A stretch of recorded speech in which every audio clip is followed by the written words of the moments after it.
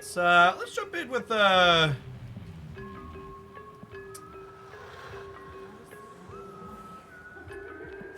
some Rodent Dino to start.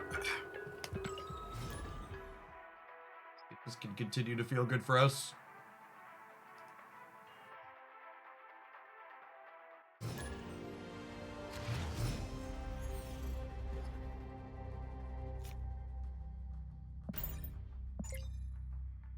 Well, that's a pairing.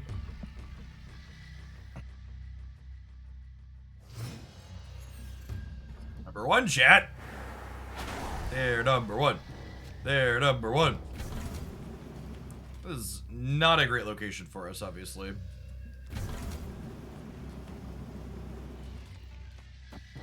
I'll throw Mobius off to the right. It's a bad location. Again, to be a quick retreat for us. That's solid. And they did nothing for the first 2 turns, meaning this is gonna gum their hand up nicely. I'll snap on that.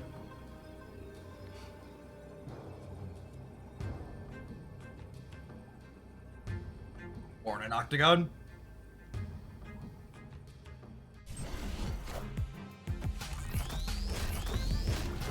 Gotta know when to mold them, chat. Know when to fold them. Okay, so...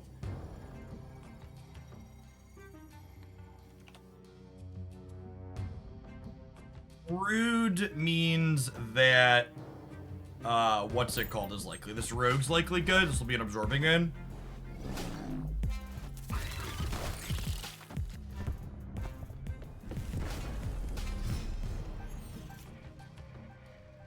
was hoping to draw Rona in, but Dino will have to do in a pinch.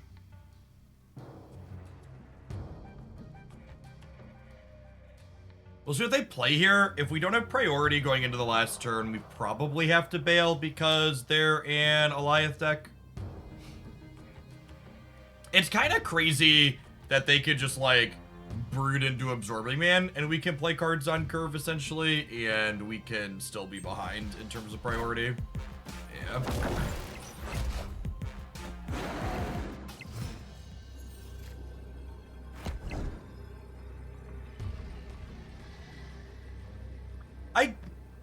I guess does this beat Alioth?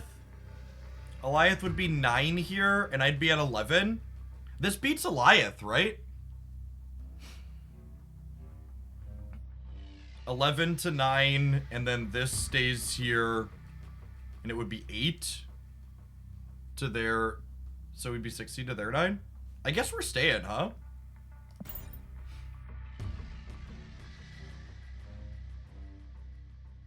Their deck doesn't usually have a way to interact with my Devil Dinosaur on the board. They're usually not like a rogue Shang-Chi Enchantress deck.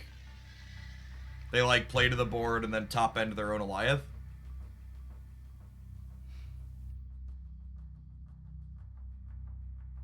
Hey, Negative, thank you for the 45 months. B&J, glad you enjoyed the best decks video this morning. Like, ones like that can be pretty valuable when the format is fresh.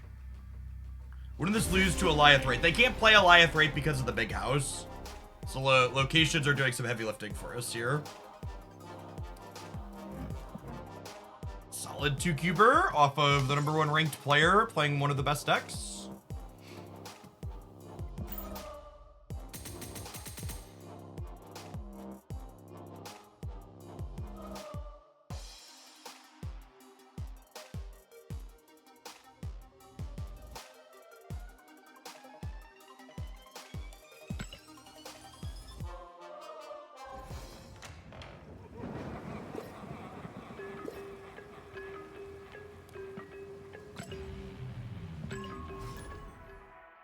One thing I'm curious to see is, will the weekend missions go live at 2 p.m. Central today?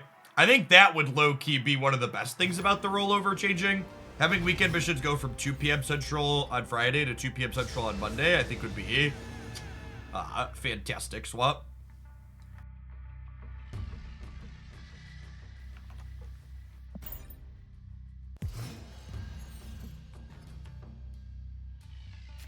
White hot room. I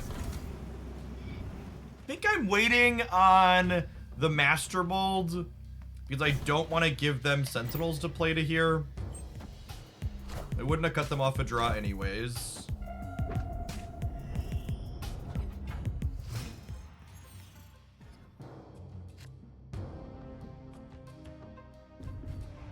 Probably not winning the race to fill this. We'll see though.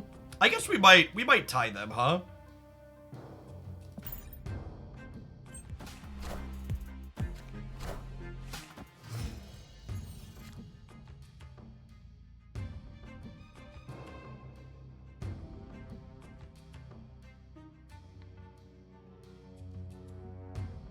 And then I guess the follow-up question is, can I win left and right if I play into the white hot room?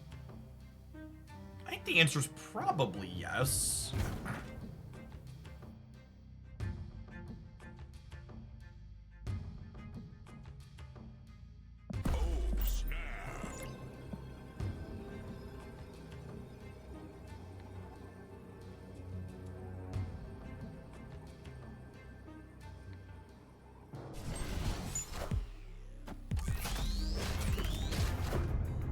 Mysterio this turn. So if this is a Kitty Pride, I'll just leave Cage Mysterio. Okay, we are gonna lose the mid because of the bishop, but we knew that was happening going into it, right?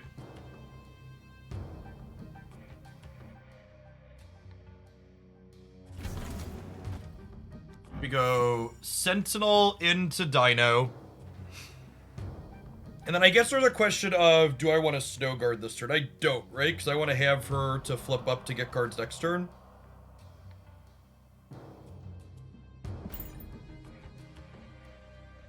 And then next turn I have 9.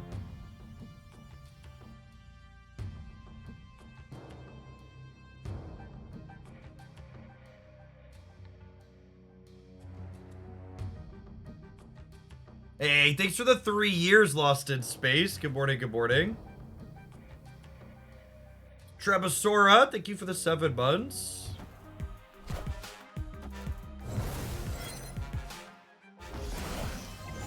Oh, they're a Sarah deck.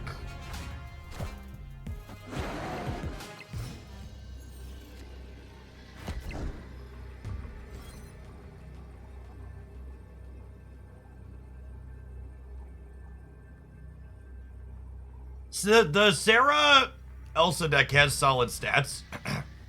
The problem here is I have priority. So they can Shang us on the right.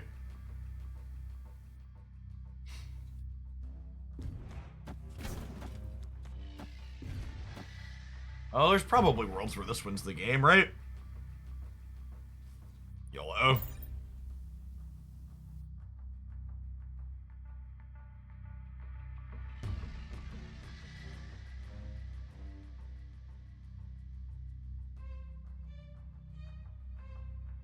Will be 12,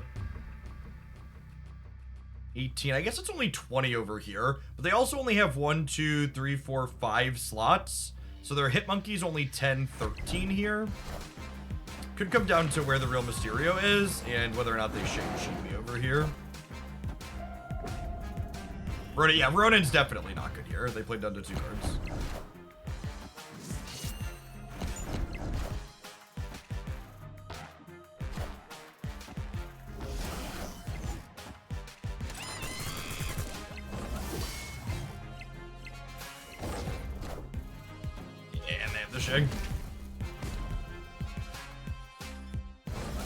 I do wish Marvel Snap, like, these end animations are so slow. It's such a minor thing, but I do think the game would be a lot better if it didn't, like, make me sit here and wait for all their endgame animations once it's deterministic that I lost. It's like, let me hit the button and leave, please. Like, it should let it play out for my opponent who's winning the game, but the person who's lost shouldn't be held captive there, sitting watching their things play out after they've already died.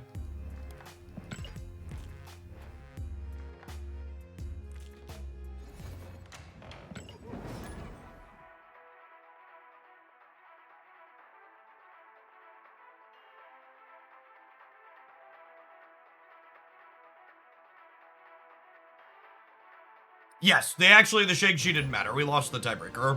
We would have been 20-20. We would have been 20-20 there. That was accurate.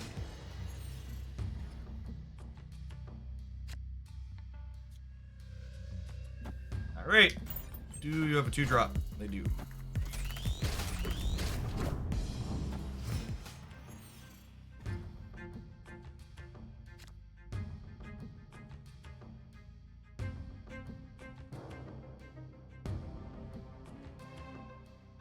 My deck doesn't really care if we have 1-drops at the end of the game. We just have Snowguard, so I think tucking Killmonger into the Dark Dimension here has a lot of value. Sure does. Sure does.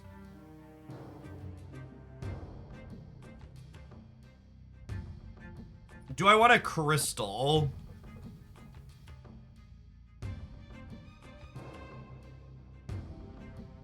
I think I would like to be more likely to have Mystique on the last turn.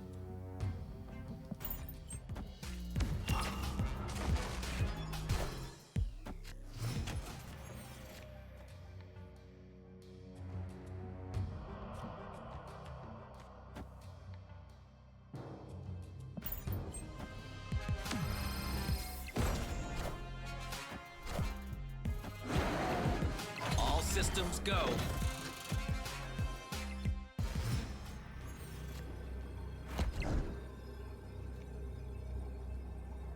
Okay, and then I put Mystique here.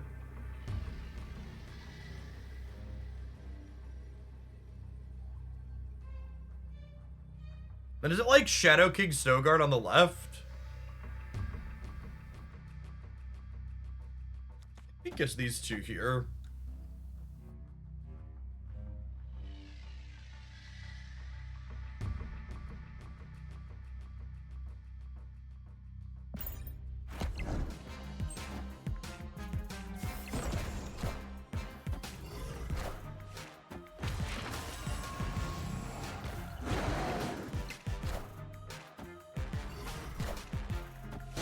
Good still. We're good because of the Snowguard, right? She gets us +4 in the middle. Yeah, clean win. Close game. Victory.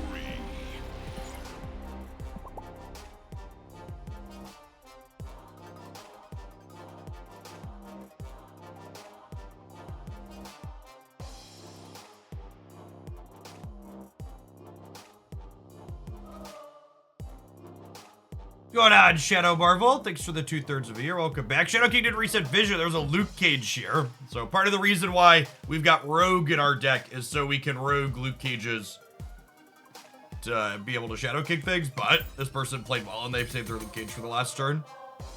It's good, clean, technical play.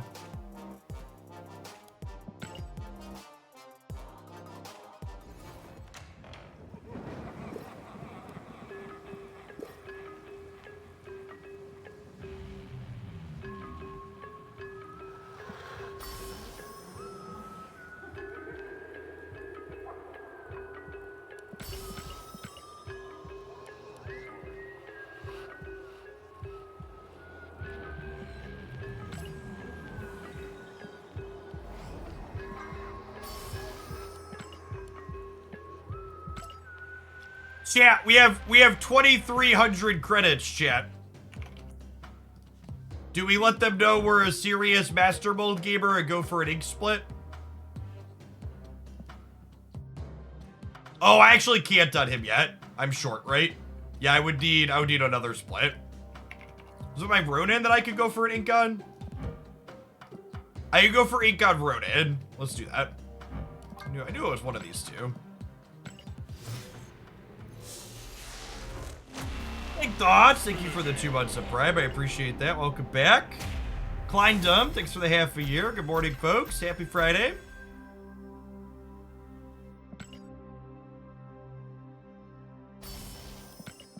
Viewer submitted decks was successful and not frustrating yesterday.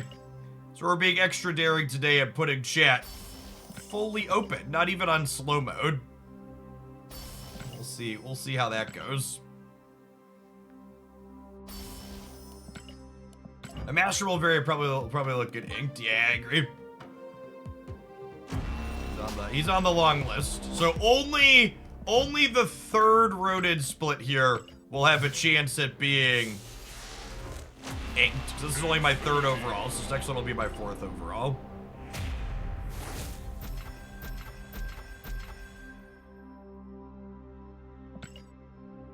Or are we gonna be short some credits? I need the credits in this box. Do those get us over the edge? I need 900. We might have to do a couple of missions to split this last one. Yeah, we need to finish another 100-point mission. Alright. Pain.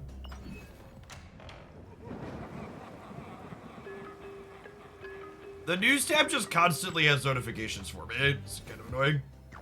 Play cards. Alright, we'll have that one. We'll have these ones done soon.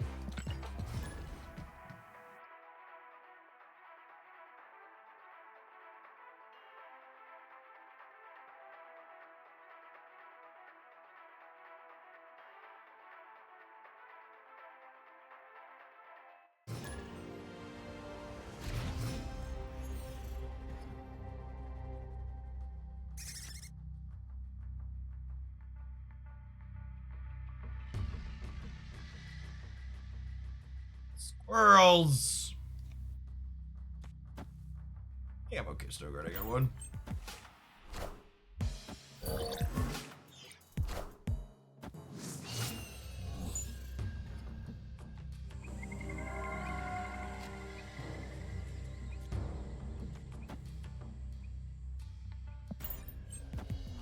We'll see what they do. I may or may not hawk next turn just to keep eternity range from messing us up.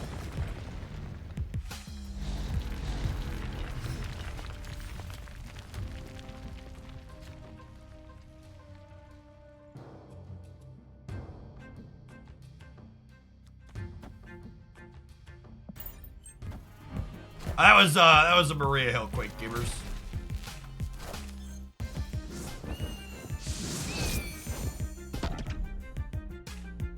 Oh, interesting. They didn't play for the eternity range. They just assumed they were gonna lose it, I suppose.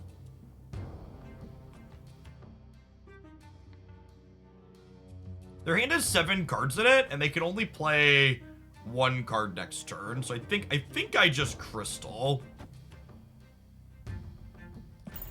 Because it gets us a card and doesn't get them a card.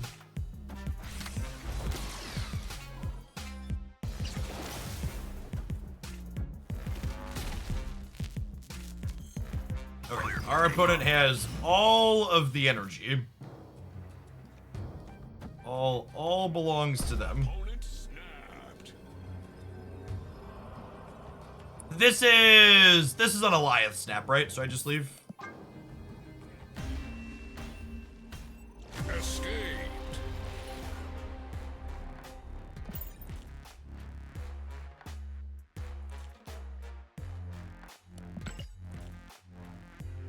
I don't think you snap into Sandman there. Sandman's not very good in that spot. Narrator. Sandman wasn't very good in any spots. That was they have extra energy and can Alioth into the guaranteed play location, right?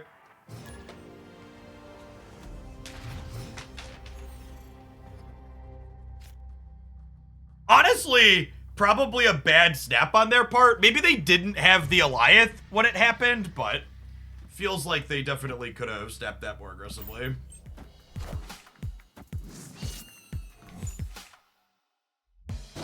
Let's see, we have some solid hits here, but that is not one of them.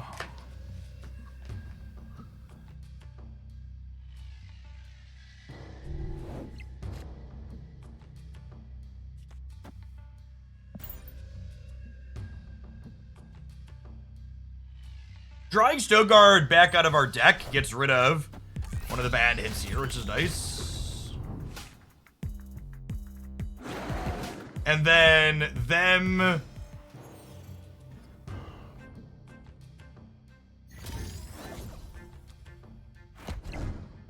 Rogue's a solid draw. I think I might just like Tempo Bear here.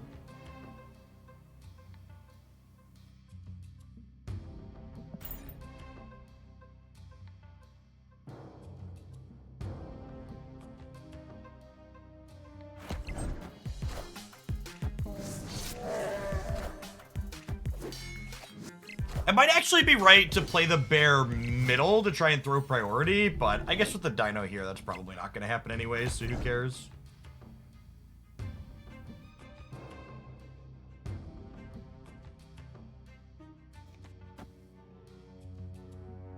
We're still just vibing on this.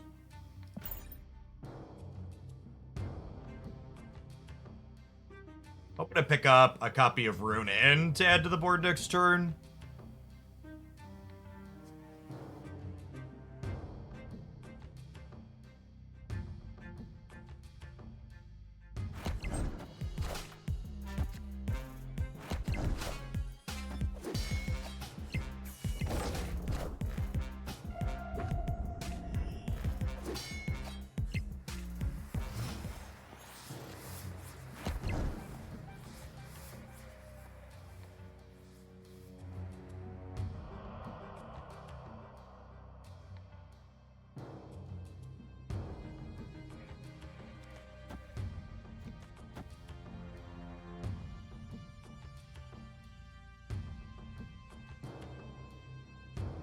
I think it's this, so we keep them locked in the middle.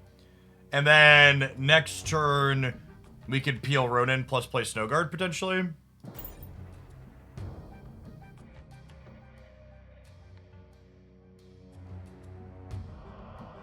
They're just going to move or they're going to play something else out into the Strange Academy. Probably the Kitty Pride.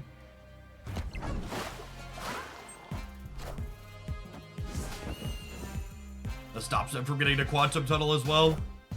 I guess it shuts off our ability to Quantum Tunnel next turn, though. Neighborhood Spider-Man here. I think that's good for us.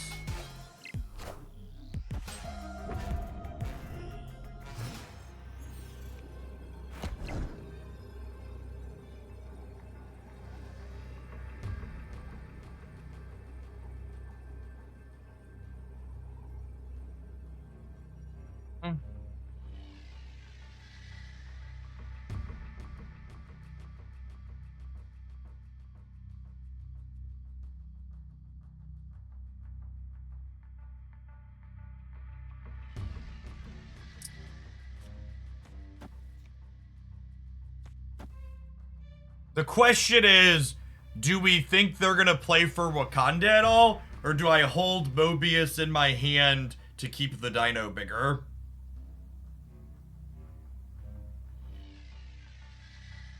Tunnel is still off, yeah.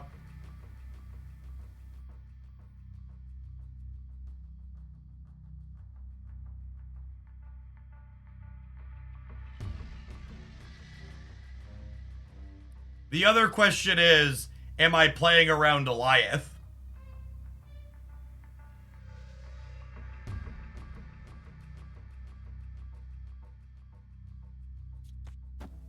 These Spider-Man decks are often Alioth decks.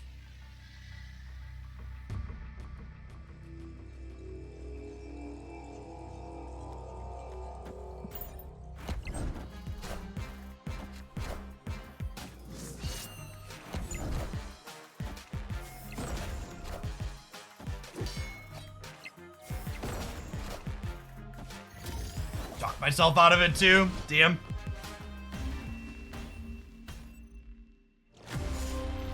And that's, you know, big leader feels, right? Like, you lose games where you're like, oh, I have to play around Alioth here. And then they do anything other than Alioth and you eat shit. It's a tough beat. Supposed to pretend they don't have it.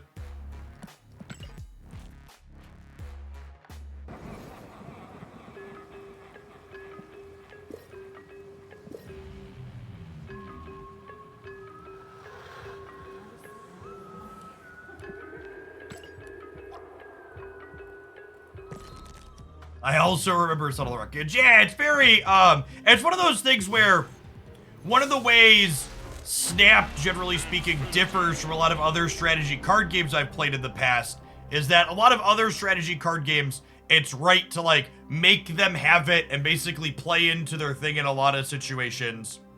And in Snap, you're just supposed to leave if you think they have it a lot of the time. But when there's so many permutations of what they could have, you can't make good decisions and just leave.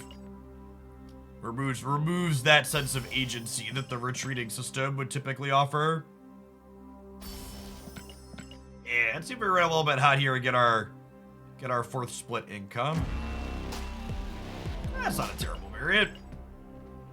Let's go on, PGA Gamer. Thanks for the 3 years. Welcome back.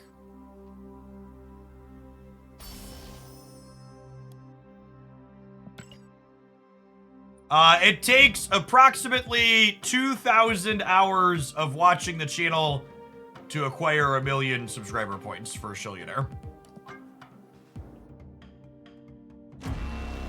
Look at that. Get a little bit of happy this morning at least. Perfection.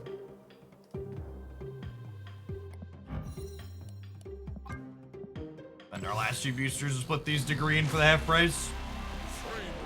What's going on, username? Thanks for the 17 months. Welcome back. Yeah, Rainbow Toad Flare is a solid one on anything, I think. You should always upgrade cards even you don't care about to the green border because it's a half price collection level. It's only 25 credits for 1 level instead of 50.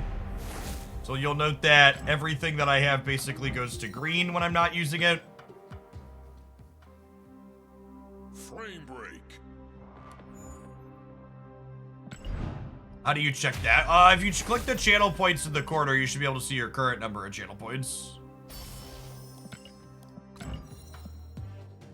Right, I can cross Ronin off my list of things that we're working on inks and golds for. Another one in the bank.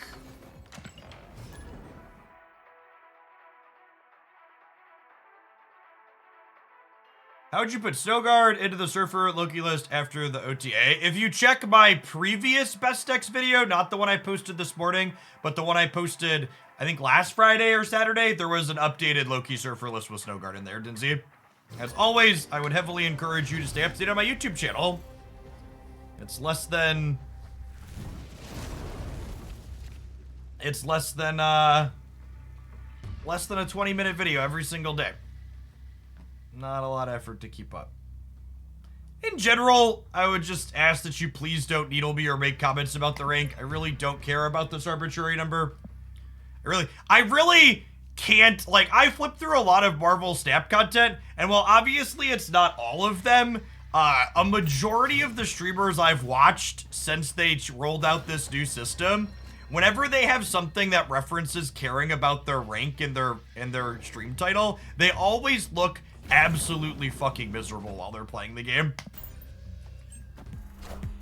Just like the amount of stress and frustration like visible on their face over this number that gets you actual nothing other than bragging rights is so crazy.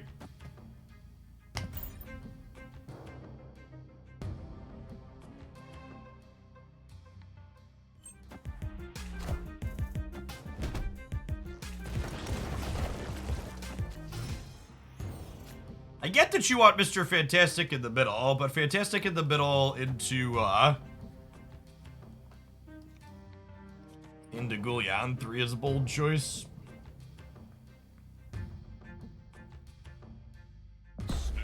Snap them at this point. What's going on, Chill? Thanks for the 3rd of a year.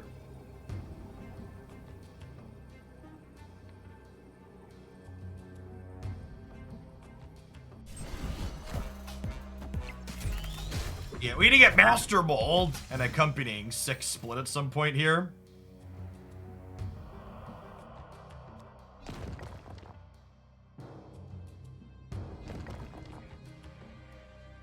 I'm gonna slide Dino here. I think I want to end on Ronin because I think Ronin is likely to be bigger with them having 7 cards in their hand right now.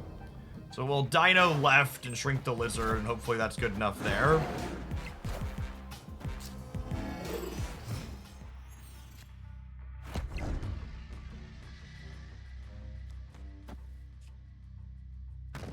we can throw this here.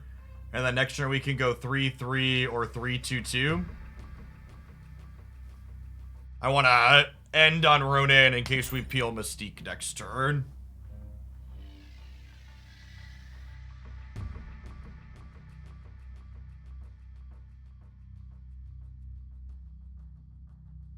So the thing to understand about the rank system at the beginning of the season is players who are not back to infinite yet, players who aren't back to infinite yet aren't represented in the rank numbers. So part of the kind of TLDR is that people's ranks are different from what they would be if everybody was up to infinite.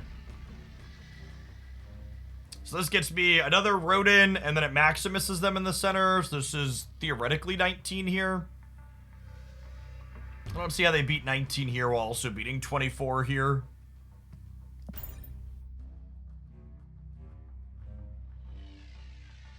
Yeah, Rogue is cheeky, but Maximus is better, I think is an accurate take.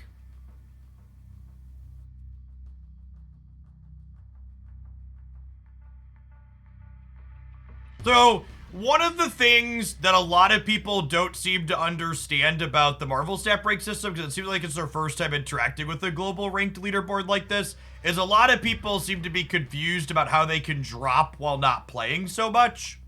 But like, in a system where you're directly competing against a bunch of other human beings, you dropping while not playing is very much expected. That's an average expected case scenario. Alright, that's a Shang-Chi, so whatever this 3 is, we should be good to go, right? Yeah.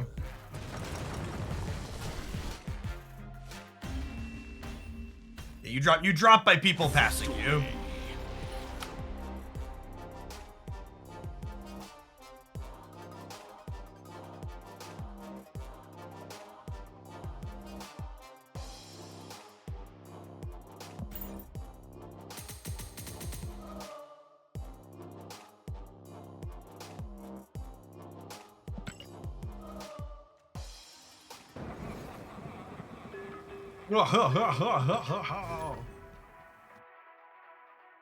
Oh, we get an opponent? We didn't. Non-subs, it's about that time. I'll see you in 2 minutes on the other side of the ad break. Thanks for hanging out. Don't go there. We got a bunch of Marvel stuff coming up today. I saw people complaining that secondary implemented rank ticket. Yeah, exactly, Boomflex. They just like don't understand how a tracking system works being compared to other people on a fundamental level. It's like the TLDR.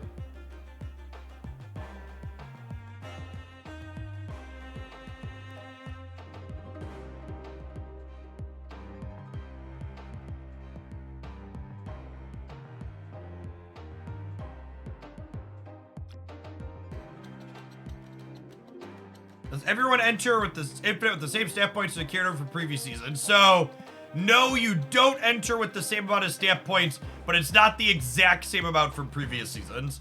So, I decayed from 9,300 down to about 8,300, I believe.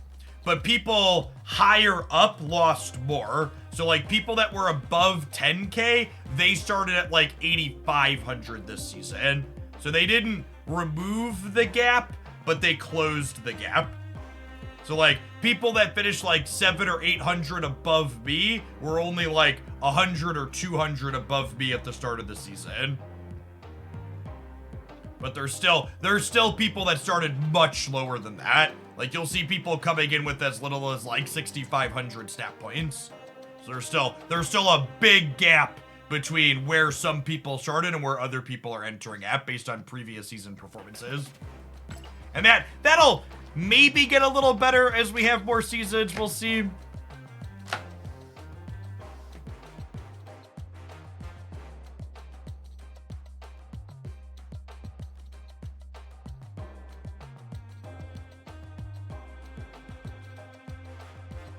My number one thing that I think is a valid criticism of the system is that the proportional amount of points you win and lose for beating people much higher or losing to people much lower to you does not feel reasonable or accurate. As an anecdote from last season, I was like rank 2000 and beat someone top 200 for 8 cubes, and I got like 31 snap points. And then in comparison, while I was rank 2000-ish, I beat someone who wasn't even ranked for 8 cubes, and I got like 24 or 25 snap points. So like, the difference between beating someone unranked and beating someone at the top of the board when I was like middle of the pack was like 5 points, which like feels like not an appropriate amount of distinction. Like the top 200 player when you're like 2000 plus should be worth significantly more than the person who's like sub 5k.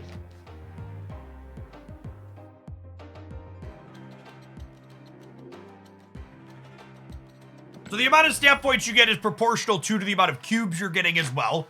So like, you know, if the top 400 player is retreating for 1 or whatever, like that should be less. But like when they're both 8 cubers and the distinction is not much, it's just like, this is weird.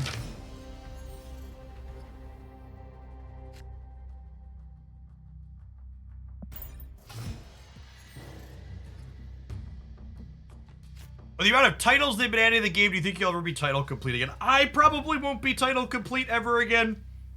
Just because I don't really spend giant piles of money on Marvel Snap anymore. I am mostly in what I would refer to as like maintenance mode, where like I'm spending to keep up with the occasional extra, but not a lot.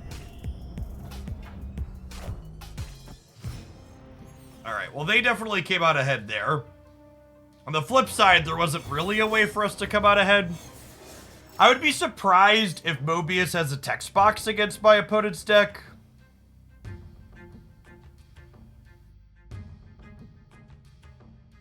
So roguing it doesn't seem particularly appealing. I guess I'll just do this.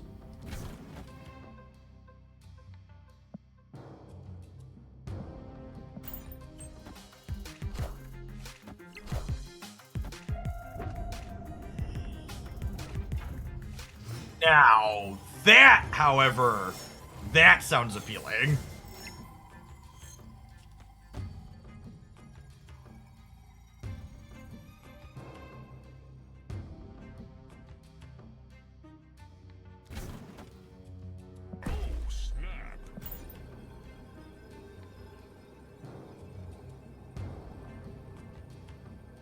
That's not a rogue target. Now that's a rogue target. Oh, flippy rippy. Sometimes lucky, rubber ducky. All right, they won the Sakar, we won the rogue flip.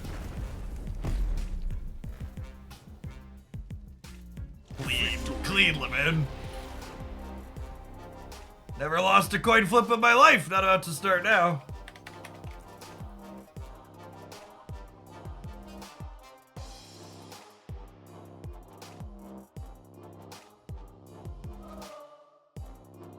Rogue's a good tech card right now, chat. Just generically.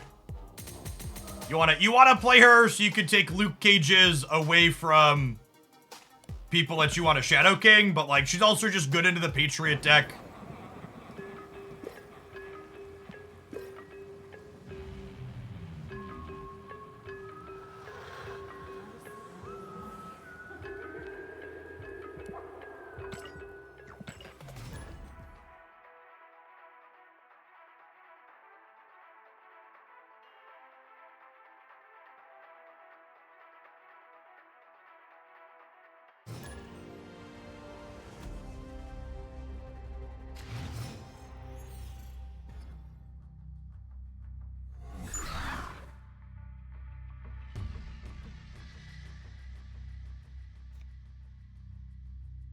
I don't know that I actually want to clutter my hand early with this card.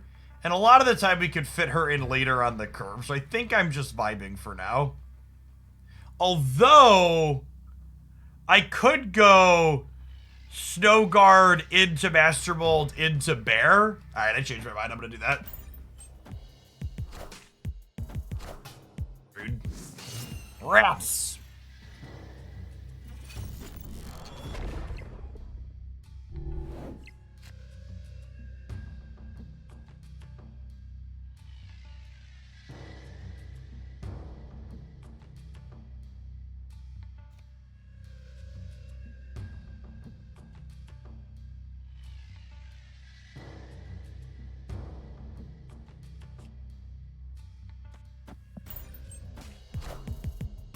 Oh, yeah, if they play Angela here. Mirage. Okay, so they have one of these and they're huge.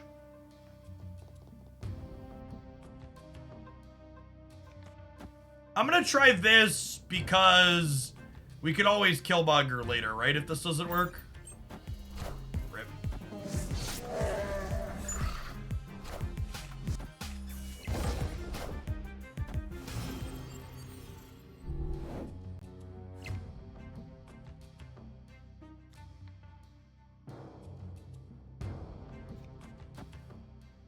I just got a crystal, and then we win either way, right?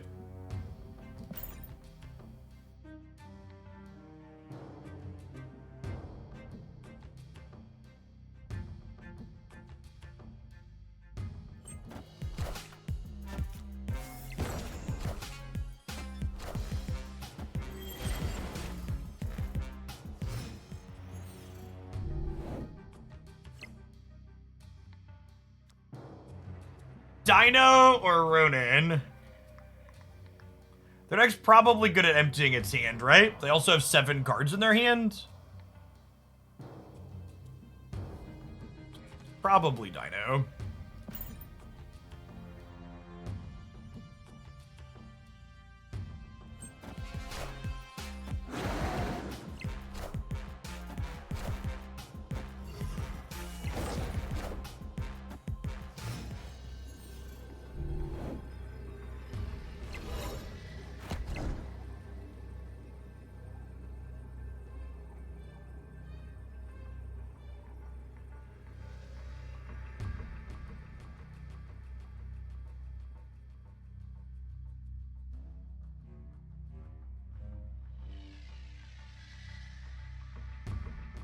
I think it's a retreat angle.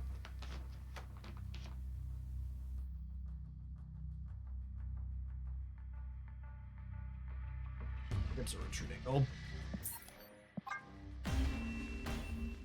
Yeah, maybe, yeah, opponent's likely Loki. Yeah, maybe we should Dino right to try and not have priority here is a good take. And then maybe Rogue plus Shadow King in the center gets us there. I could see that.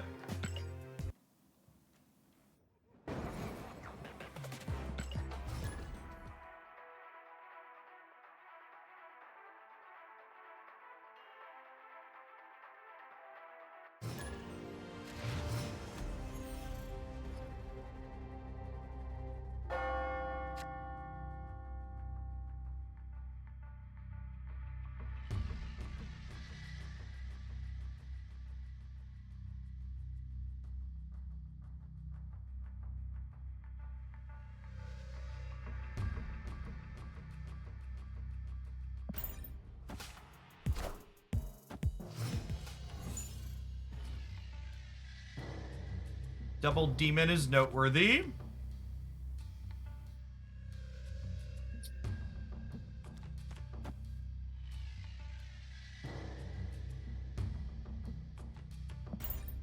Yes, likely the Clutter deck.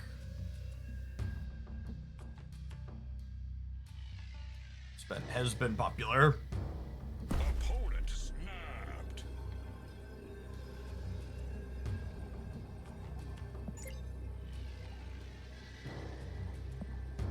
Not a vibe for now.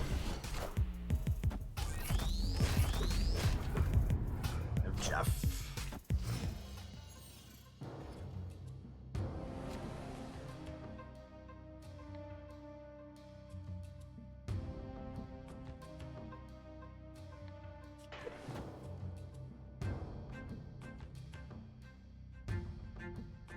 Luke's bar isn't terrible for us, chat.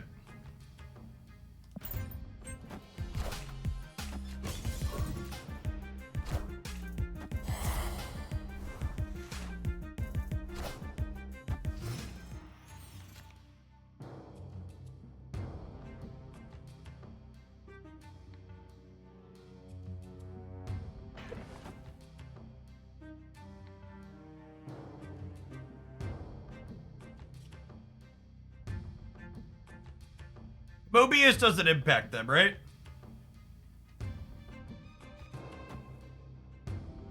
Like, I don't think Mobius has a text block here, and I'd rather draw a card, so that way I can have a shot at Killmonger.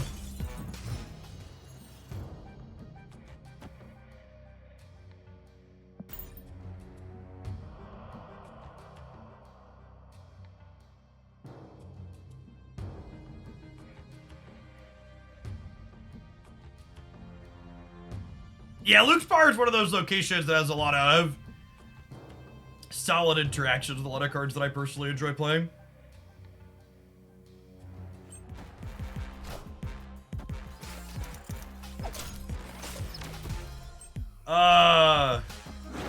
Thanks, I think.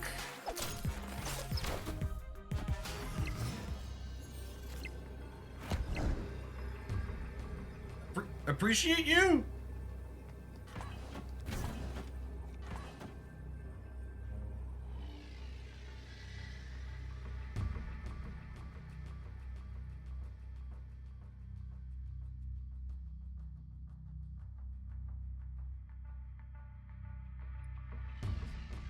If I play Maximus, we could get Shang-Chi on the left. Yeah, there's 4 cards in our deck, though. They could Ghost Spider the Doc Ock. If I play Maximus, I lose right to Alioth.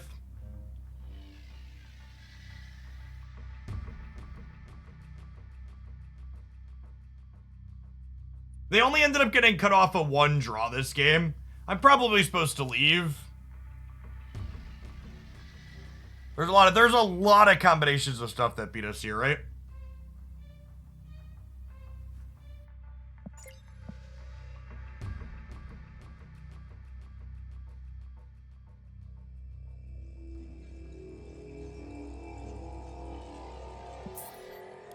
All right, for the people that don't understand, we lose to Alioth here, even though we have priority. Because Snowguard, Sentinel, Maximus leaves our 3 things here, and Maximus fills their hand, and then the Alioth stays here, so they win here and here. We're also obviously dead to Shang-Chi. And then Ghost Spider Doc. Were we losing a Ghost Spider Doc too? Ghost Spider Doc is 15, and we would have only been 3, 5... 12. We would have beaten Ghost Spider Doc. We would have lost to like Ghost Spider or Spider Woman though. I would have ended up at 34, 33 here, and they would have been 9, 17. No, we would have beaten Ghost Spider plus Spider Woman. Losing to Shang-Chi and Alioth. Their Alioth would stick here if I played Maximus. And if I don't play Maximus, I lose to Ghost Spider, pulling the Dr. Octopus. I think there's just too many combinations of things that beat us here. Sanctum. Them getting to win Sanctum Sanctorium for free meant we just couldn't compete this game, because I needed to be able to play for all 3, and we just couldn't. You also just lose to Spider-Man. No, that's not true. Because my Rodent and my Dino would have both been a full 17 there, because my hand would have been full and so would have theirs. Spider was it doesn't matter. My thing was I had 33 there, right? And they were 19, 27. Oh yeah, maybe you're right. 19. They would have been 19, 27, and then a -8 for me. Yeah, you're right. We just lost to Spider-Woman too. Math and stuff.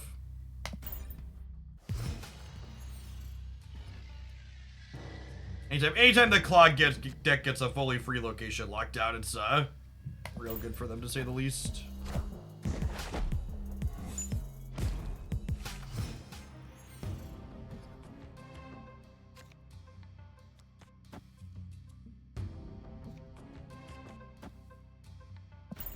a crystal for energy so we can get Dino and Ronin down this game.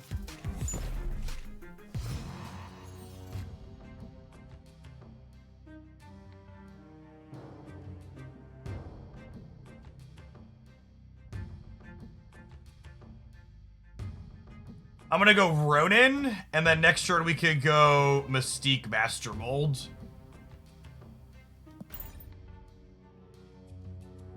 Yeah.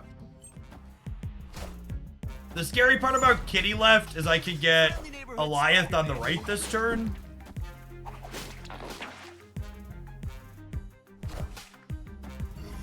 Clear for takeoff.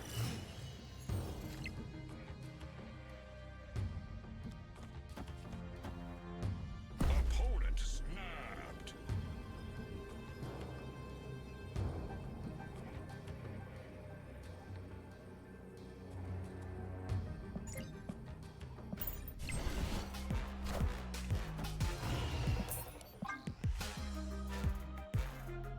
They're not a Shank deck, they're an Alioth deck. I should have left. We'll probably go back to playing Conquest. The latter has not been a ton of fun this morning. It's mostly just Alioth decks. I mean, the priority flip didn't matter there.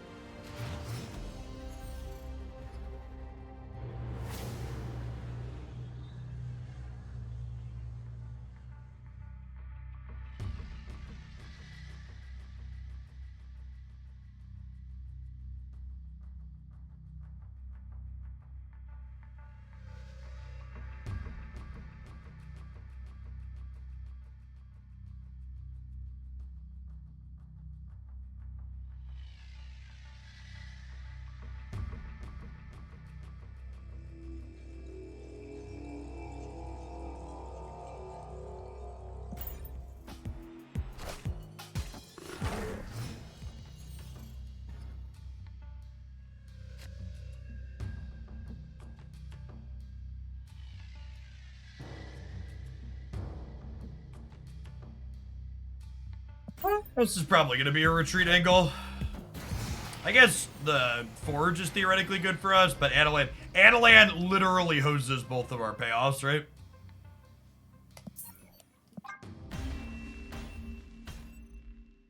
Escaped. Outs.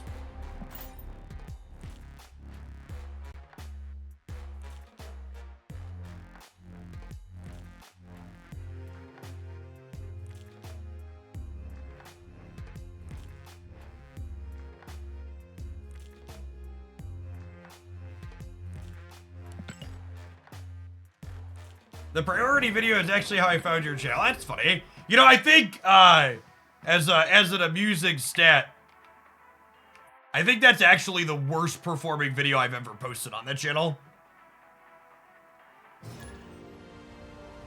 Yeah, it has 14,000 views a year later, almost. Which is funny. The content that people most need to see that's most helpful and stuff that people don't know is the ones that just like always bomb on that platform.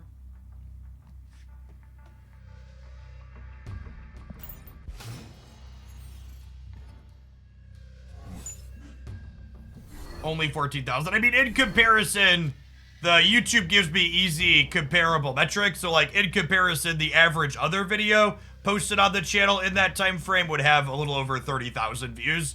So it's underperforming by like 60%, which is a pretty significant underperformance in the industry.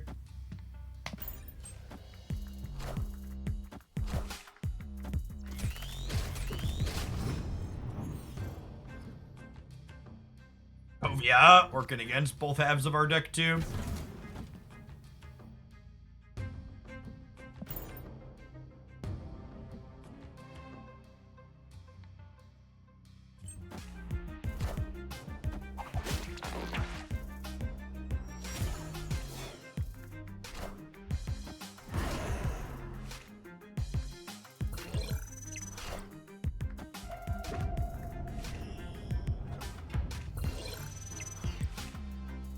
What changed that both participants snapping turn 1 and the proving ground seems to have diminished in recent rings? I would wager that effect has gone down in large part due to the fact that the types of gamers that are looking to optimize their play more are less likely to be playing Conquest and more likely to be playing Ladder with the leaderboard. So from a anecdotal perspective, that would be my assumption.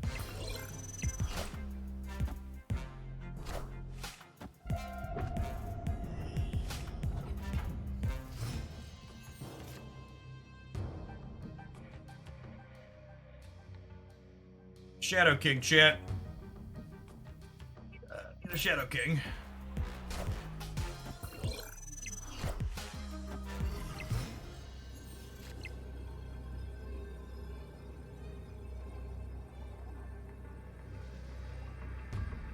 Is that enough? Is that enough? It might be. I'm willing to find out.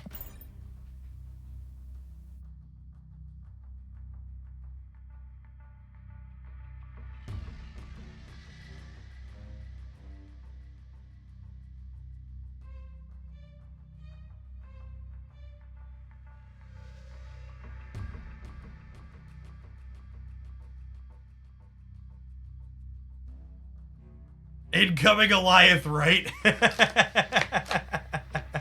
I mean, we're laughing, but you're right. It's a very real possibility, right? When leader was a thing, the move decks were playing leader too.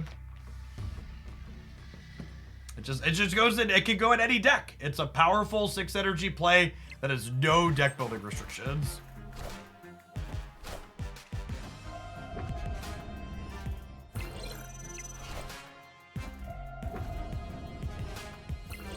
Oh, I'm a little short on the right?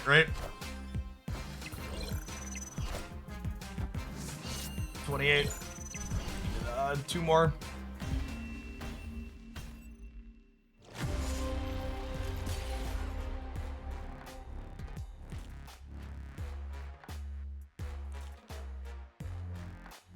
I have one with different positioning here. I don't think so.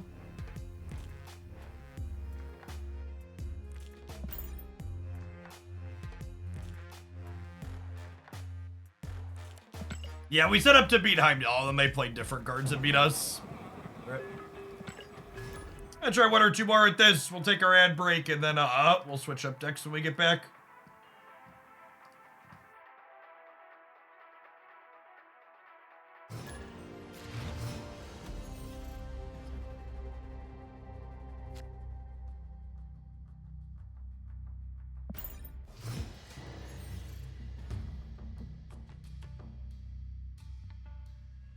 That's good for us. Whenever your opponent doesn't have a turn 1 play, you always want to mold on 2, because if they don't have a turn 2 play, you cut them off a draw.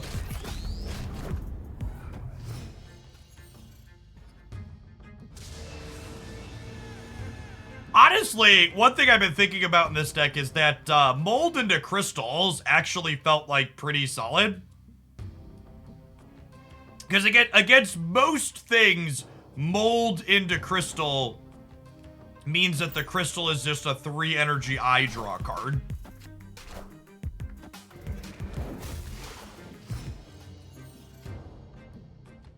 Well then. Big rip.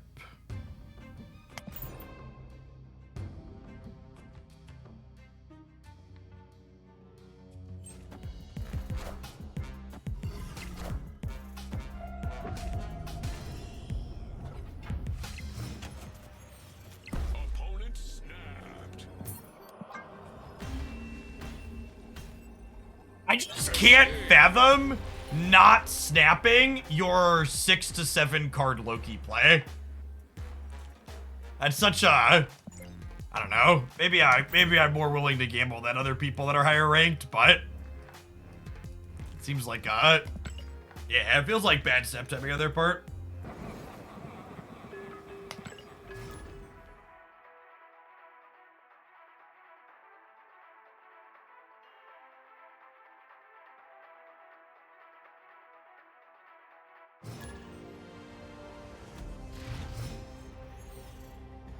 You know, they'd have got me for a second cube if they'd have snapped properly.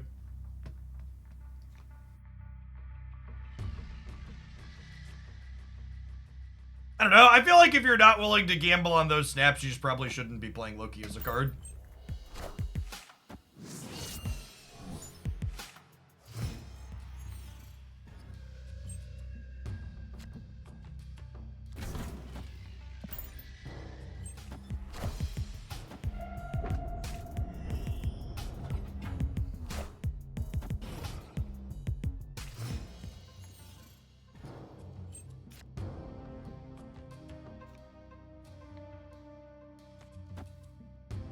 I think I'm just turning the Great Web off for a turn so I could have a chance to get a Ronin or a Dino in there if I draw it. Nice. Stops their Ant Maze here too for extra upside.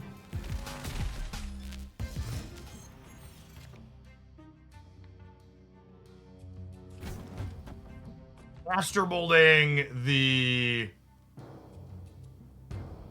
Electro deck sounds good.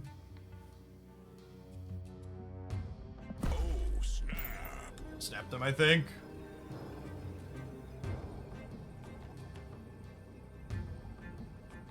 Art MLV new.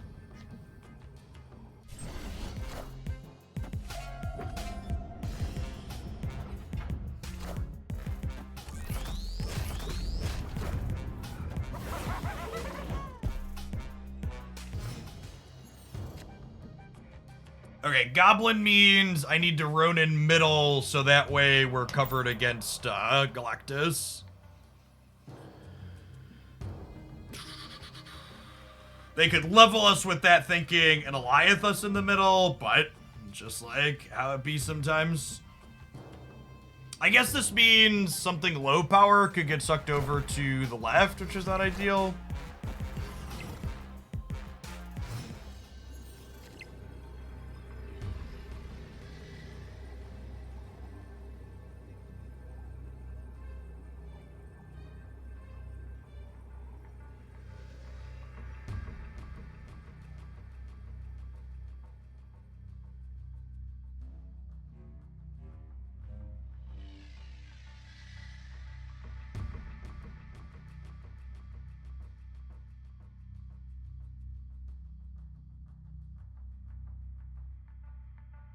Neither of us have triggered Ant Maze is the problem here, is the thing I'm sitting here tanking on shit. And they could Dr. Doom us, is the thing.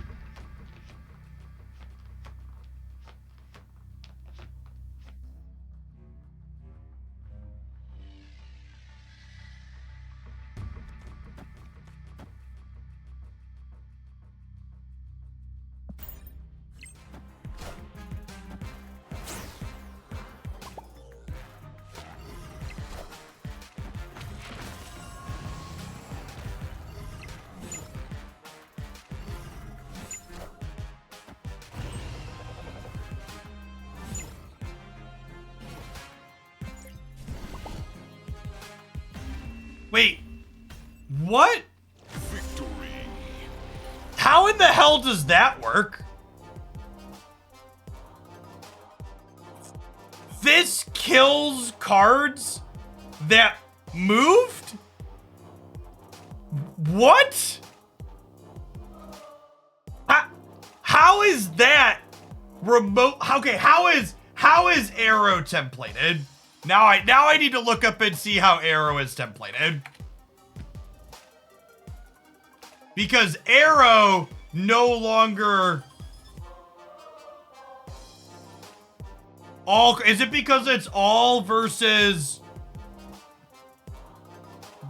what? Because, so for reference, if you have something that copies Arrow, like say you Sinister London Arrow, she won't move the same things twice. Or actually, what does Juggernaut look like? Okay, Juggernaut references here. Does this reference here? Yeah, it does. Destroy all enemy cards played here. If your opponent played cards here this turn. No, this is referencing the location. I I would not have expected Alioth to kill my thing. I would not have expected Alioth to kill my thing that was no longer in Alioth's location.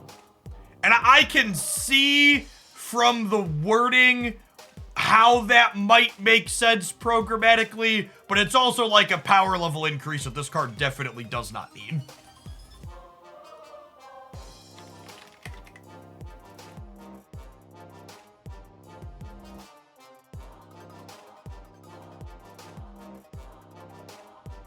All right, non-subs, it's about that time. We're gonna take a 2-minute ad break, and then when we get back, we're gonna play something else.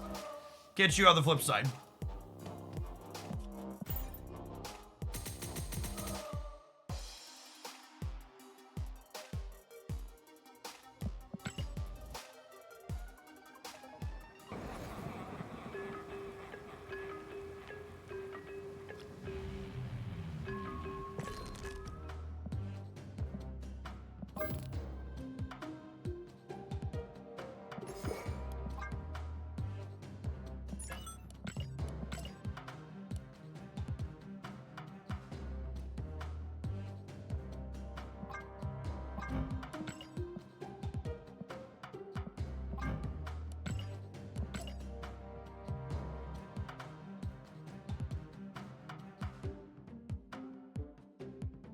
Looking at your decks from yesterday, the Kingpin deck went 7-0. Yeah, statistics are a lie. You should ignore them.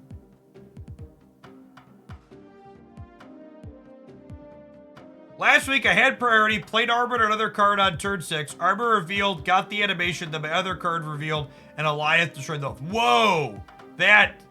Was there something else in play there that you're missing, maybe? Because that definitely sounds like a bug.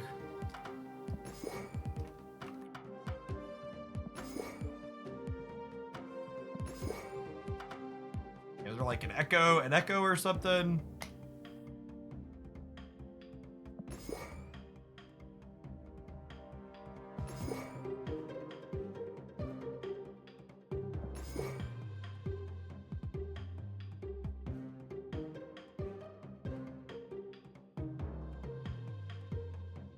We are out on purpose, Silence. It's Free Chat Friday.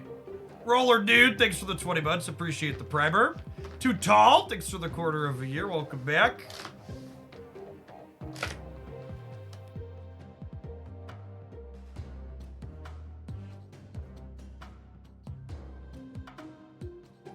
You played this yesterday. I think you need Panther as a backup. I can see that. It's like you win some games with Panther Zola.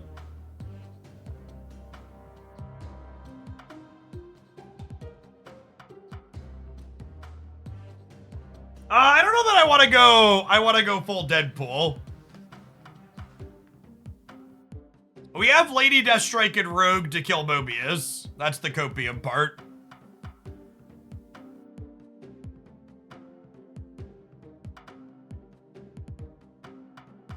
Yeah, Mobius hits negative. We have 2 ways to kill Mobius, chat. What do I want for my last couple of cards? Panther could be an okay one. God, these Midnight Sun variants look so good. Part of the reason why they look good is it's basically inked with a touch of gold by default, huh?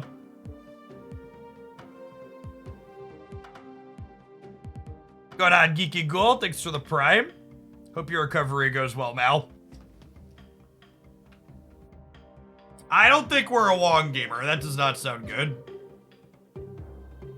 Ironheart could be okay. I feel like I need at least one other card to play on curve early, right?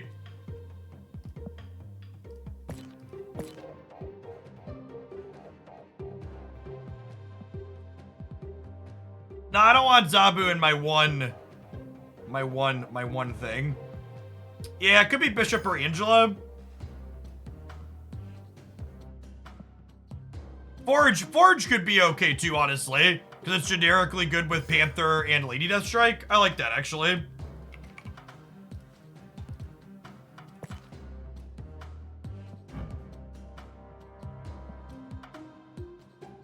Why do Mobius and Loki appear when I type pan in?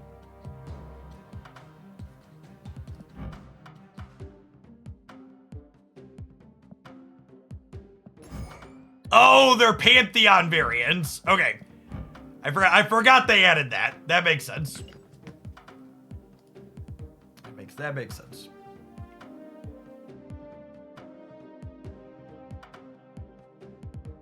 Black Panther's on my list of bad cards to eventually split for Inked in Gold. We've got 957 Panther boosters, but I've only infinite split him one time. So I need credits to split 1, credits to split 2, credits to split 3. Someday in a far-off land, we'll work our way all the way down to the list of bad cards.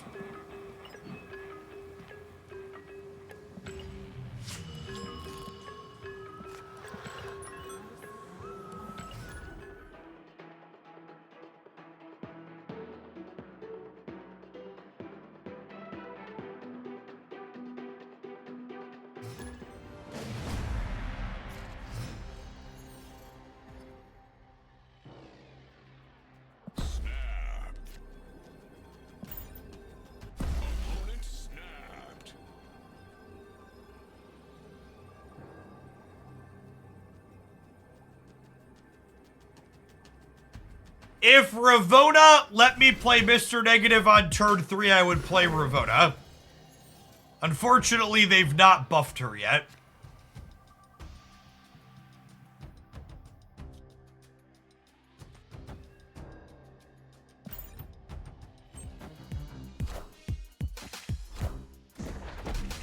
Going on, Chunderman? Thanks for the quarter of a year. Welcome back.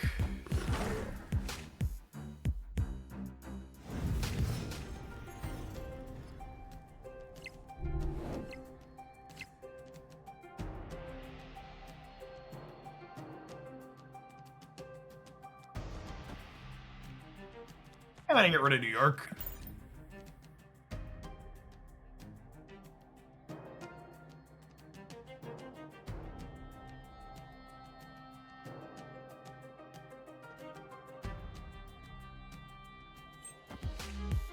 Psylocke got nerfed to negative decks.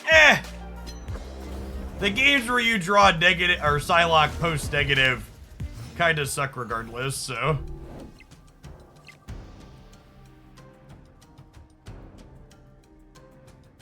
Calling her nerfs probably a bit of a stretch.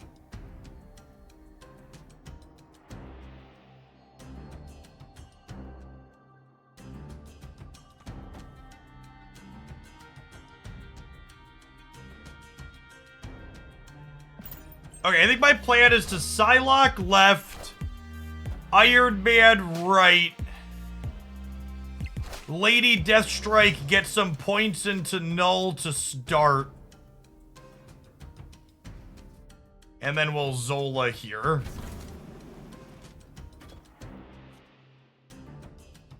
Or do I Bast?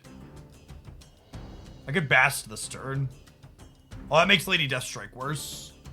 I think I stick to the plan.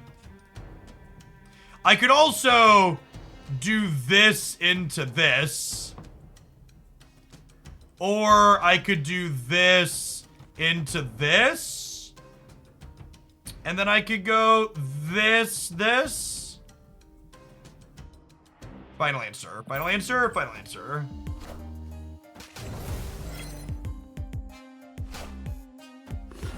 Oh, should I Bast for one more point? Yeah, probably. I don't know. Putting the Bast on the right is 2 points into Iron Man, right? Oh, I guess it's the same, though, huh?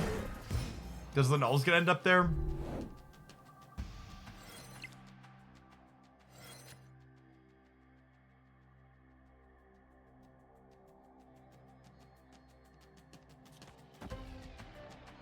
Alright, we'll do this, and then I can forge Iron Man next turn. Doing this now also gives us the chance to redraw Zola next turn, technically. Which is fun. This is also ideal if they decide to try and rug pull Limbo, but a lot of these decks, like what the opponent's playing, don't have location interaction other than the occasional Snow Guard, which they would have had to set up in advance.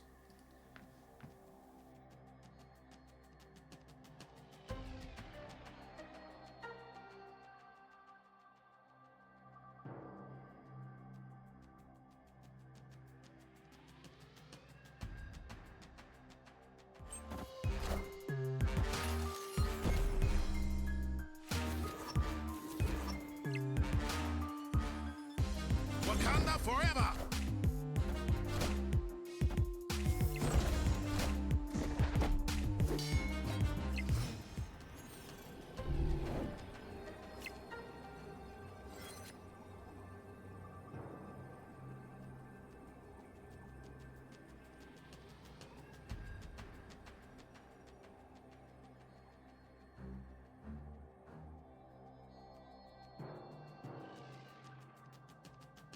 And I know Shang-Chi here is the problem.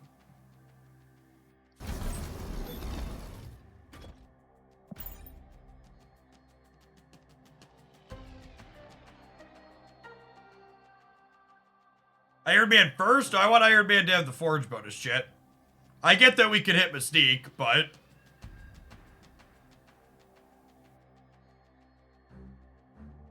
I guess Iron Man first plays for winning the center with 16, which might happen. We could roll Zola back out here again, though. It's gonna come down to if they have Shang on the left, most likely. I am Iron Man.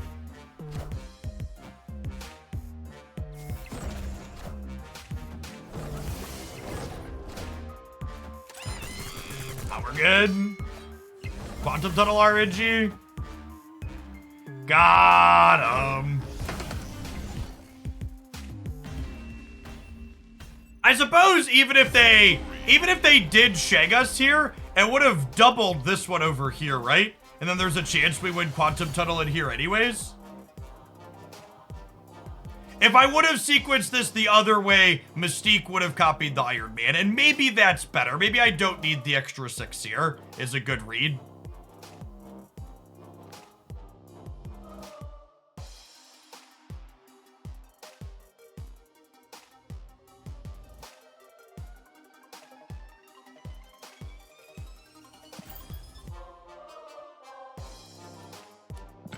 Why do I suddenly have the urge to blow all my cats on Lady Deathstrike? I think she's a really sweet and fun card.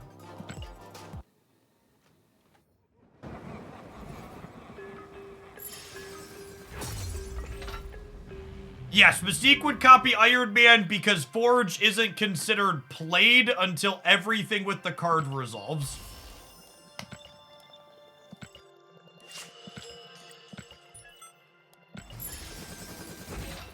If you didn't check out my Lady Deathstrike highlight on the YouTube side yesterday, it was excellent. Ton of fun.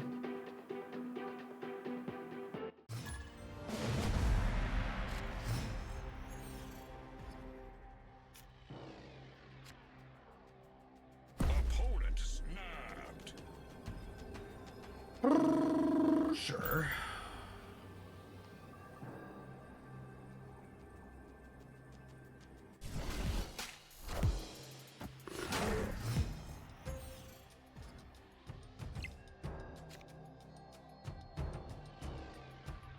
Just vibe in. This deck can also have the fun magic into Forge into Deathstrike into Zola the Deathstrike curve.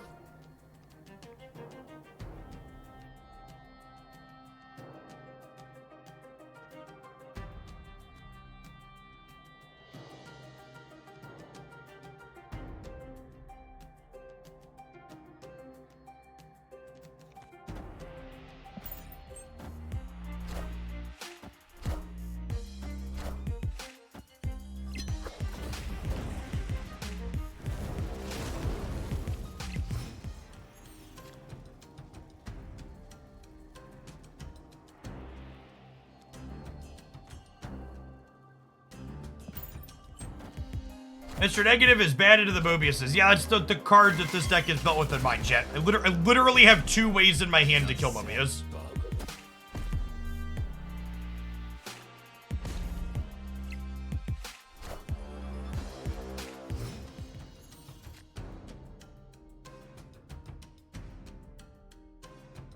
I think I'm gonna take a series of flips here on this one.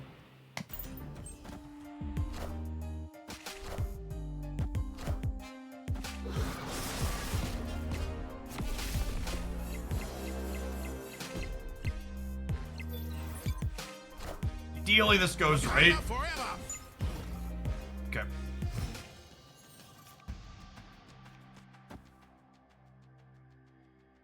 And then hopefully they play their null out this turn, and then we get to rogue plus mystique their rogue next turn.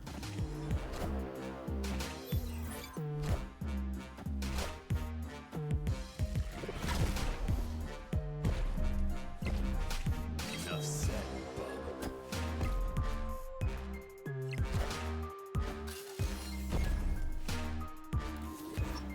Alright, 50% to draw Arno. Sorry, did I say 50%? I meant 0%. Always 0%.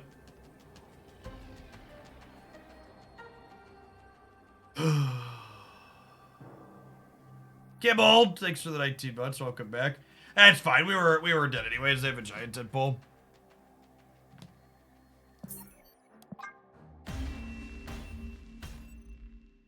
Escaped. Yeah, looking at Bast, I would wager Death is not in their deck, but good chance Null is one of their 2 missing cards.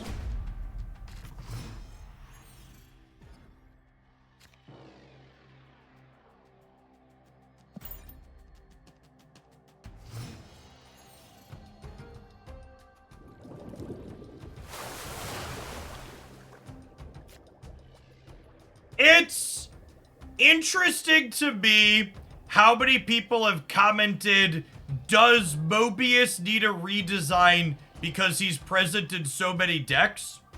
But at the end of last season, I never had any comments on any of my YouTube videos about does Wave need a redesign when every top deck was playing Wave. There's definitely a strong recency bias against newer cards when it comes to talking about do people think they need changes or not.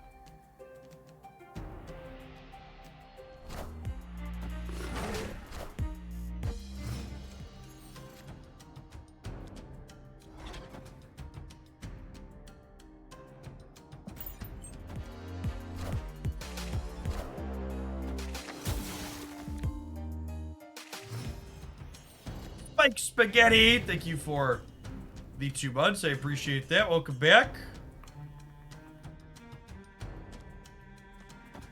I'm gonna go ahead and magic here, I think. Give myself more chances to draw my copy of Negative Null.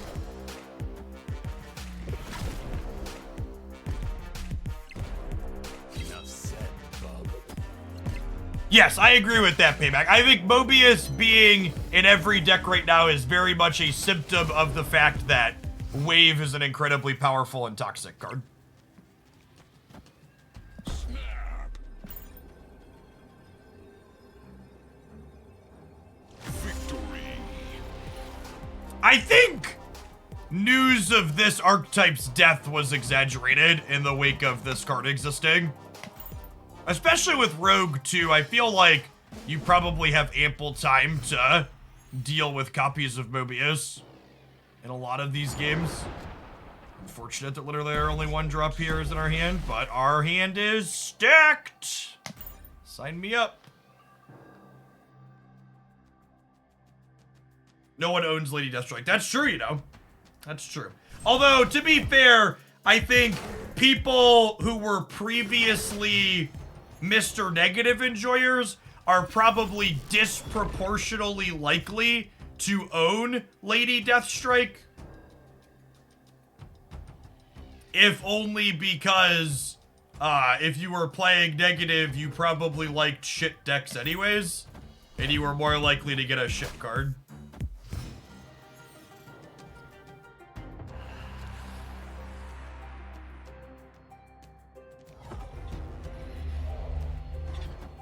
Damn, calling me out. I am. That is, in fact, a call out.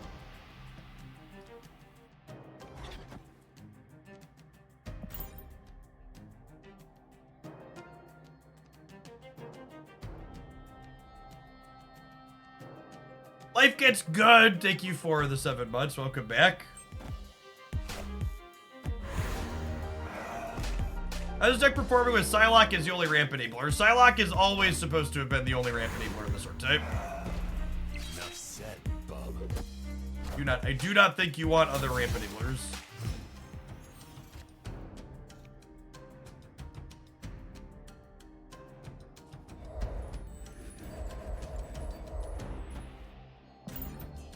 They might be blowing up the middle anyways, but I'm gonna take the Mobius here just in case.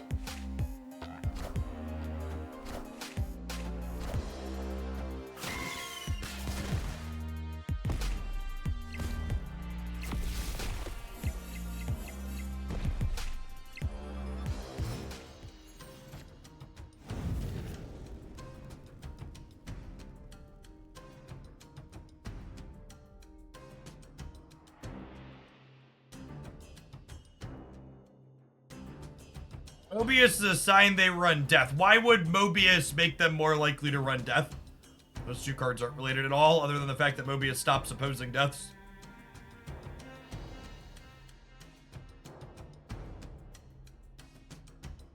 If either of these end up here, I lose this path. I'm probably supposed to magic, if only because it gives me more shots at free Iron Man, right?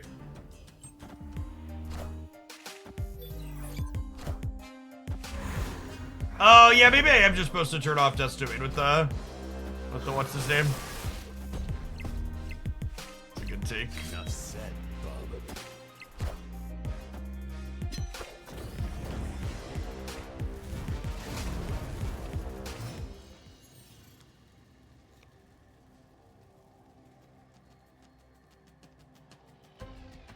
It's fine. I'm just gonna win this 1 and 3 and take 8 cubes off of him.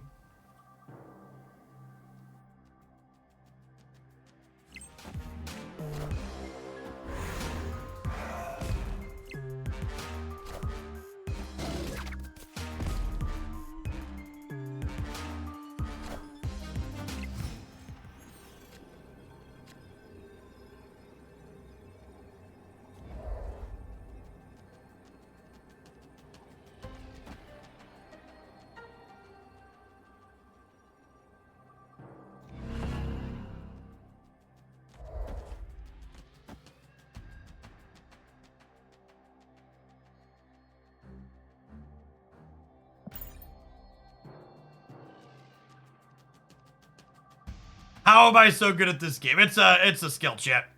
Truly, truly talented.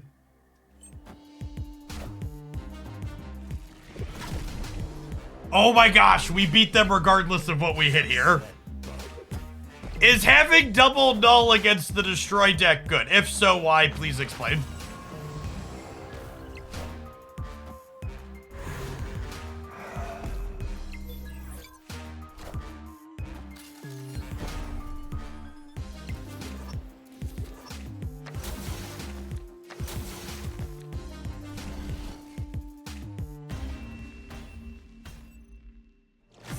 Another Mobius beater, chat.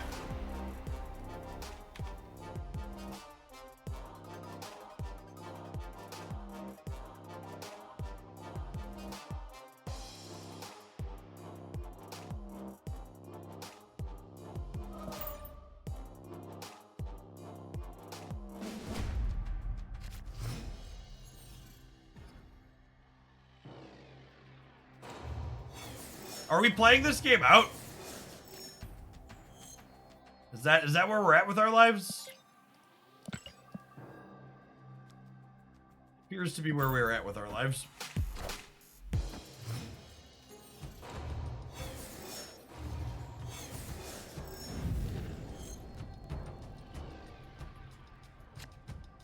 You don't have Lady Deathstrike, do you sub Enchantress with this deck? I don't know that you can play it without Lady Deathstrike. Lady Deathstrike makes your non-negative nulls better. And, like, we have a lot of ongoing cards we don't want to be, Enchantressing.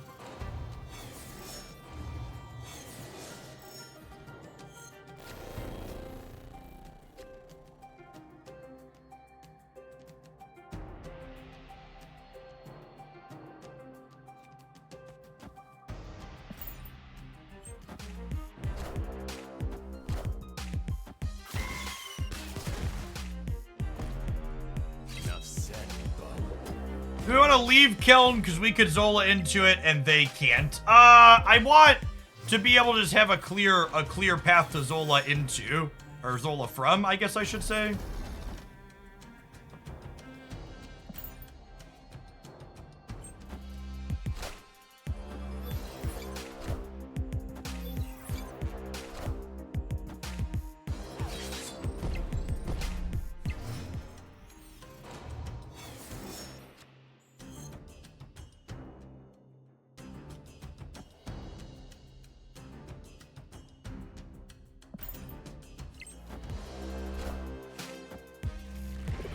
don't know if any of the cards next week, I guess is a good time to spew. Yeah, I think they knew what they were doing when they made Bad Things Series 4, because I bet their stats say a lot of people don't have...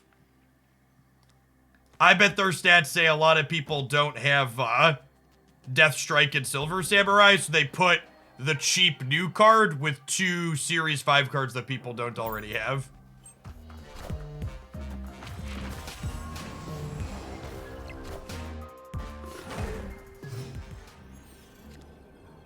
I think any week you're missing 2 Series 5 cards is a solid week to open up your spotlights. And if you're missing the 3rd card that happens to be Series 4 on top of it, icing on the cake.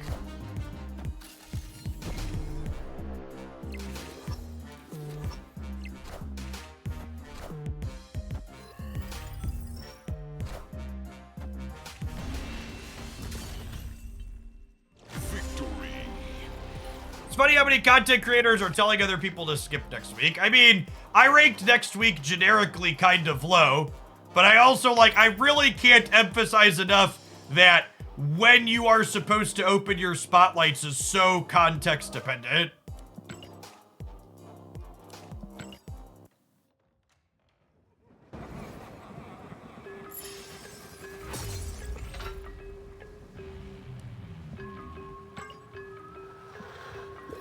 Really depends on... Really depends on what the texture of your collection looks like.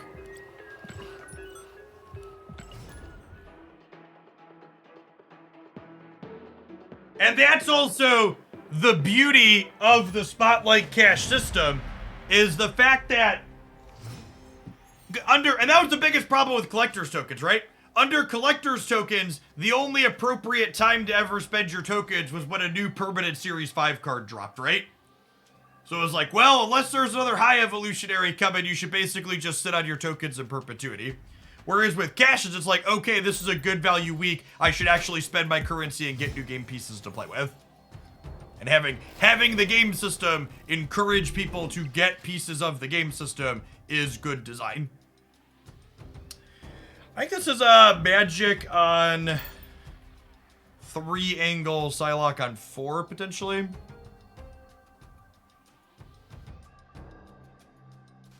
That's exactly what we were talking about, New Sense. I think any week you're missing 2 Series 5 cards and you think you would enjoy playing with one or both is a good week to open your stuff.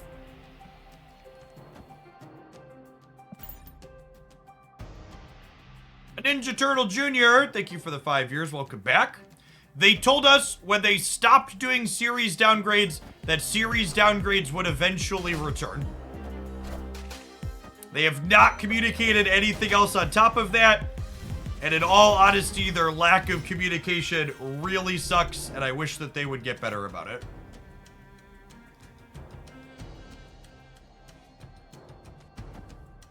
He's not good. The Nexus is going to end up somewhere other than here in a second, so... I'm going to Psylocke this turn so we can maybe null.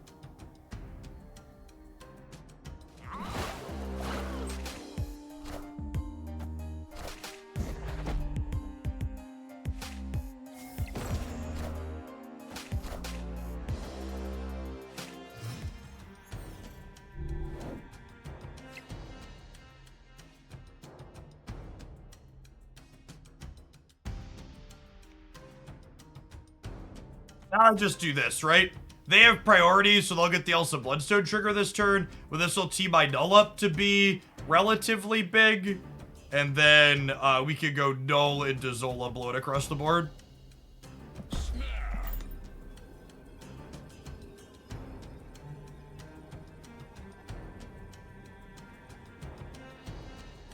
There's what, 7, 9, so I'll have an 18 power null in the middle.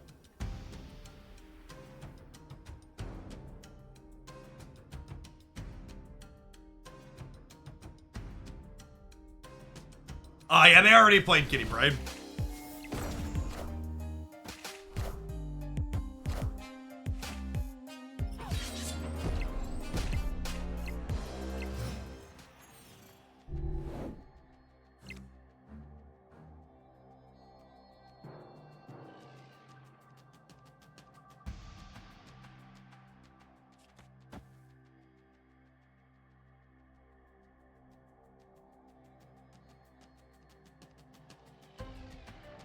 That's true. Is Zolang Lady Deathstrike better here?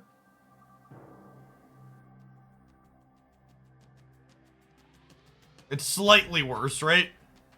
Zolang Lady Deathstrike is only 8 power blown up.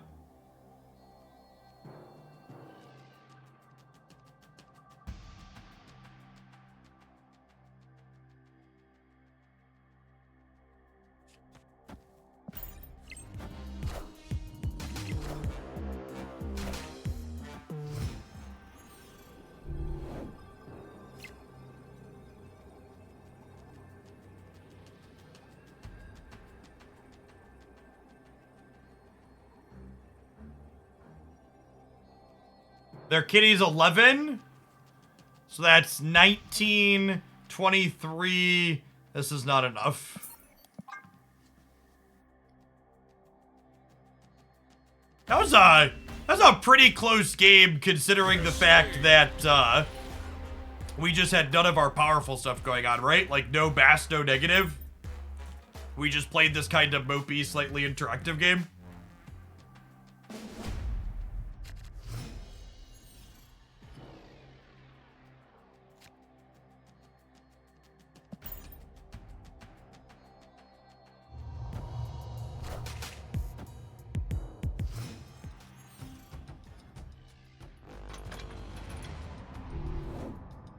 No, Iron Man was very dead to them Aliothing us, chat. Or they're likely to Alioth the center on the last turn, so I think that's probably not a good line.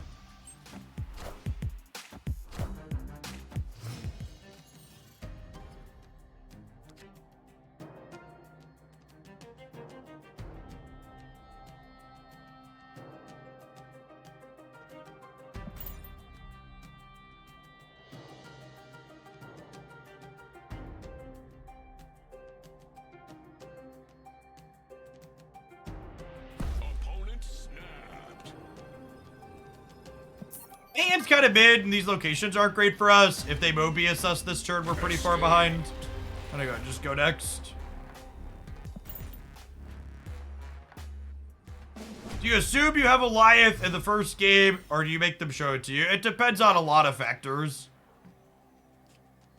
It really just depends on my position in the game. One of those context is key type things.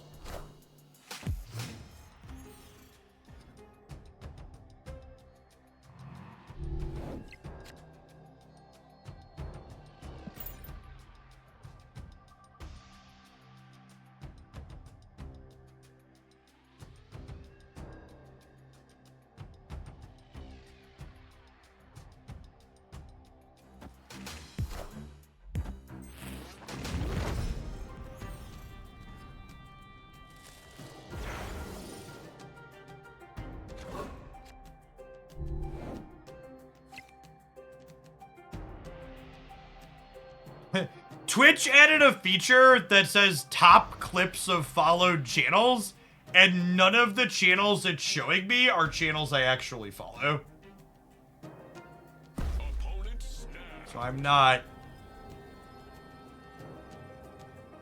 really sure what that's about. I'm gonna stay here. Hand seems alright. That guy in the corner, thanks for the 2/3 of a year. Welcome back. Those channels are followed, just not by you. Checks out.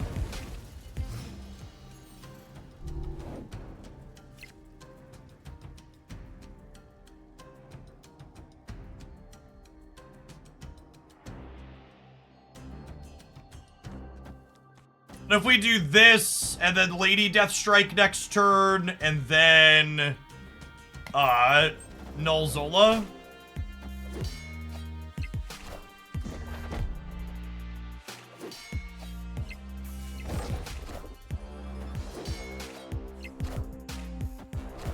We're gonna miss the Angela, because they were able to fill this turn.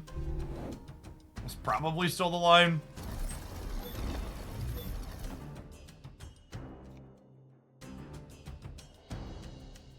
Oh, I guess the miniaturized lab is gonna open, so I can bast this turn, right? Yeah.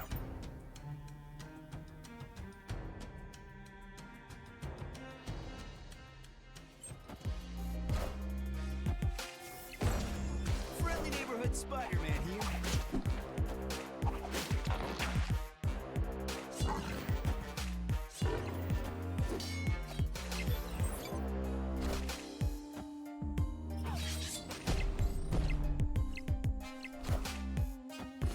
Slightly less people.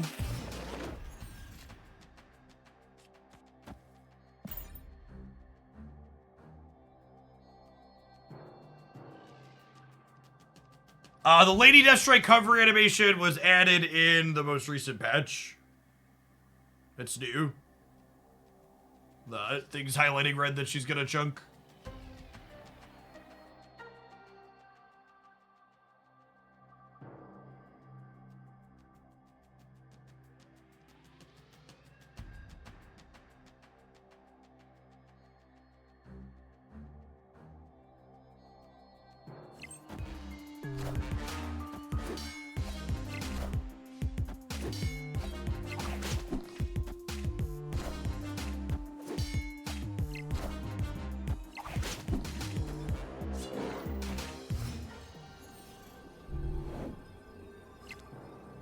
And then we're unfortunately just in a spot again where adding 22 to the left and right just isn't good enough again, right?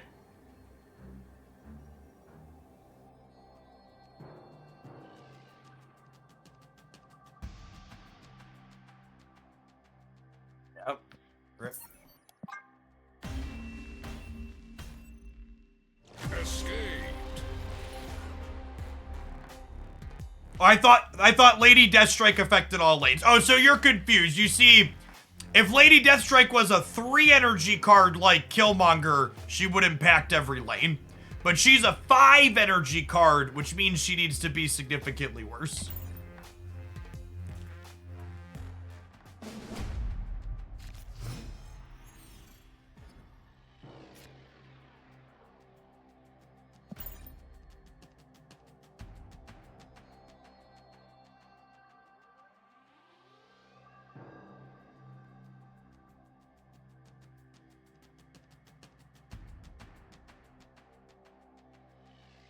Thanks for clearing that up for us. Yep. I feel like when Alioth was printed, Killmonger like wiped some sweat from his brow and was like, whew, I'm no longer Jeff's most hated card. There's someone in my corner again.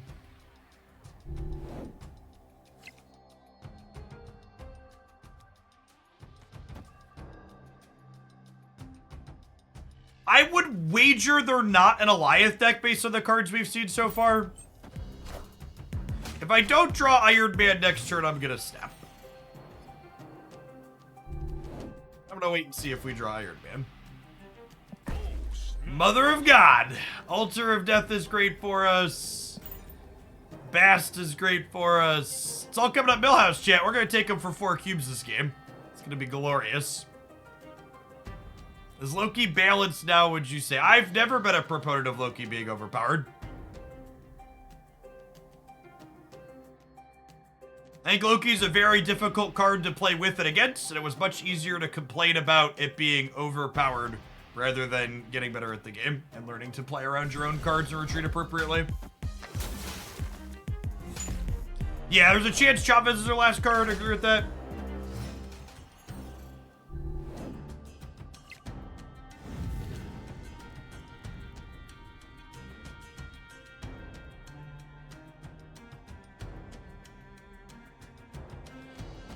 What do you think about cutting off Altar of Death as an avenue of being useful from here on out? Is this the line?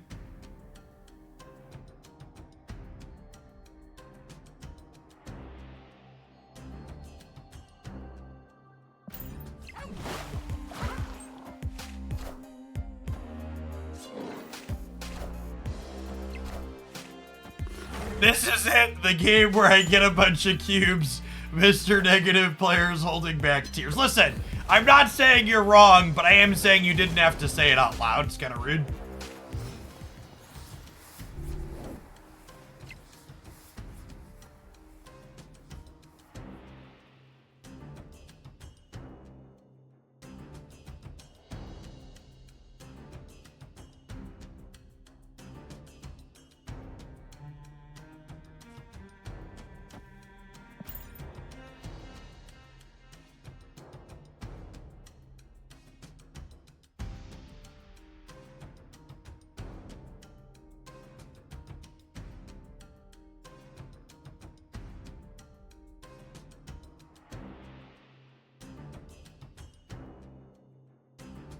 It's a shame we didn't draw Lady Deathstrike this turn. We'd have picked up the Latter-day Saints, we would have been able to, blow Craven and Jeff away before they moved. Oh my god, we'd have massacred them.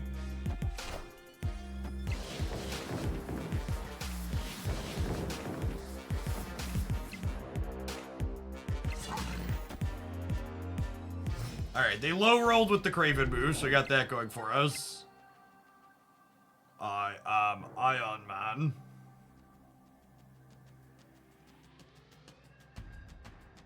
Okay, like, this isn't a great play, but I think it's the play. And then if we peel Lady Deathstrike, we can Lady Deathstrike plus Iron Man plus Mystique next turn.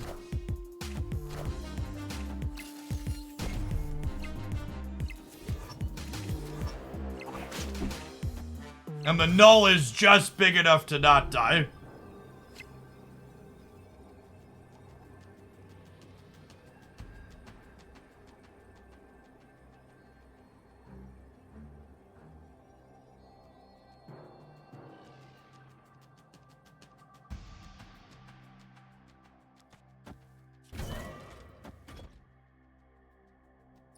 There's +6 up to 8 times 4, 32. This blows up. Has our Jeff moved yet? Has their Jeff moved yet? Are we sure? It buffed Craven initially. It moved mid before turn 5. Okay. I think this is the play then.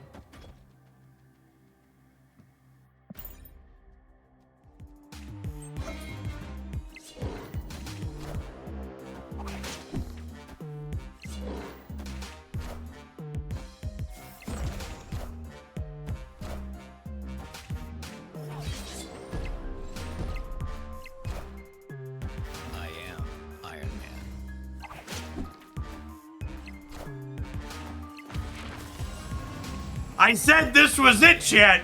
I said this was the game that we got 4 cubes. And they laughed at me. They said Mr. Negative never gets 4 cubes. Mr. Negative's unplayable. Now who's laughing? Lady Deathstrike came off the top, and she showed what we're working with here.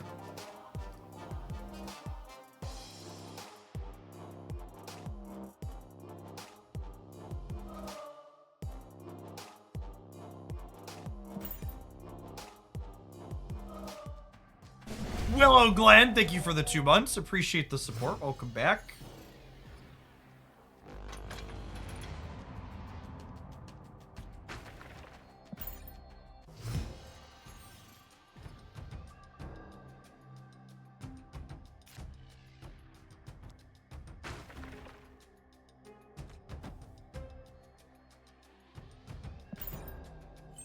This makes Deathstrike a bit worse, unfortunately, but I think it's the play. Not gonna have room to fit it on curve later, I don't think.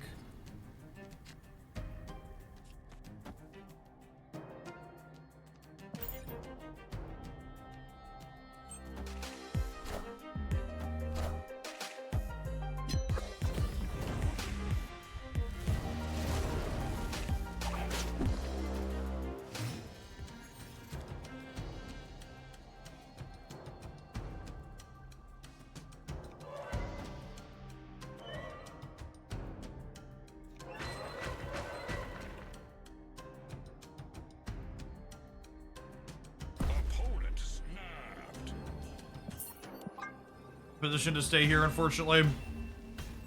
Escaped.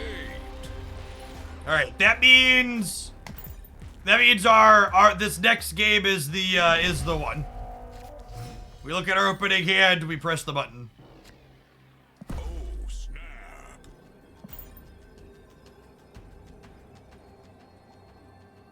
I'm not gonna win 3 in a row. I want to win this one and then bail or win the next one. I just need a copy of Forge and we'll win the game, chat. All we need is a copy of Forge.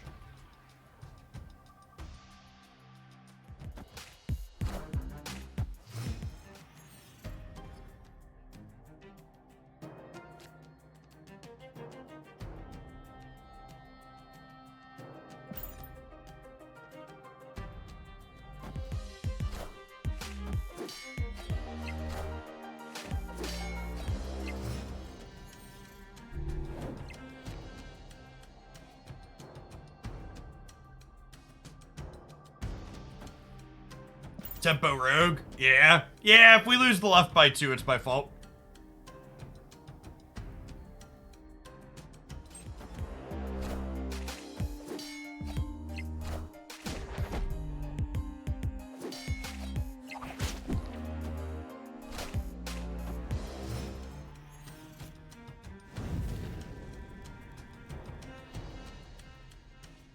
There's no reason to magic, it just gives them more time to build their board.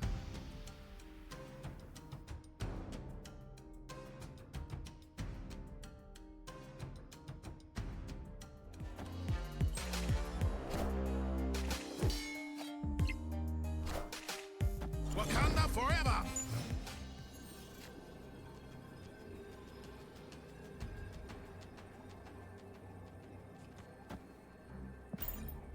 If they move Jeff and Vision right, they tie us there. The question is 28 enough to win the breaker? It might be.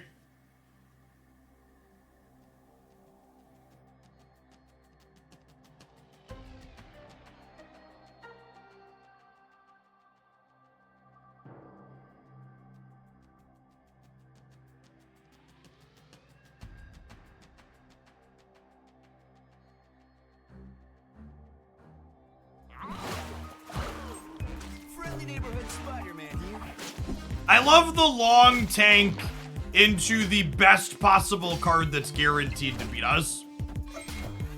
I don't mind losing, but like, could we find the line faster than the entire turn timer?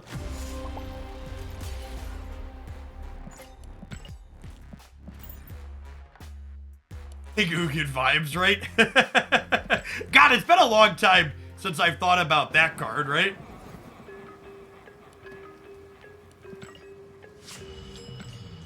Been a long time since I thought about Ugin.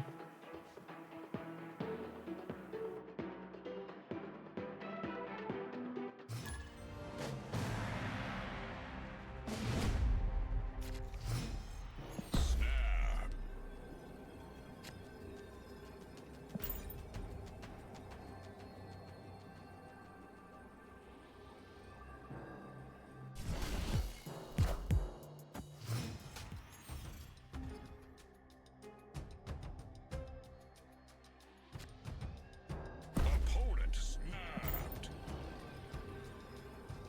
Hey, it was me. Thank you for the almost 2 years. Appreciate the 22 months. Welcome back. Good morning, good morning.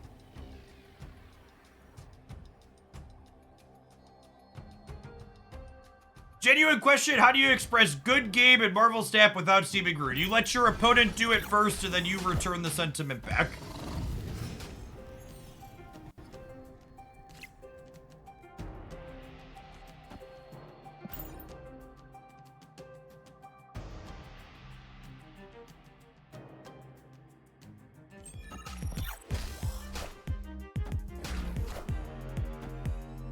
You believe in magic and a turn 7. Do do do do do do do do do do.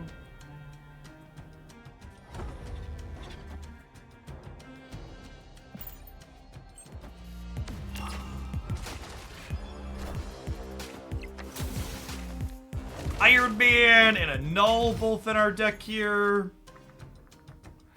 There's a null.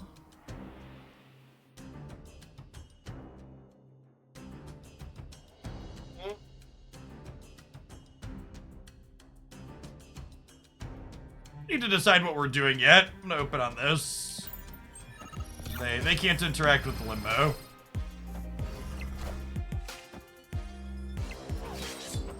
Oh my god, the red skull's so good for us because it makes null significantly bigger. That's great.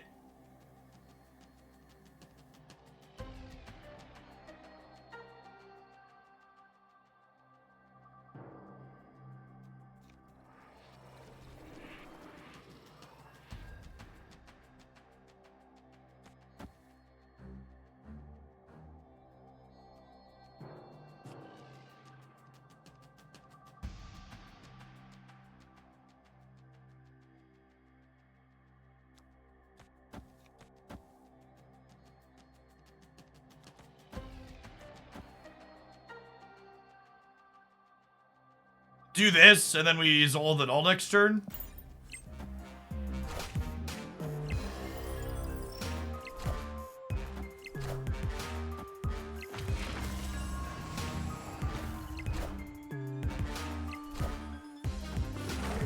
Oh, I guess playing the Psylocke mid means I can't play Iron Man there when I draw it, but that should be fine, right?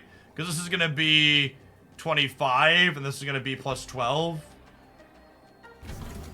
We'll do this here for the sake of numbers, but maybe I'm supposed to play the Psylocke off-center.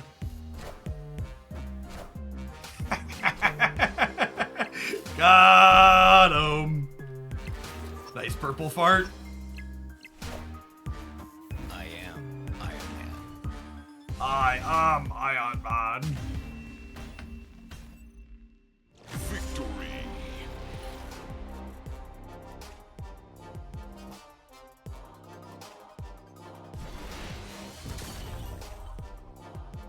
By the way, I think this was the point that put me over into the side of Alioth needs a change. I think the Shuri decks starting to play it was my bridge too far. I think that was my okay, it's an actual everything now. It probably needs to change. All right, non-subs, we'll see you in 2 minutes. We'll catch you on the flip side. How does this deck cope with Mobius and Mobius? I would encourage you to read the deck list and check out our multiple cards that interact with Mobius. Ravona. No, Ravona's not a playable card. Maybe if they make her a 2-drop. Maybe. Big maybe still. Yeah, it's definitely not as powerful as Old Leader, but it's got a lot of similar vibes.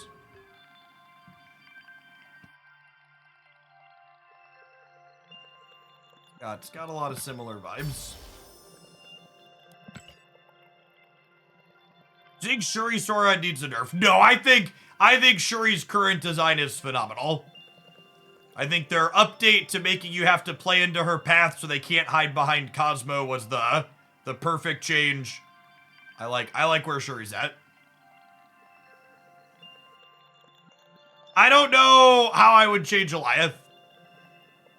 I don't know that you could change Alioth's. You could have Alioth's current. I don't think Alioth is likely just a numbers change. I think any amount of numbers on Alioth is still probably pretty toxic. At a minimum, I think if they want Alioth to keep its current text box, they need to make Captain Marvel have more stats than Alioth. And whether that's putting Alioth as low as 2 or 3, or kicking Marvel back up to 5. Like, give me 5, 6, or 4, 6, or back up to 6. She was 6, right? Is she down to 5 now? Or is she at 4, 4? I forget, actually. Revisionist history. She's a 4, 6 right now, right? Or 4, 4? Yeah, she's a 4, 4. Putting her back to a 4, 5 is where I would start. I'd like Alioth down to 4, Marvel up to 5 would be a minimum for me. She was a 5, 6. Yes, 4, 5. 4, 5 Carol, I think would be great. Captain Marvel basically, like, when they talked about nerfing Captain Marvel from 4, 5 down to 4, 4, they talked about Zabu making her problematic, and that's really just not a thing anymore, right? Zabu's not a card that's really seeing any amount of play.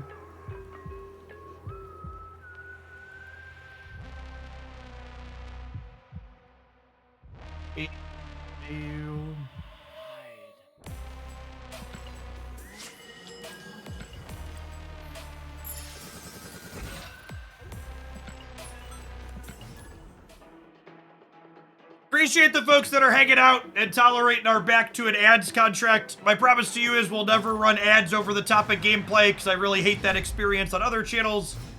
But we missed my sub goal last month because I took some time off. So this job doesn't come with PTO, so we're gonna make up some of that on the backswing by running adverts.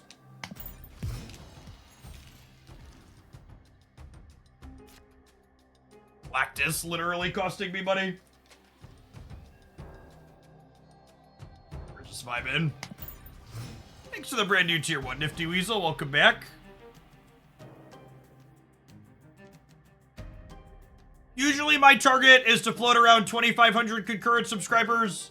We finished last month with about 2,200.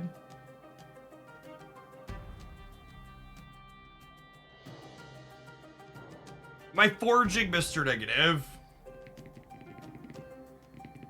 I'm probably not going to have another spot to play this on curve, so I might as well. It could be a Forge Panther Zola game. Ha! Awkward. I have a negative in an Iron Man in my next cell I'm going to play.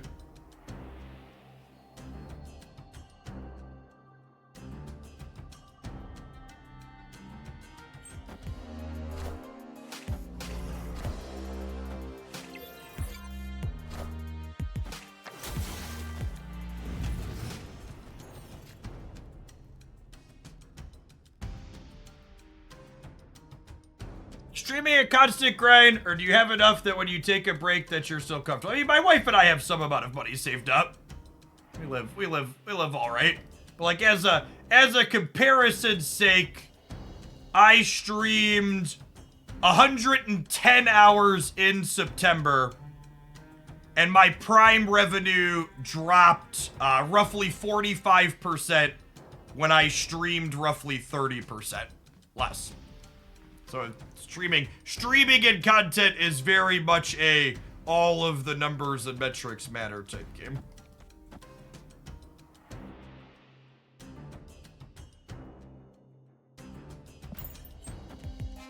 Friendly neighborhood Spider-Man here.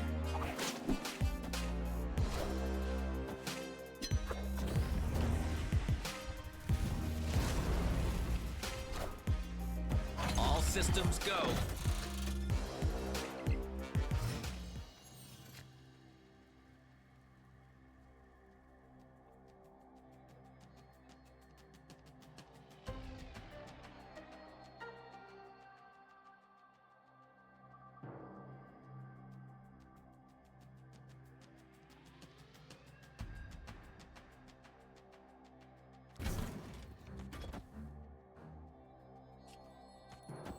I think I'm doing this so that I'm Zolaing the Iron Man.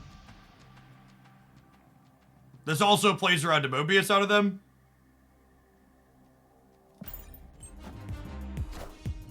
Honestly, I should probably snap them. Ooh, they Shadow Kinged us on the left. I am Iron Man. Yikes. I think we're dead. Guess I'm glad we didn't snap.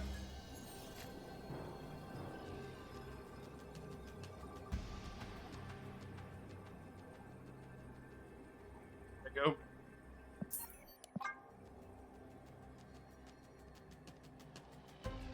Filling the left cost us there. If I would have been able to rogue their Luke Cage and still put Iron Man into there, I would have eaten their breakfast. Filling for the Stark Tower bonus was probably a little greedy. I should have done that.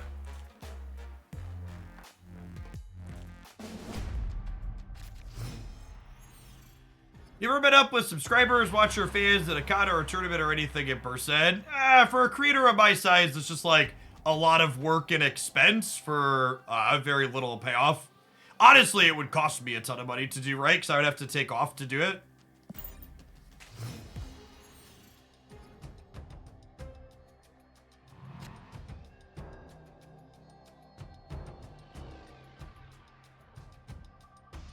Oh, snap. Yeah, probably a Surfer deck is a good take. Hopefully we don't draw Zola or Panther next turn.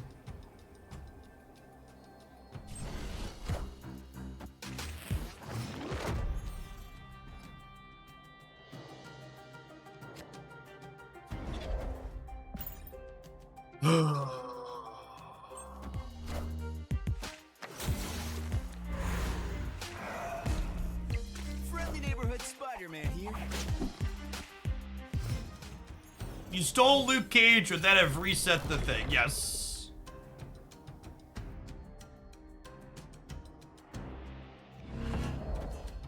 Okay, so we'll forge into Panther into below the Zola across.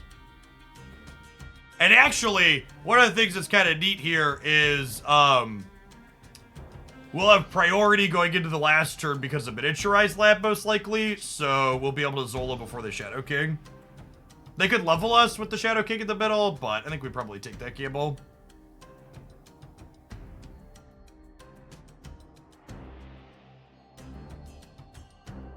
Yeah, Surfer...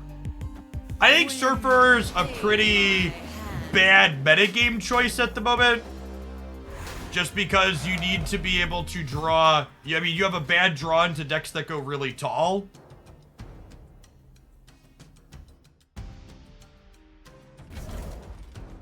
Oh, how we do that? So, like, you're bad into these Elsa decks, and then you're also bad into, You're bad into Elsa decks, and you're also bad into Shuri.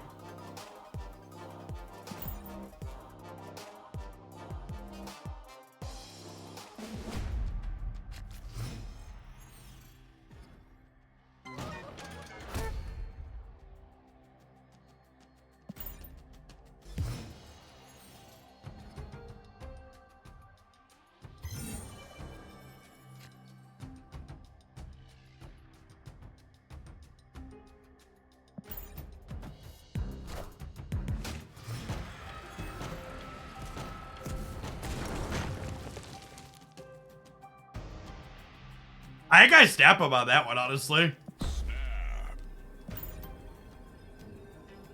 Surfer deck losing their turn 3 is so bad for them.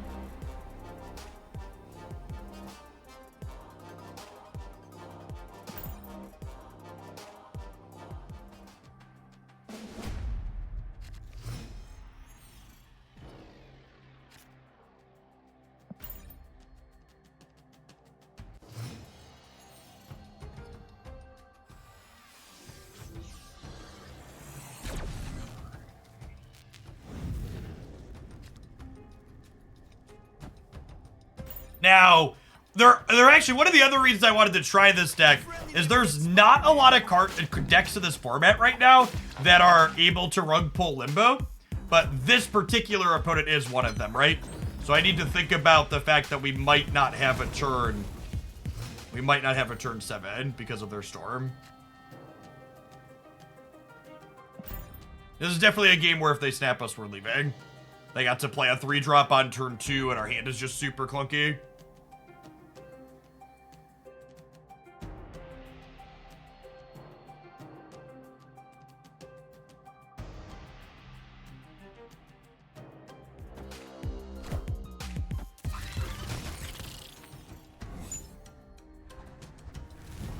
They will 100% try a rug pull. Would you like to reassess your statement for the class?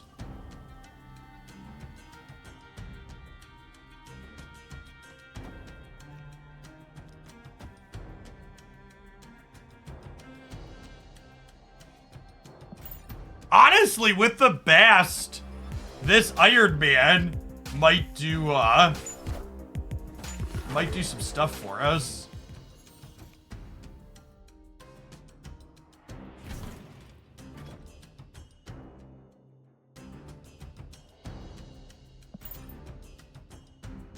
I get to go Iron Man into Mystique, Psylocke, into Iron Man Mystique on the last turn.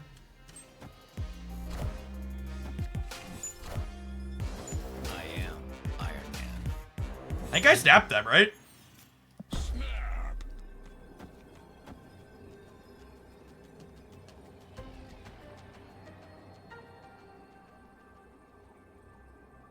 We lost our extra Iron Man here. Oh, I guess they can Maximus me again here, huh?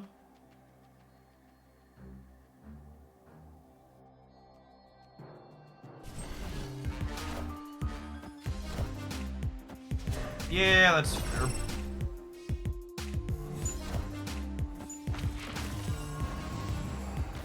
I am Iron Man.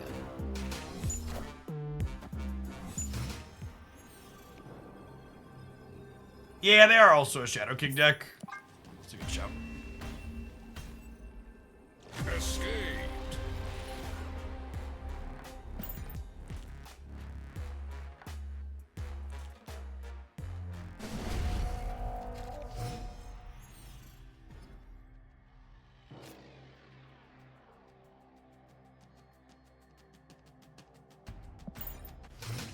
Hey, Ray, thanks for the tip.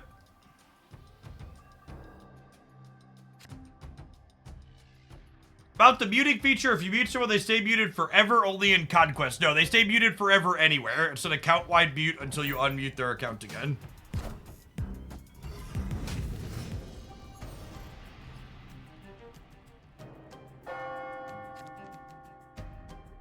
Carmartage is certainly better for them than us. We're gonna get rid of that one.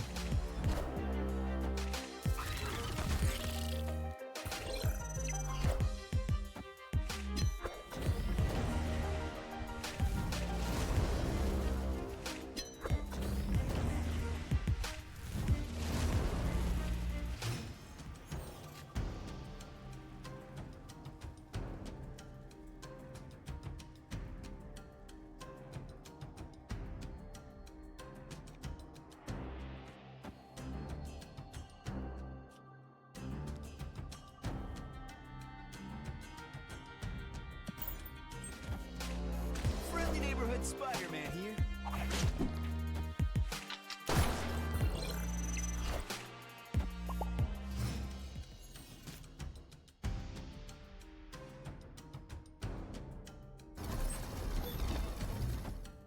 Oh, snap. Victory.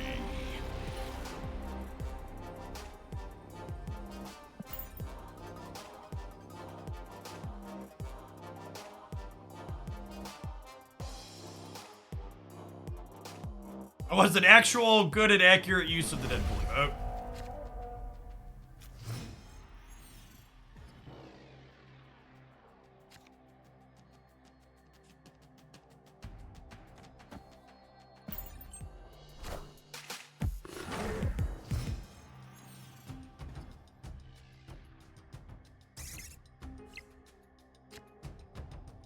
Rolls.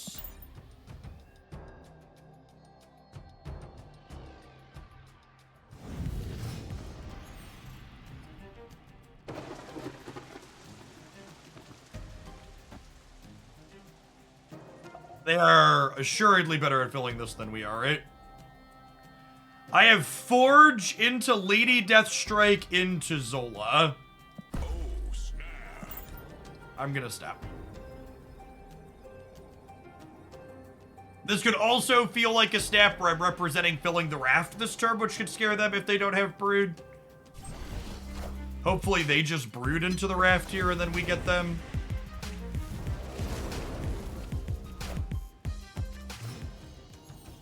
Bud.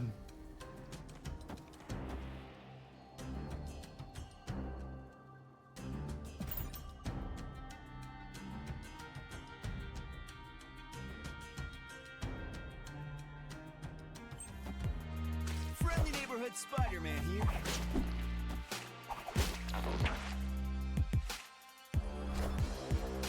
Can't win a fucking 50-50 to save our lives.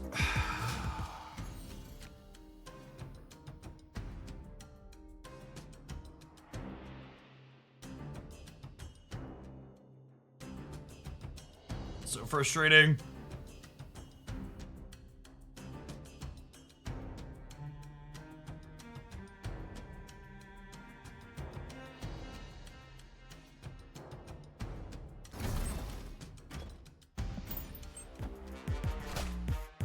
Yeah, but their 50-50 last game didn't lose them the game, right? Or they got to retreat for minimal loss. This is, we lost a 50-50 when it actually mattered. After they had played out.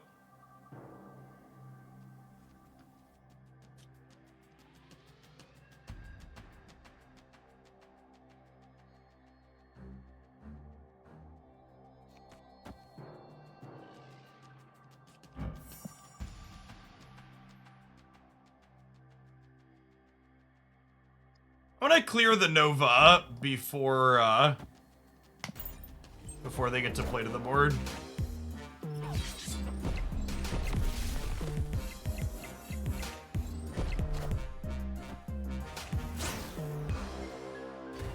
I am Iron Man.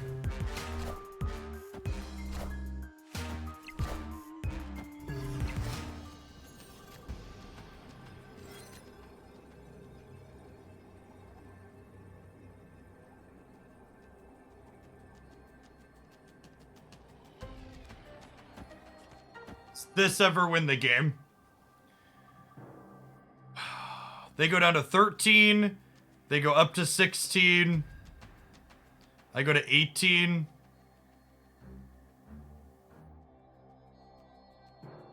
I lose to Surfer.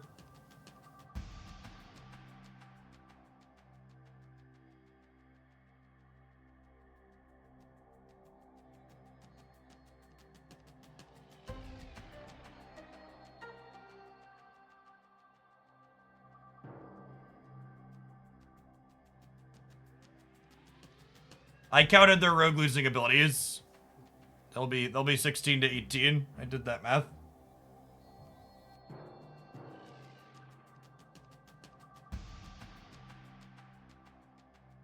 I think 2 HP versus 3 matters, right?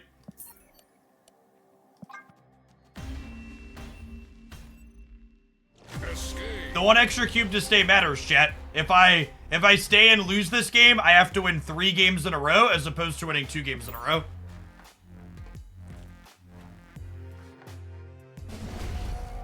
They only had 2 cards left in their deck. Their odds of their having their thing. It means I have to win this next one, but I was going to be in that position regardless. I mean, could have played it out and seen it as they have 80+% chance to have their thing with only 2 cards left in their deck, so we die.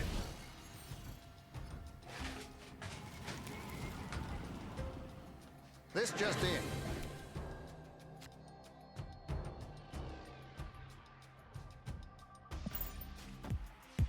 We lost when Peter went right. Yeah, I agree with that. I think that's a good and accurate take.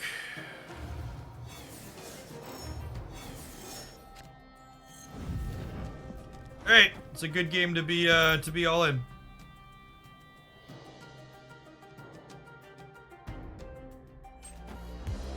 Friendly neighborhood Spider-Man here.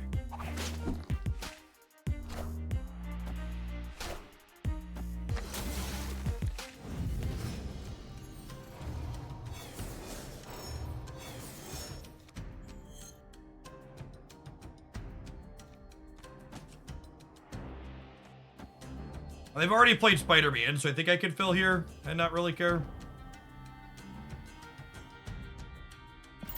Extra energy definitely benefits me more than them.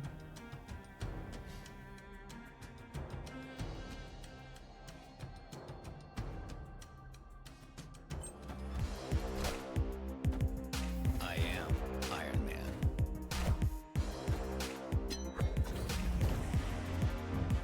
Just gonna beast jet.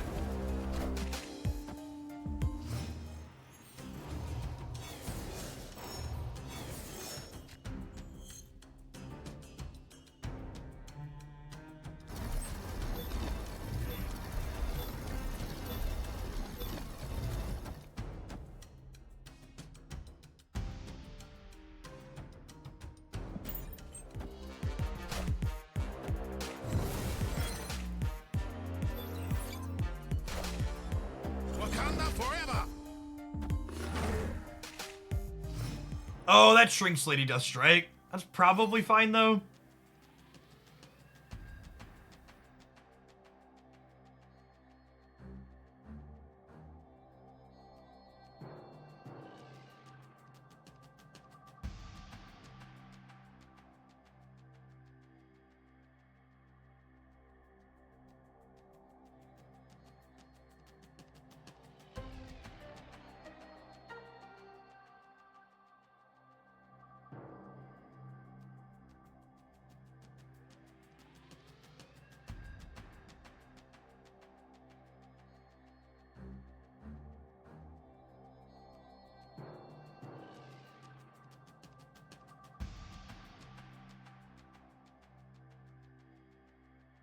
I'm trying to decide if I want to play around Storm and what's the best way to do that.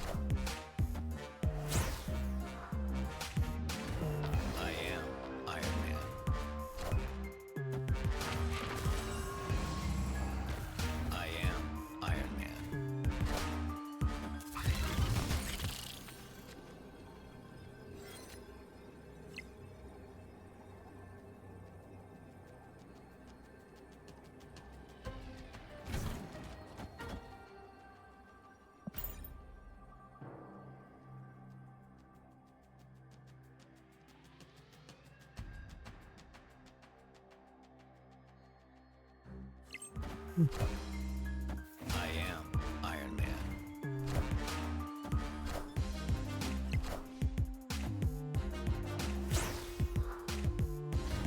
I am Iron Man.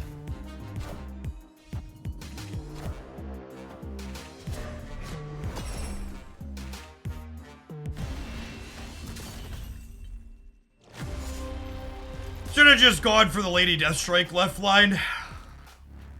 I let Storm get in my head. Yeah, we were 1-3 to win this game. Which is not likely, but it is what it is.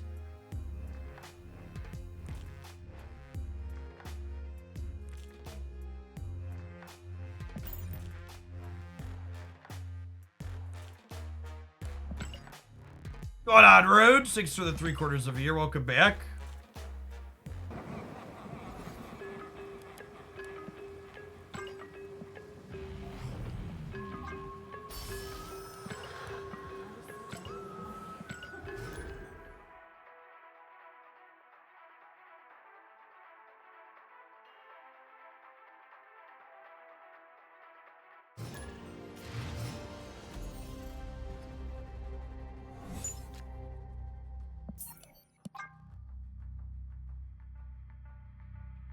Escaped.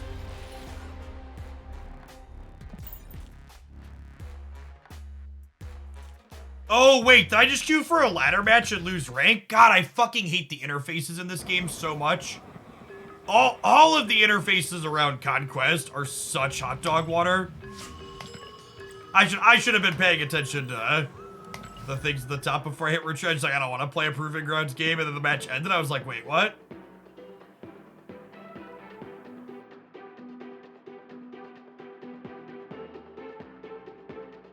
It's our first time in 2.5 hours we accidentally queued or an hour and a half since we started playing Conquest, I accidentally queued a ladder match instead.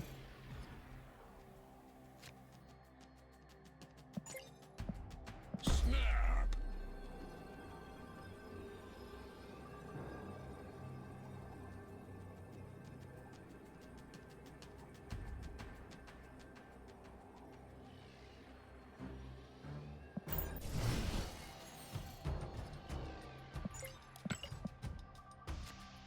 I miss what the emote would be, but they're sweating in the Proving Grounds, so we'll send them to the Shadow Realm.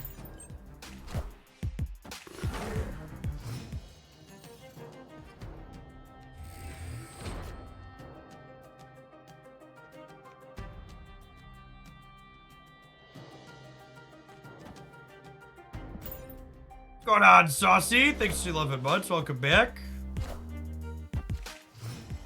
Is a glowing Conquest avatar permanent, or does it reset each season? It is a permanent feature for your avatar.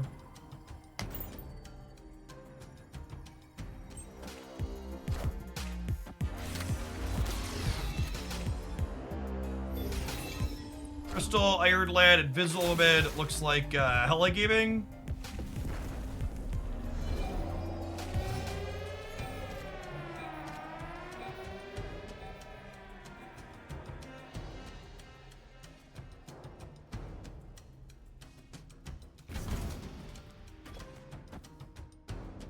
Opponent snapped.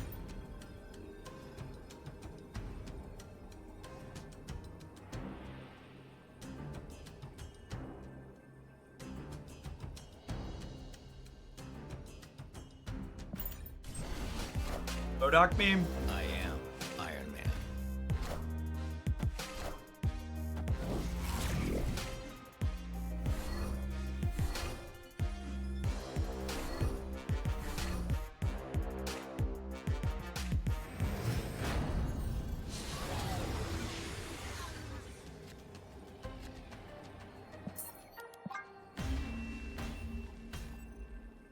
Escaped.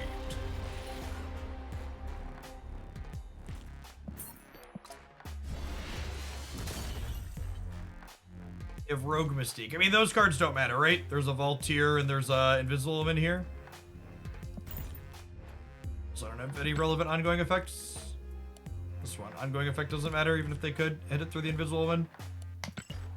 Locations, locations, locations.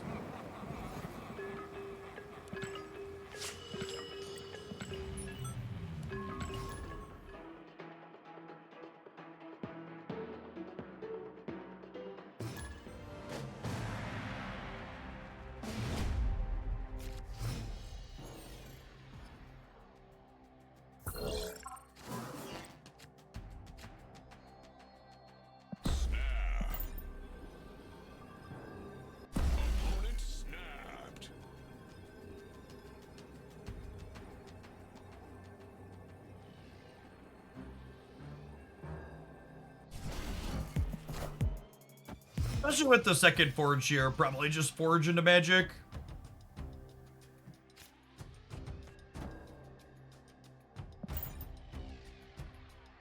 Well, I guess this means we're a little tight on space now.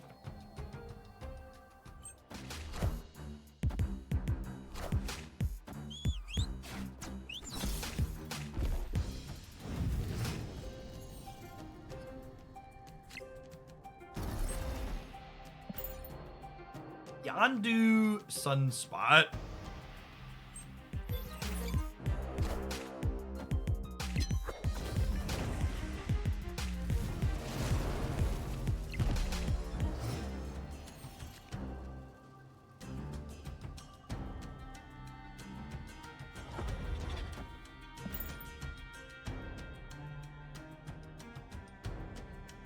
So losing Zola means I don't have a way to get into Sanctum Sanctorum.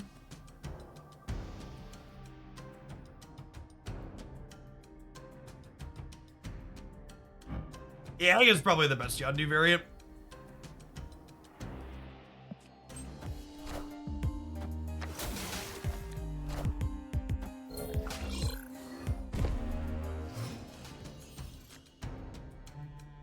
Some kind of weird Khazar deck, maybe?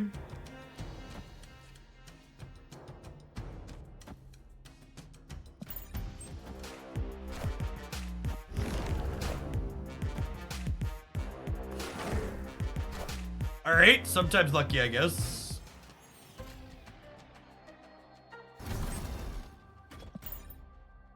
In a world where they can't play for the center, a bunch of points on the right could win us the game.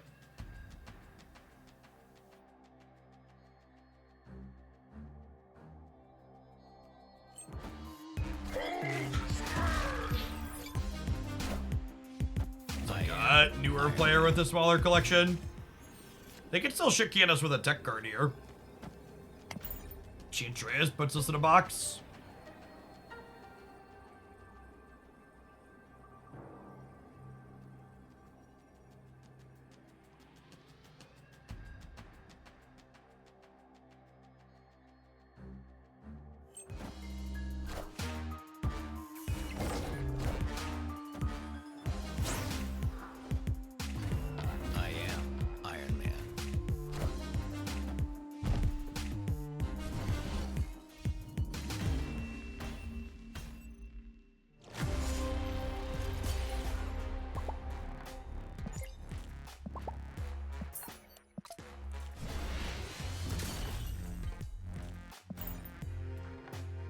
Professor X is just so powerful in these games where there's any other location that locks you out. I mean, him and Storm are just such powerful cards. I mean, for the record, for people saying we got, like, that's a game we're playing in the Proving Grounds where we're letting anything play to completion regardless. Obviously, you should be leaving there if you care. Any giant long list of cards is gonna beat you there. Rogue made the list. Hey, hit Infinite with the Moongrowls deck. Yeah, that one's super reasonable. You having fun? Hey! This bumps all around. We have our best draw possible here to start. Bass into Psylocke into negative, and none of our 0-cost cards in our hand just yet. So hopefully that continues to go that way.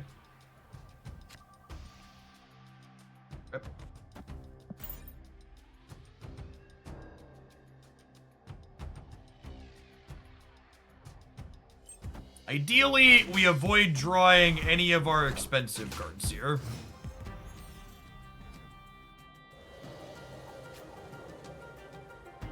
That'll do, pig.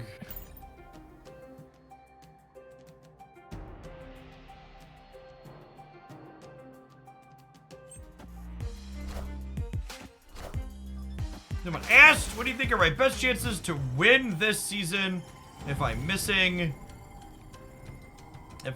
a card? Well, you're in luck. I posted a best decks video this morning covering a range of different strategies. Recommend checking that out, finding something that fits your collection. Yeah, looks like a Cerebro 5 gamer.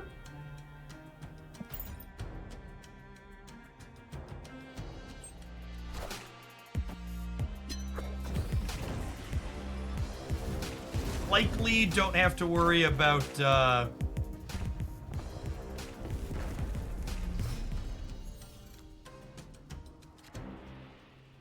likely don't have to worry about, what's it called? Them rug pulling. Not afraid of Mobius. There are 2 cards in my hand that interact with Mobius.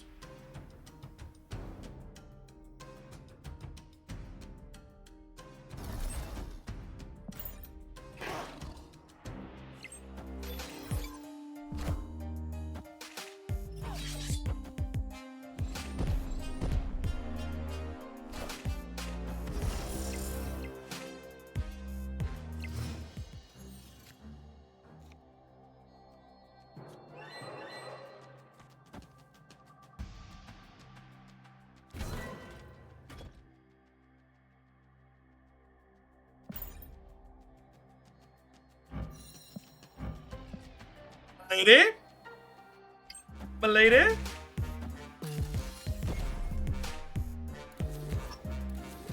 This feels like it does feel a touch rude. I am Iron Man.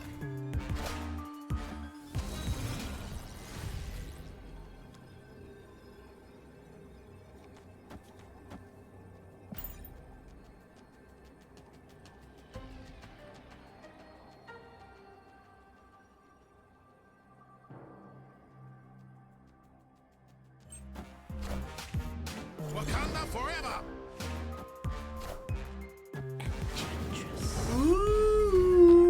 Friendly neighborhood Spider-Man here. We were 100% there, right? Even if they pulled Lady Deathstrike mid, we'd be winning here. Victory. I guess if they pulled Lady Deathstrike and went left, we would lose the game, huh? So we were 25%.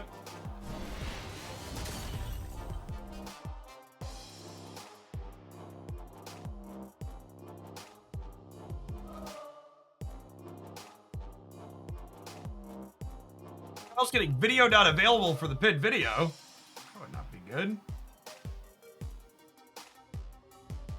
That looks like it's working fine.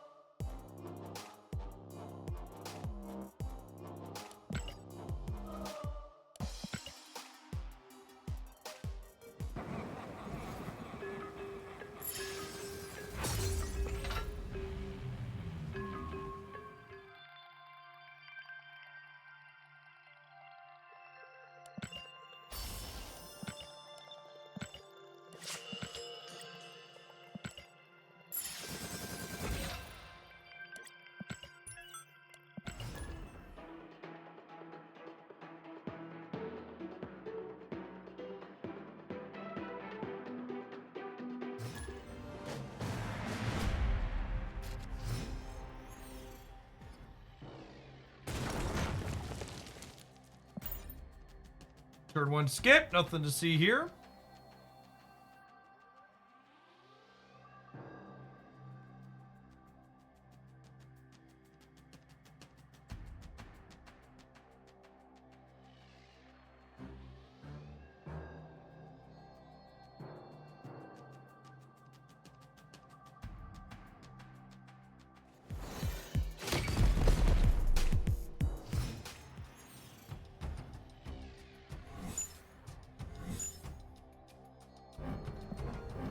Oh, when you get a random UA2, you don't get to see the location anymore.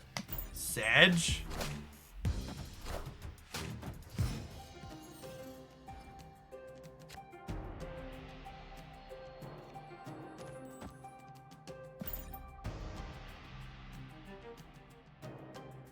Huge nerf, yep.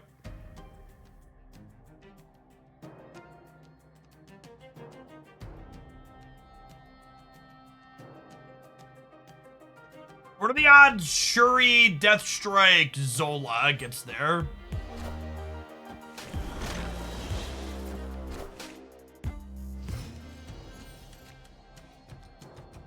Non-zero?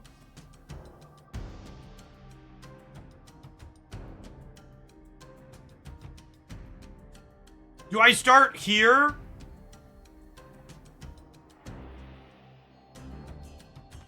So that way we can clear this out. We could get like Goblin or something into here, I suppose.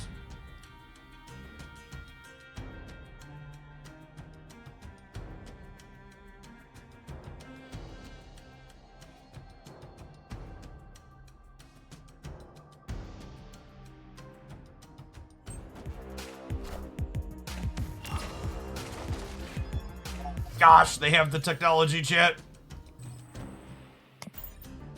They have the technology. Oh, that was a Triskelion debris. Good catch.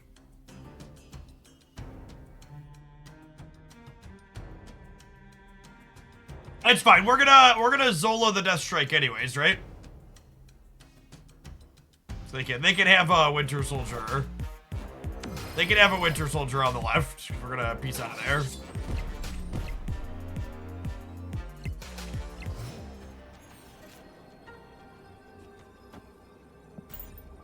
Not sure if good, maybe great.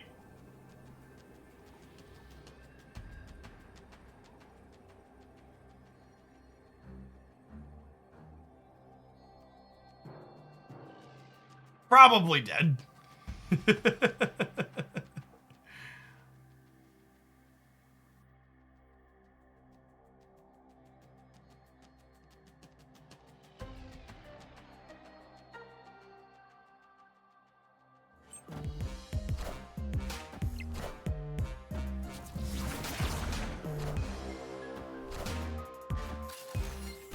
Edge.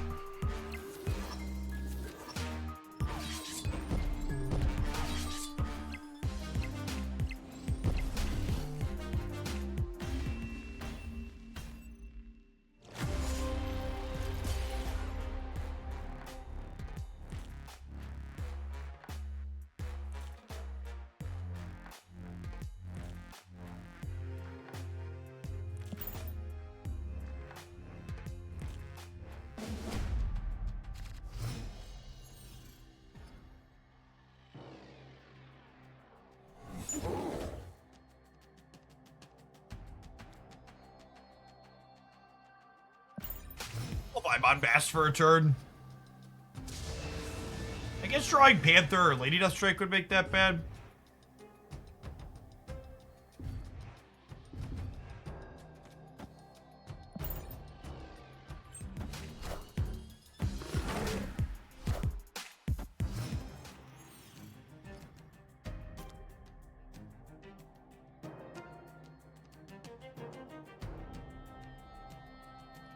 They're probably Cerebro 3 is a good shout.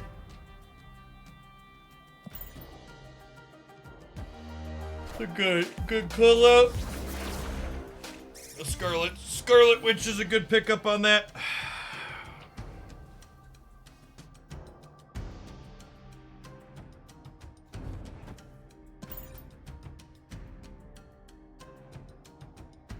Yeah, Wasp is a common card in Cerebro 3 because of Bast and Valkyrie.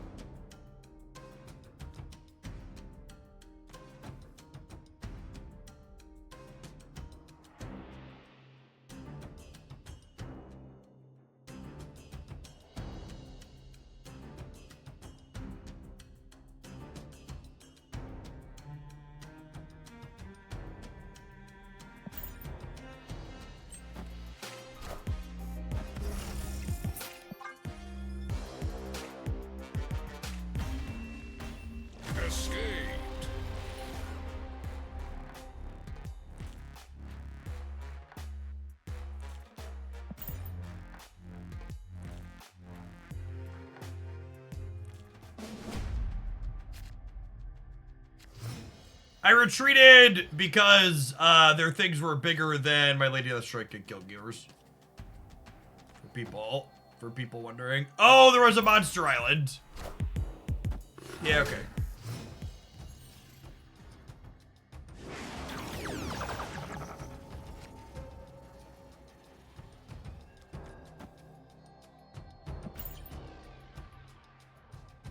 Oh, snap.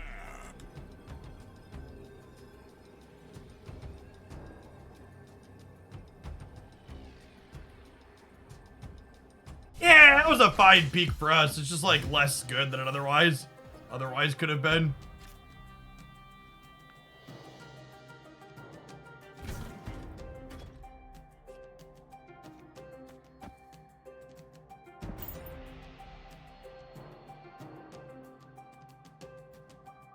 We'll go Forge into Big Iron Man middle, into Zola and left and right here probably.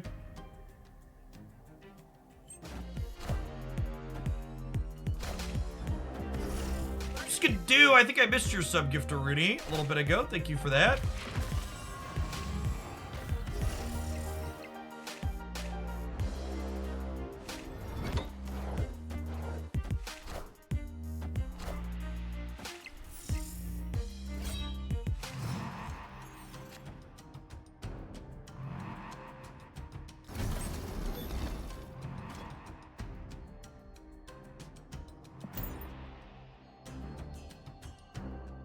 I don't think there's any reason to Lady Deathstrike them here. When was the last time the season pass card wasn't all over the metagame? It was before Loki. It was before Loki. Loki and also were heavy hitters. Decken. Yeah, Decken blew out, Decken came and went real fast.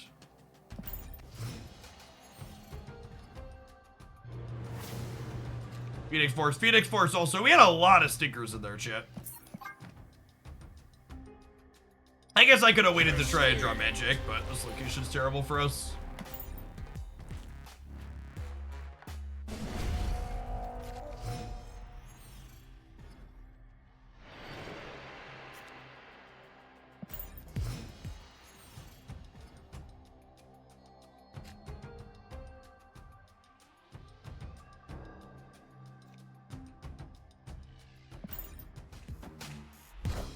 People only remember when the season pass is a winner, there have been plenty of shitters. Yes, that is accurate. A lot of revisionist history. I'm gonna snap on the negative draw with Zola and Iron Man still in my deck, and Mystique.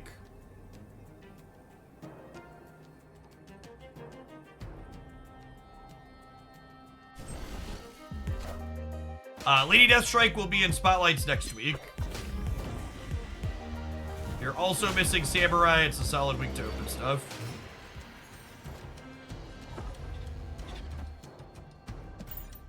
Didn't draw any of our 3 zeros here is awesome.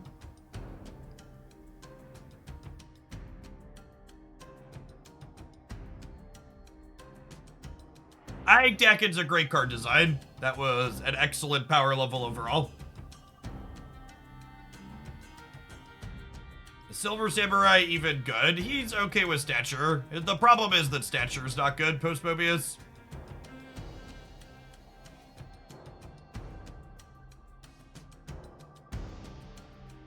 Well, the Invisible Woman's gonna slide out of Limbo, so Rug Pull is something I do think about.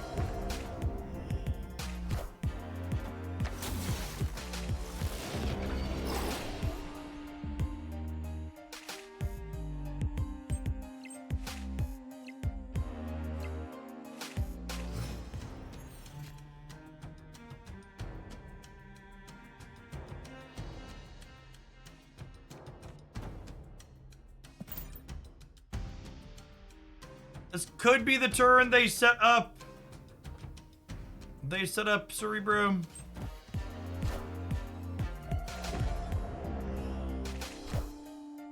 Nice.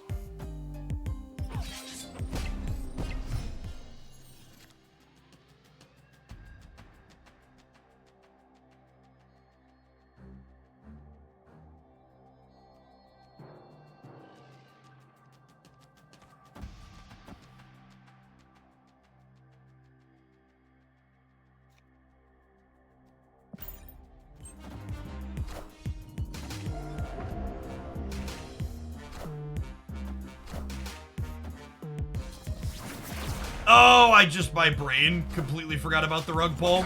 That's fine. We won anyways. Sure. I haven't talked about it too. I just, I don't know where my head went. But thanks, I guess.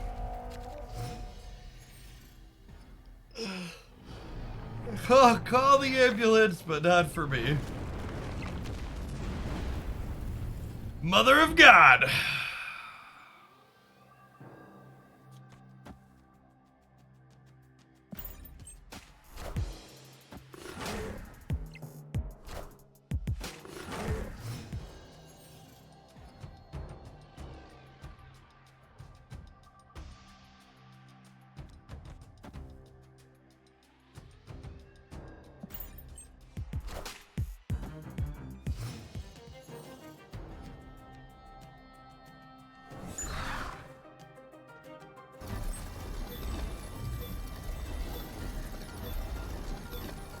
I guess I don't have anything to do next turn either, right? So I can wait on this. No reason to not try and get them.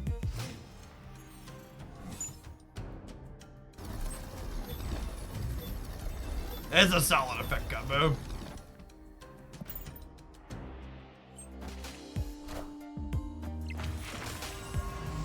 Well, they get to keep one with priority.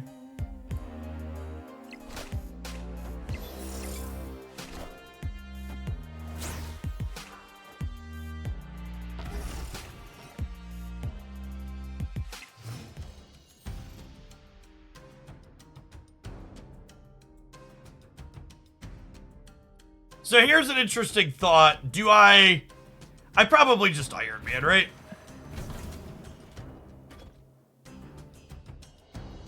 Iron Man here is worse into a Shadow King, though.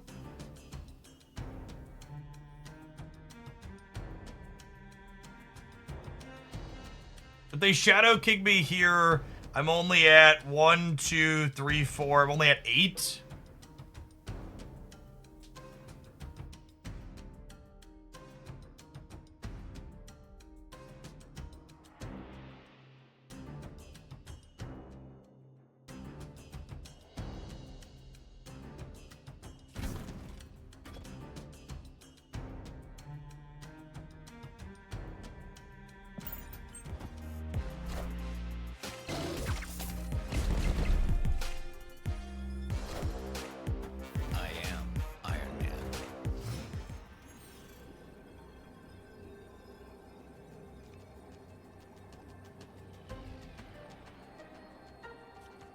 Oh, they would have resets to Rebro if they Shadow King there. That's a good shout. Victory. They had the king. Alright, it's about that time. I'll see you in 120 seconds non-sub. As always, you're not going to miss any gameplay. We're going to play a couple more Mr. Negative games on the backside, and then we're going to change up decks. Appreciate everybody hanging out today. We'll be doing off-meta stuff all day.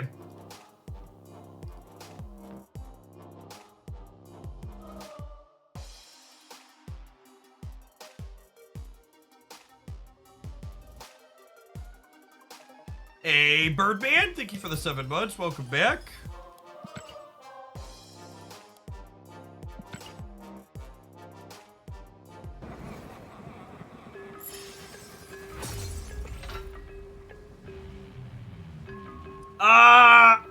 This is the least bad negative deck I've played in some time. No, you cannot sub Lady Deathstrike.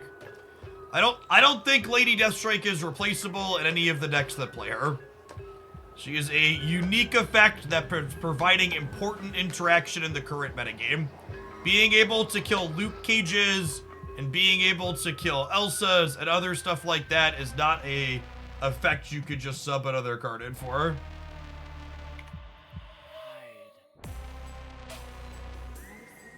The answer to can I sub Lady Deathstrike is basically sub the deck for something else. Yeah, it cleans Mobius out too. This deck really cares about Mobius.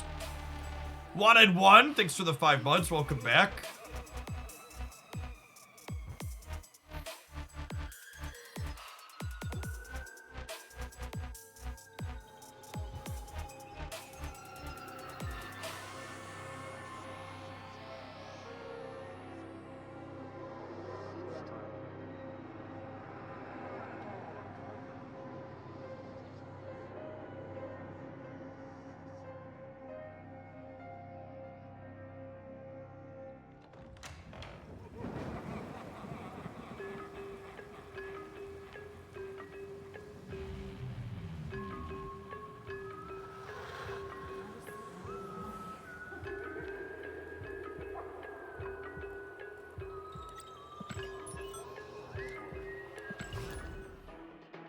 Yeah, Lady Deathstrike has been killing some Jeffs. She's killed some Cravens for me, too.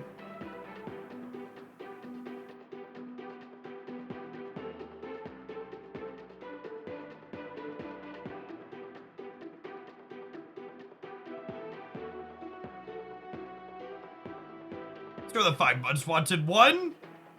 Folks like you make my job possible. Thanks for keeping me around. Shellers, thank you for the almost 5 years.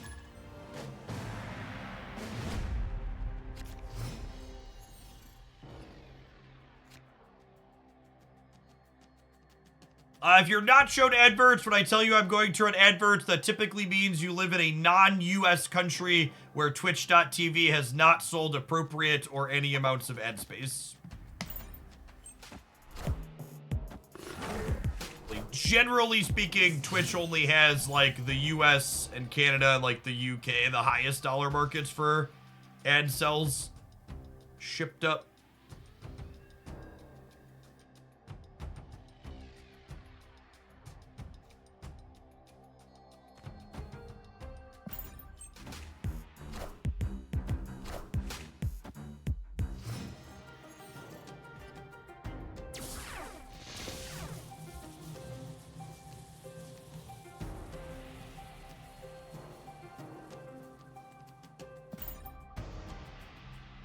Brazil tends to have ad space sold as well. It's good to know.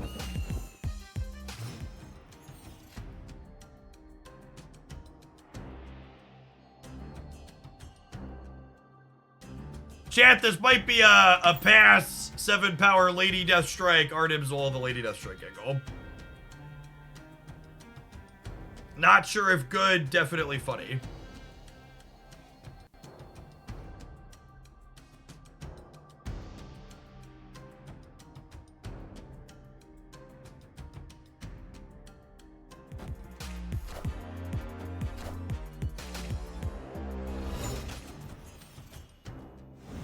Opponent snapped.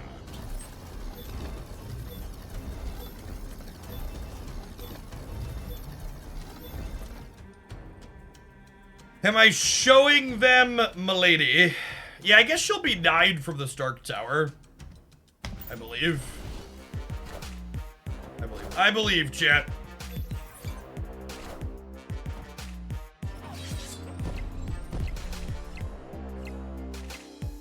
All systems go. Lady in red, murder their board. Do do do do do do. We even have priority here, so they can't like grow the collector to anything crazy. We'll be 9, 3, and 9. It's probably good. No, I think taking priority here is good. This is fine. They have to beat 9 on one side and 3 in the middle. I feel like there's a crazy combination of things they could do with a Loki that could get the collector out of Lady range. So I think having priority here is good for us.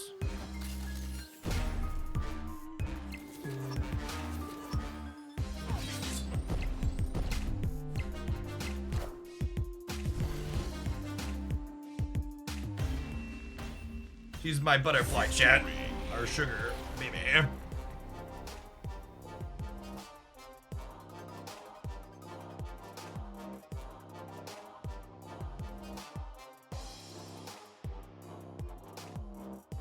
So long story short, you can't replace Lady Deathstrike.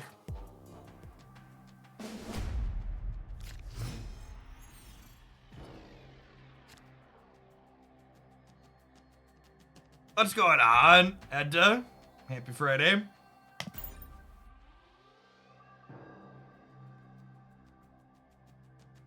Nah, I like Taco Hulk.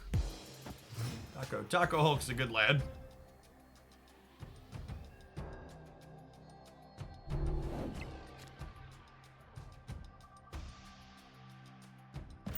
I'm gonna vibe on Forge for now because this might be a Forge into Panther into Zola game.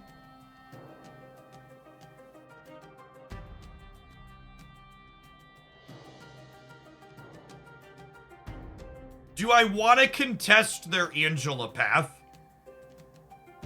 I think the answer to that question is no, right? So I think we go Magic here, Forge here, Panther here, Zola here, play for left and right. Snap.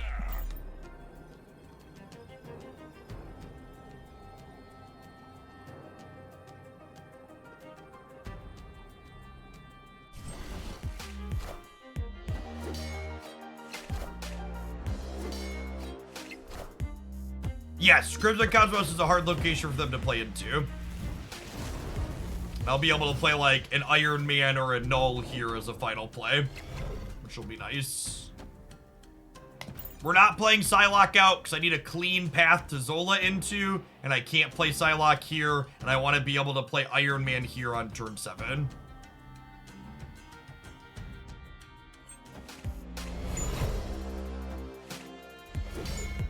Oh, I guess I could have done a... No, I want to go here. I want to end on Crimson Cosmos. Like, you're right, this gives them a window to Shadow Kick me, but that's fine. Yeah, I can't compete in this path. Having my Zola and Panther end in Sacred Timeline is an easy game loss.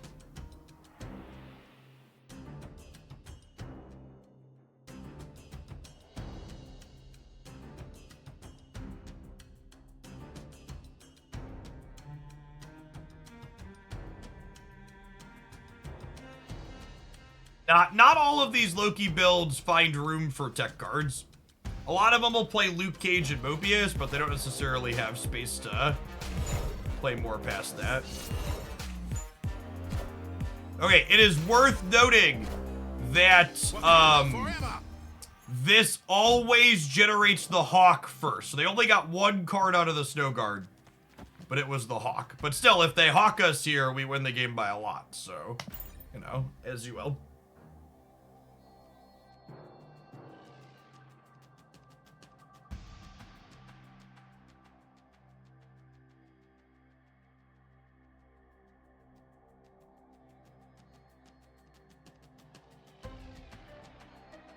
It's a better token by Jeff or Mobius. I think Mobius is a more important 2-drop than Jeff.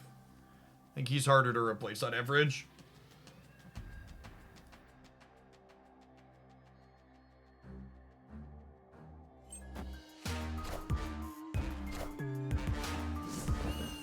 Wow, they thought that was good enough. How many times do I gotta teach you this lesson, old man? Wakanda forever. Say hello to my little Zola. Victory.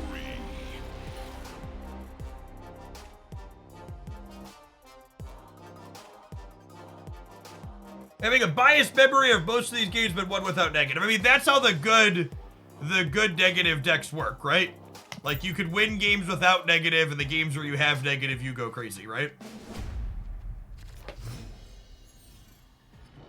My wife played Alioth on my weekend plans. I'm going hiking, but hiking's wonderful. Oh, snap. We're taking the kids out to the campground this weekend.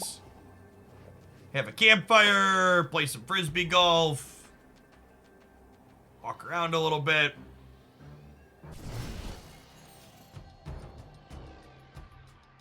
One of the last decent weather things before it gets too cold.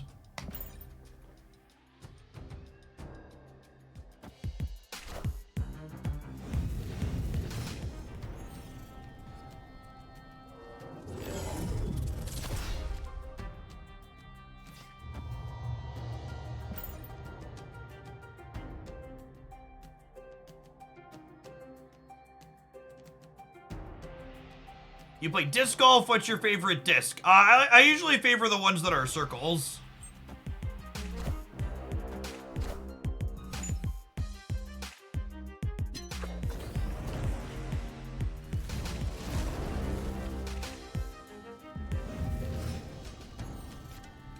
Solid choice. I know. I'm basically an expert.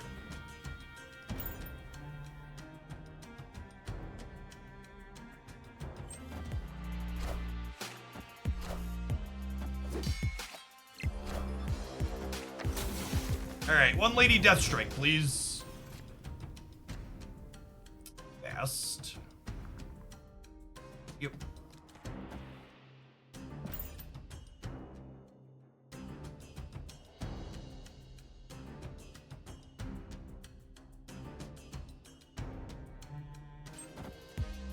To answer your question about how serious I am into it, not very. My wife and I have been playing casually with the kids. Wakanda forever. Gosh, Lady Deathstrike last year would have just murdered them. Sedge.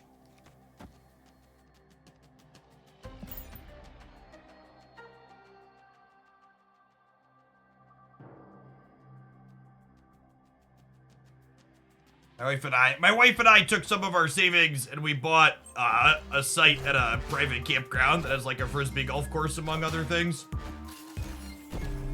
So we've been playing with the kids. Wakanda forever.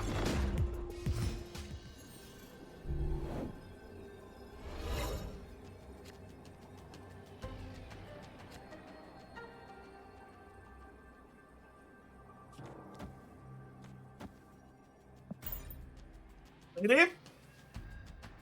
M'lady?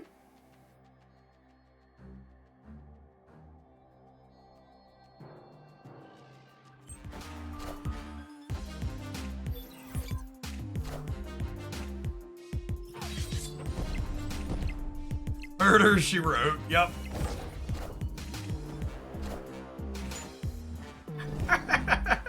Look at the little baby absorbing man. Sit down, Grandma. That's the good stuff right there.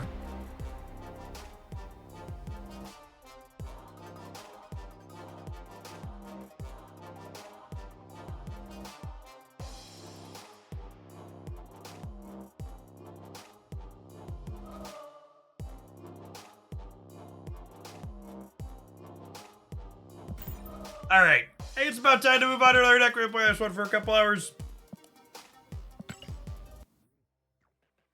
I'm pretty sure our record was shit with this deck, but it was fun. Your record is usually shit when you play Mr. Negative. How bad was it?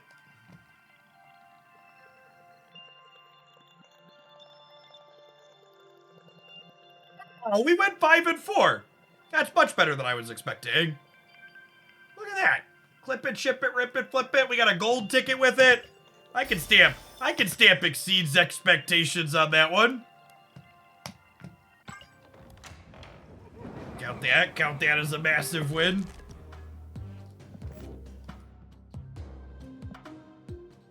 Get a highlight out of it, call it a day. 100% word in your hearts, yep. Yeep, yeep, yeep.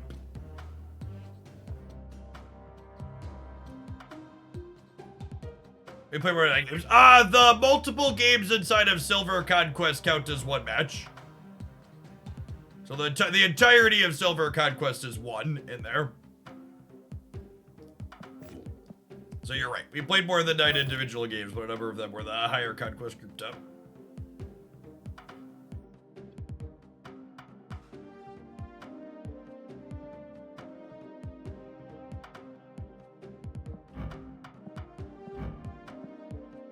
As much as I want to play with my Mirage variant, I kind of want to, the news dots don't go away. I've clicked into the news dots a couple of times, and like, maybe that was it? Is it scrolling for the Discord that does it? But it's bugged on PC or something. It doesn't actually clear. Or like, it cleared now and then it comes back later. Yeah, so I've mostly given up on it. I kind of want Forge in this pile, because she's been fun with Deathstrike. But I guess a lot of the time in this deck, we're like playing these before her. I'm gonna try a couple of Darkhawk decks. I'll try a couple of Darkhawk decks, see how they feel.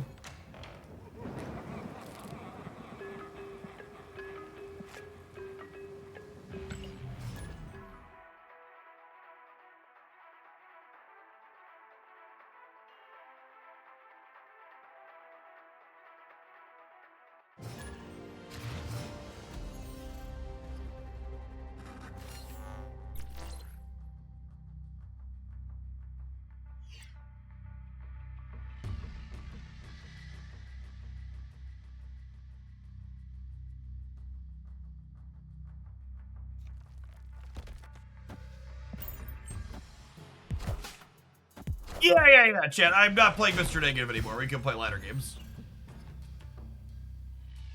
I don't know that I expect this deck to be top tier or anything, but to set a low bar, it's probably better than Mr. Negative.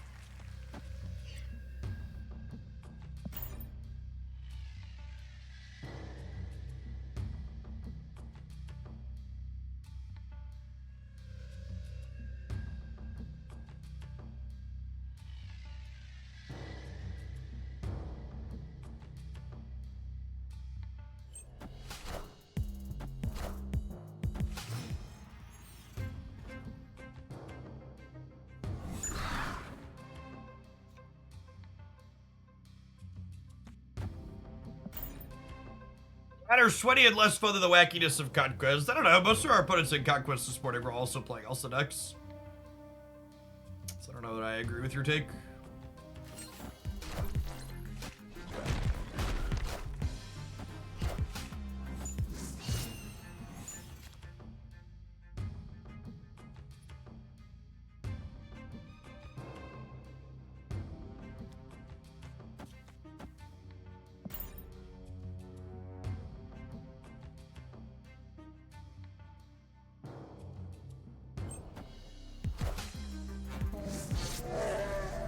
Oh, I should have thought about that. Well played, opponent.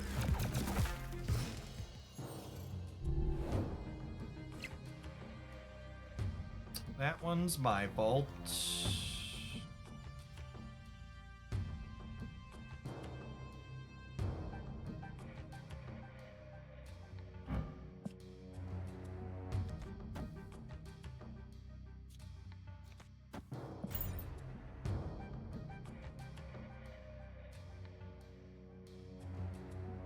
I might need this Darkhawk on the left. We'll see how they play.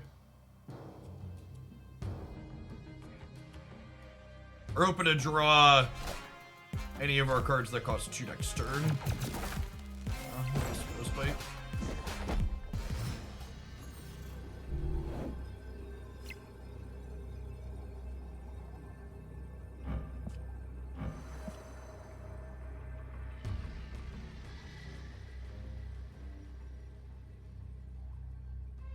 Do they play for mid or do they play for left?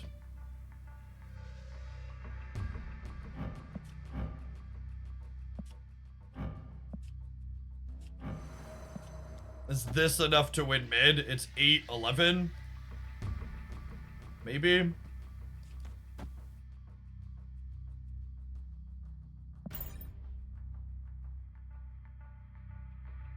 wanted to move Jeff and then play for Mojo Worlds.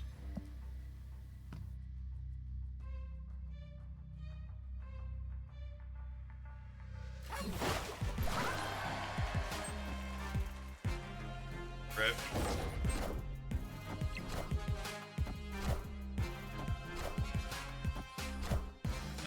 We lose by 1 because of Shadow King.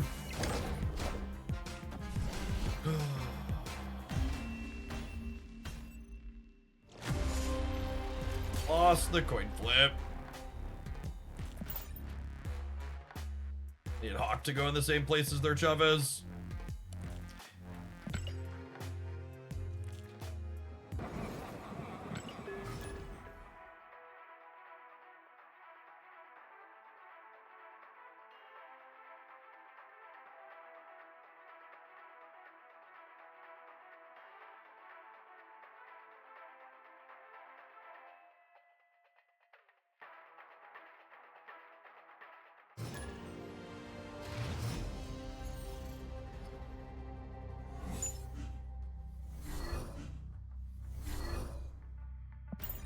Well, that's sad that they lost Iron Man. This is probably good generically into an Iron Man deck, or not. They're the bounce deck. That's a good pickup for us.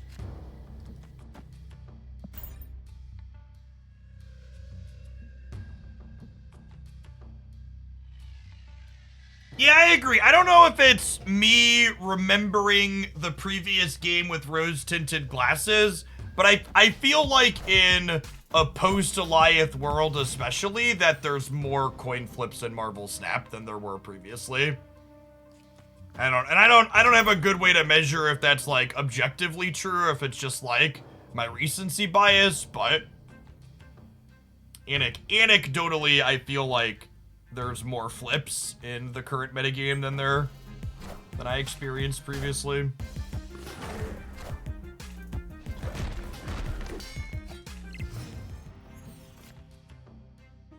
One of the tough things about Alioth as a card is that, like, in order to play around it, you're just, like, flipping into other things, right? Because, like, it's very leader-esque, where, like, when you beat Alioth, you're losing to everything else.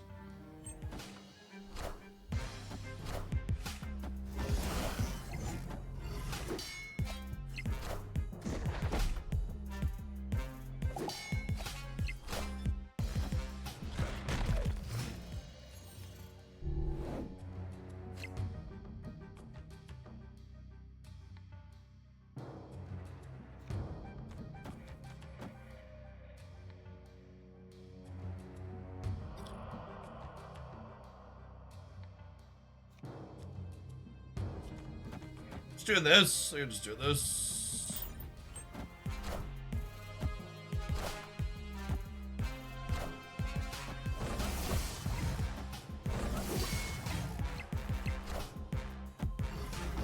Punished for playing my rogue out.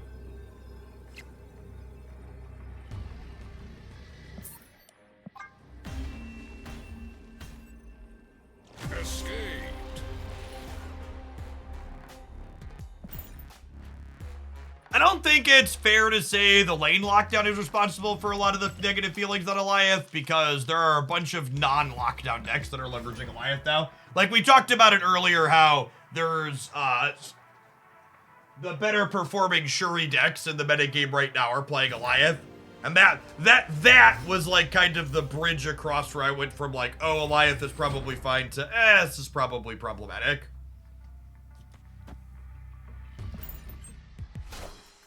Kind of just like coming it on. Okay, everything's doing it now. Punished.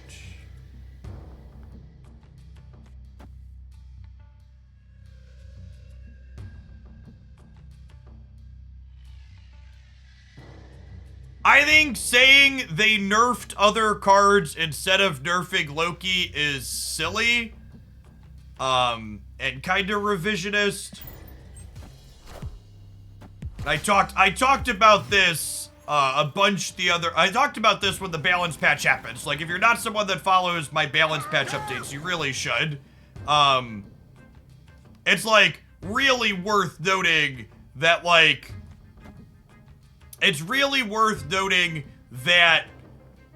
the change to Collector came after they changed Snowguard, right?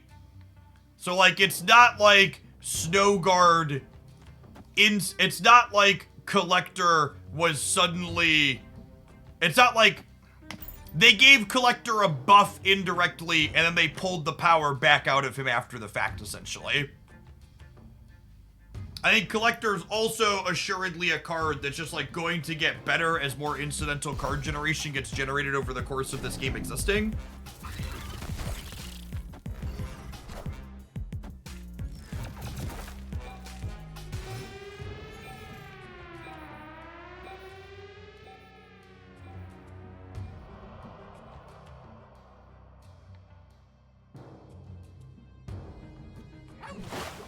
Playing a tempo rogue, hoping to snag something. Probably dead here.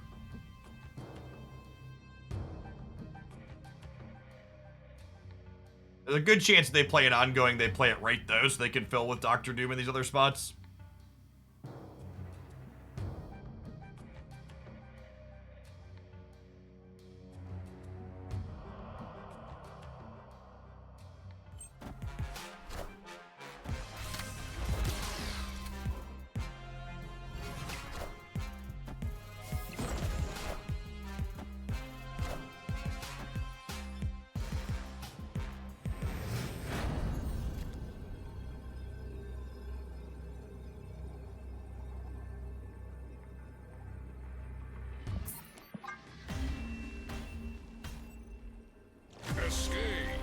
I'll spear a couple more cubes, but this does not seem powerful enough.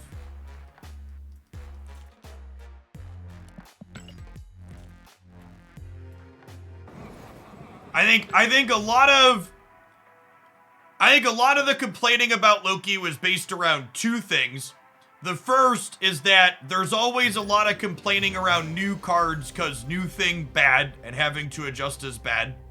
But the second reason why there was a lot of complaining around Loki is that Loki was the first time in the history of Marvel Snap existing that playing a bunch of tech cards was suddenly not great.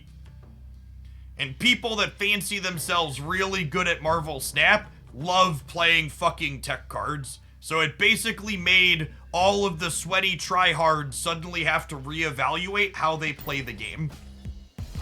And complaining about having to reevaluate is much easier than having to actually adjust and adapt.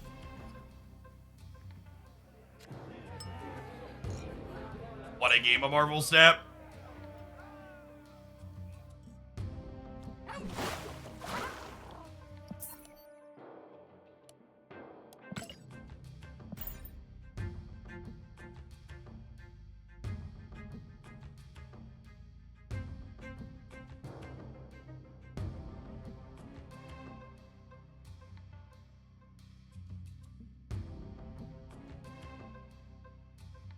Am I supposed to snap? Yeah, maybe.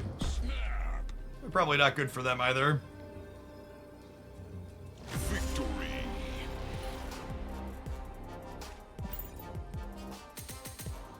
Like, I think one of the most telling things about a lot of the Loki discourse is that there was a large proponent of people that complain Loki is too random, when the opposite of that is actually very true, right?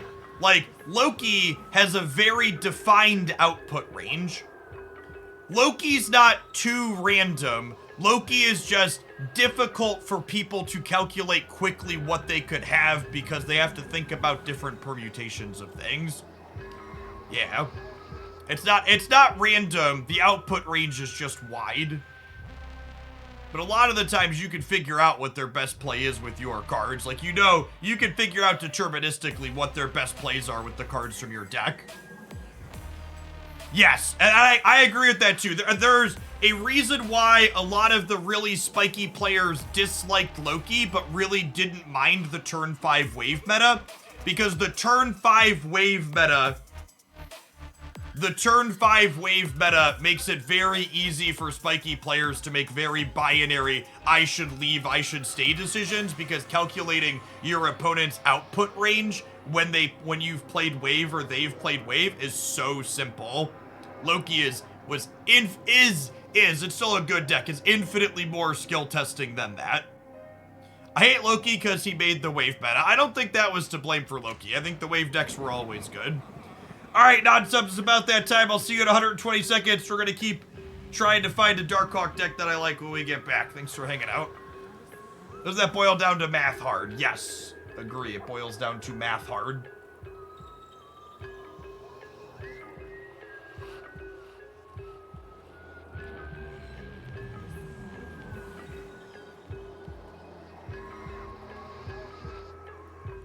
Loki mirrors were the problem. I mean, it takes two people to choose to play a Loki mirror.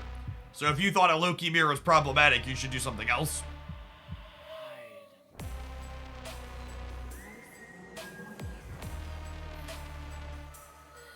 I honestly thought the Loki mirrors were way more skill testing than the Silk Craven mirrors from the previous season when that was the top deck. The Loki mirrors, I at least could, like, out-calculate my opponent and know when I'm in a better position quicker and better than they did. But with the Silk Craven mirrors, it was just like, whose Silk bounced into a Craven path more frequently. It was very uninteresting.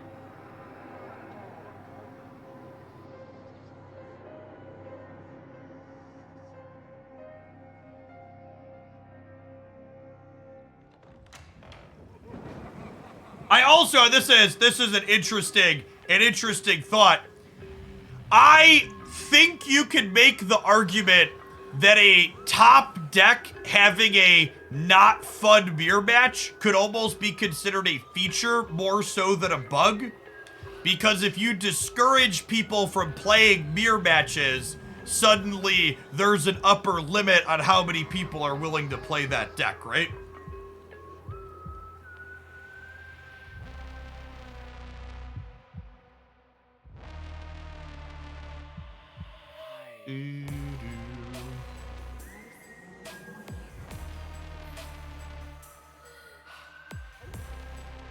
Are there any Elsa Thanos lists? You know, I've seen some other people post them, but we haven't tried them yet. Maybe we'll get around to that today. We'll see. Are you playing for a couple more hours yet? If I get bored with Dark Hawk Piles, maybe we'll try some Elsa Thanos.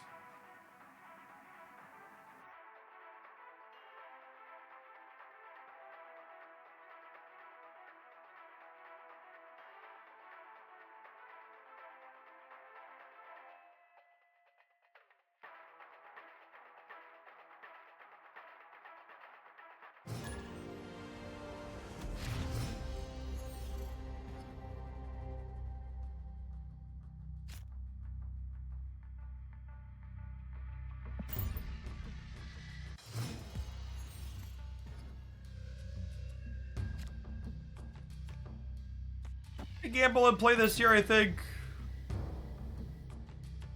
Being able to, like, play a rock slide into her path and bounce into Asteroid M seems profitable for us.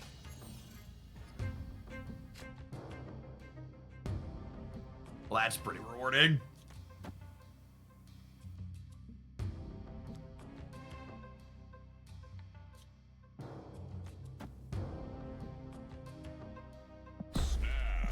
Honestly, I'm just gonna snap on that one.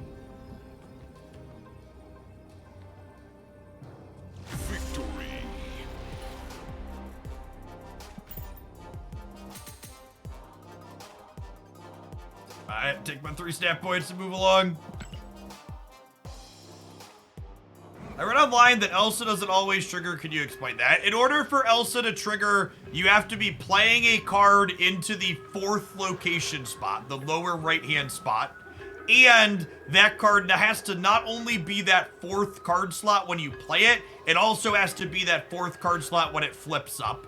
Meaning if your opponent moves your cards with like Polaris or Spider-Man or Magneto or something, it might not get the trigger.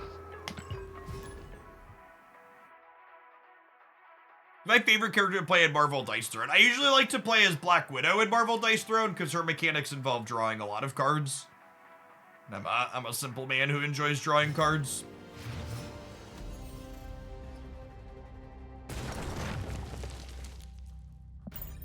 Hey, Dr. Jazzen, thanks for the 43 months. Welcome back.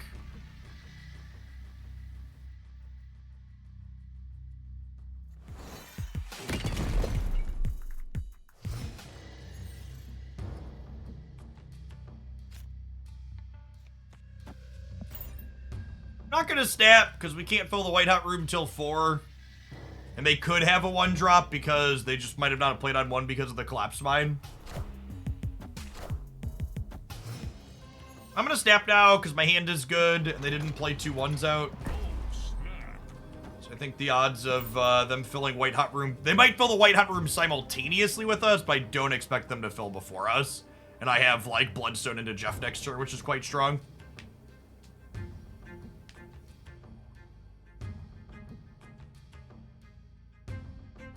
I hope Black Widow gets an OTA at some point. I think the Widow's Bite should probably be -1 rather than 0.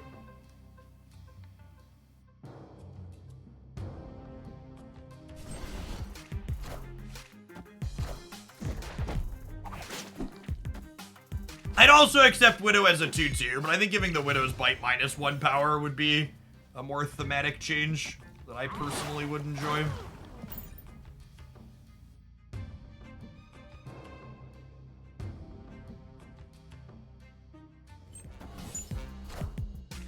Oh, wow. They didn't fill this turn. Hey, so honey, thanks for the prime. Streaming here on Twitch is my full-time job, and folks like you make that possible.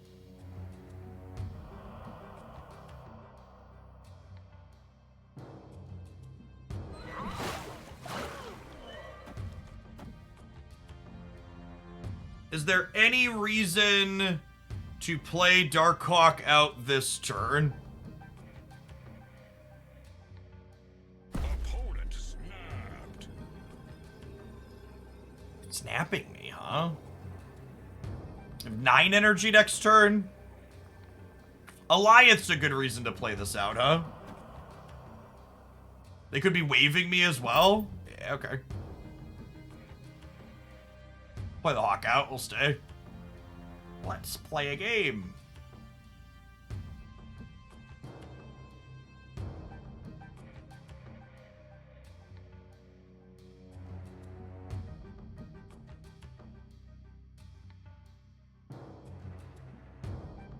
Snapping and waiting out the rope.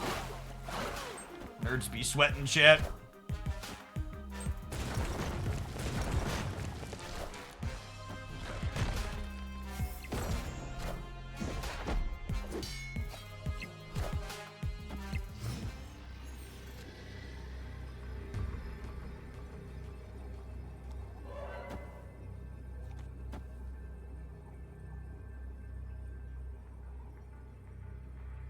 I haven't seen a Shang-Chi in one of these decks in a long time. I'm staying. Feels like an Alioth.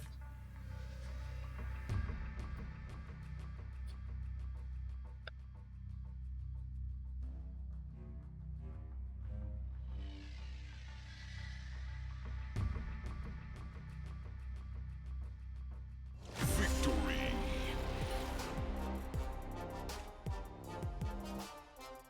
Rain shit. It's a real problem.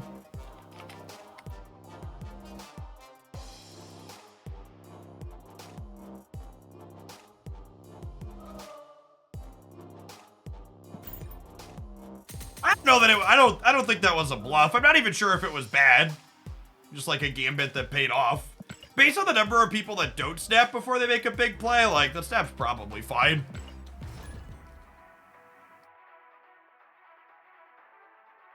They did win the right?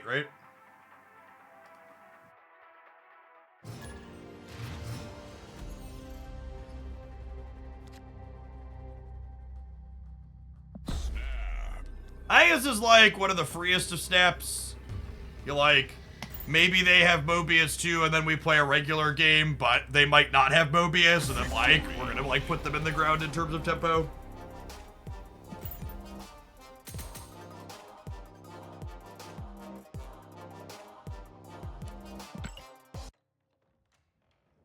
What's going on, Glitchy?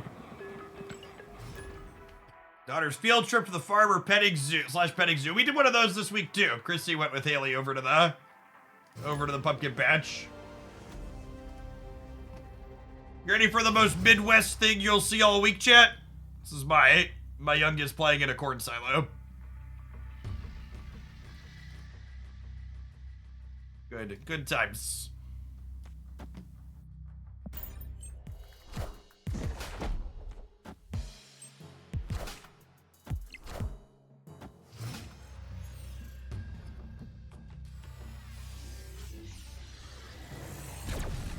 Love the disapproving scowl. She's at a stage where she doesn't care for pictures.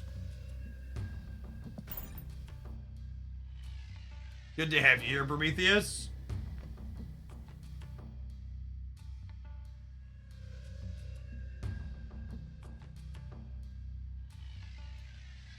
Oh, those dangerous people dying. Those people die in actual corn silos when they fall into them.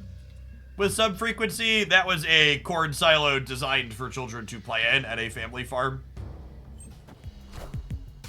But you're right, they are an actual, real safety hazard. Vulture Gaming!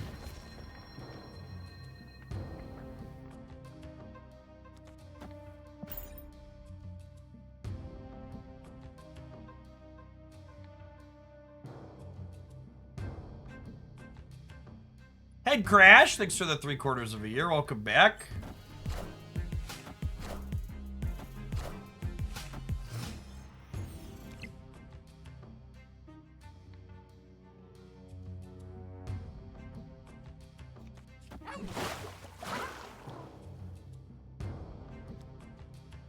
Might vibe on Jeff for now. We draw Elsa next turn. I want to power him up. Our draw's been kind of mid.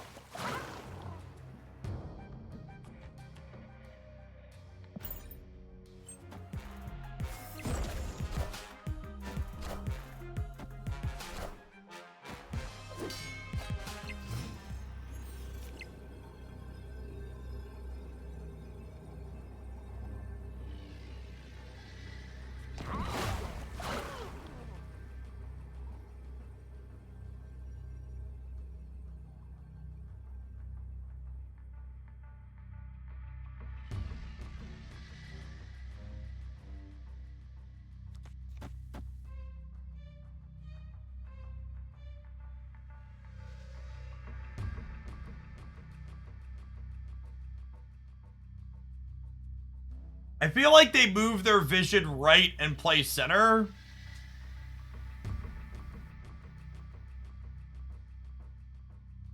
He need Elsa much sooner.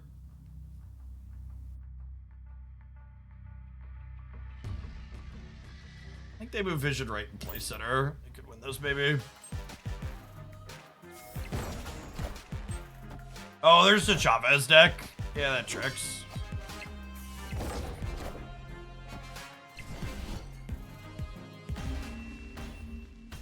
I don't think I had any permutations that won that, right?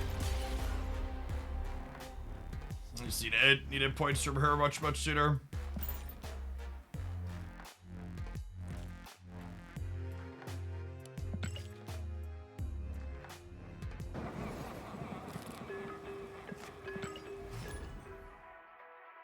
Yeah, Shadow King can only win one lane for us.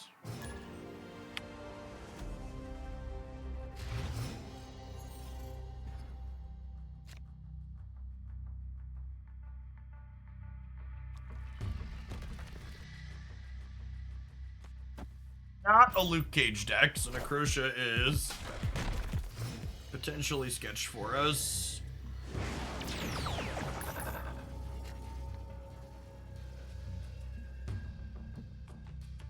Oh, snap.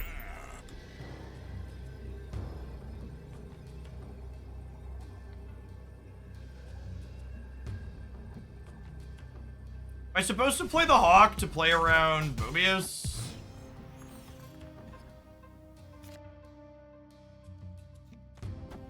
Alright, well now I'll play it to make sure it doesn't go into Sakar.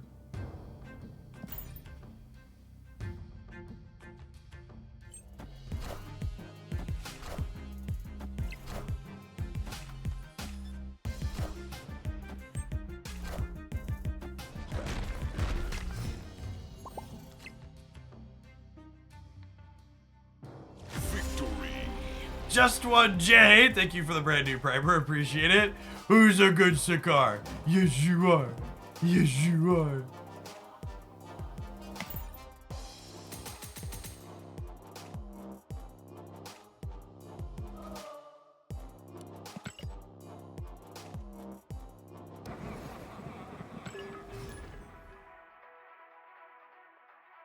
Feels good to sneak past the destroy deck, choosing to play Shang.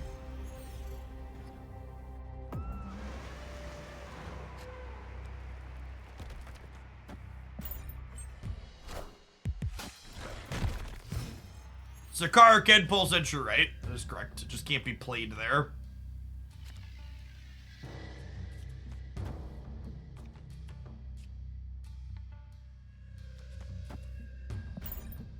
Patients are not stellar for us.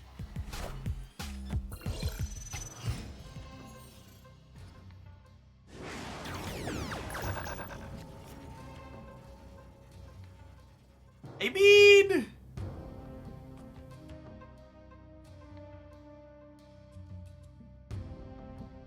Oh, snap. Sure.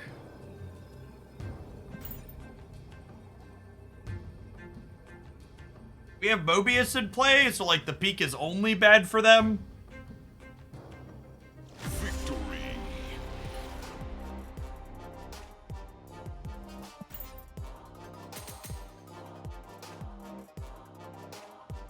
Some of you might not want to admit it, but this is what peak Marvel Snap gameplay looks like.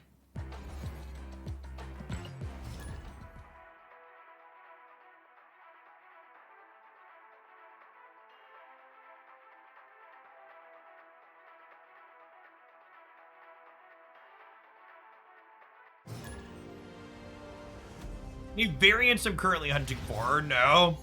I have all the cards I'm interested in playing at the moment. Hey, what's going on, Drix? Thanks for dropping that Prime for the 6 months. Appreciate the half a year. Yeah, the Peach She-Hulk bundle coming up is one that will be coming that I'm interested in, but it's not in the game yet, so...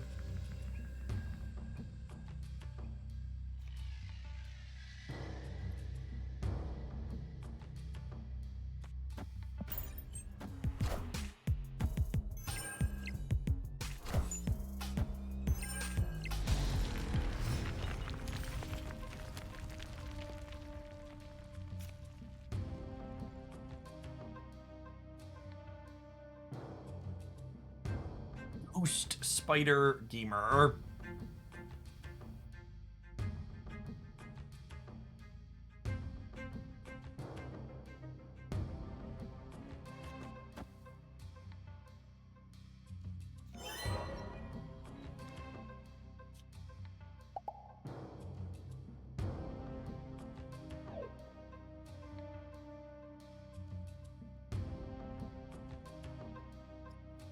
Might just be this, honestly. Just clog him.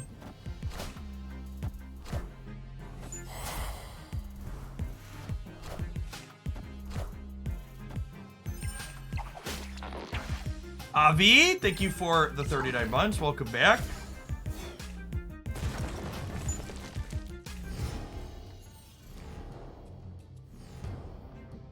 There's a lovely lad.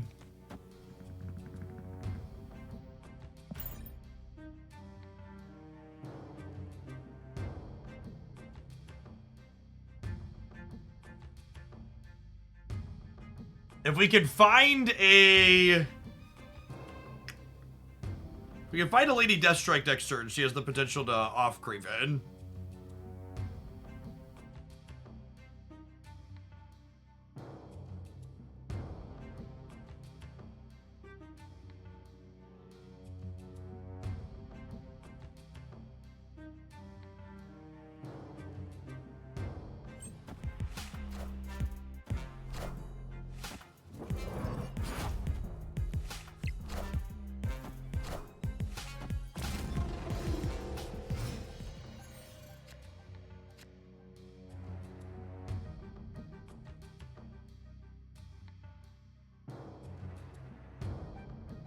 It's not bad either, honestly.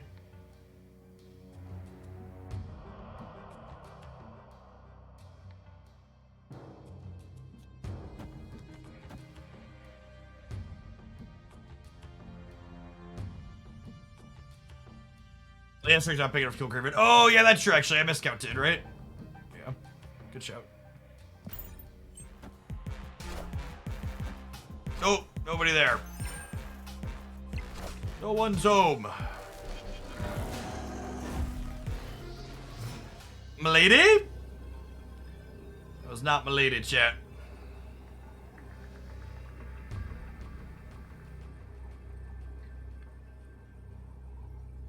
Victory. Is...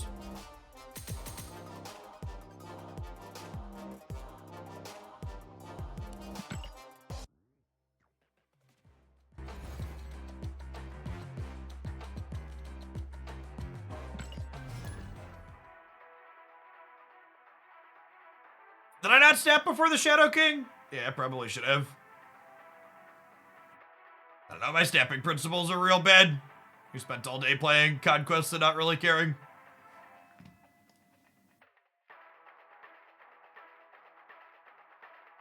It's Friday. We got time to snap on Friday.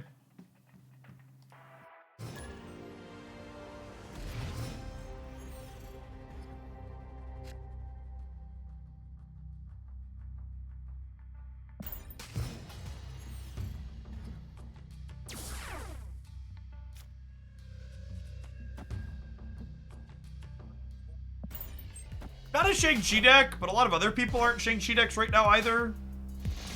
Feels like we're probably okay into Gamma Lab.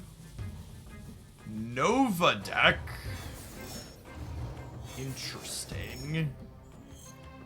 Interesting.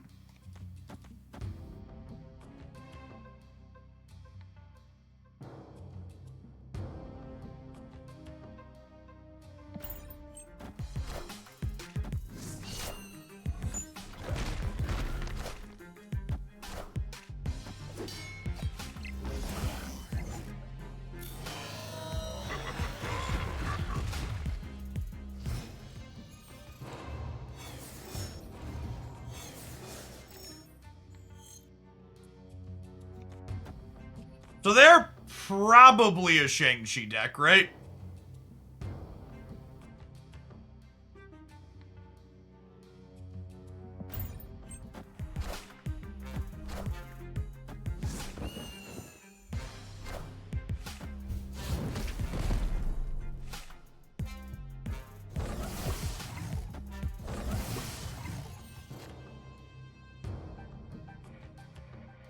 So many Kitty Angela decks. You should check out the Season Pass card that just released. It's very good.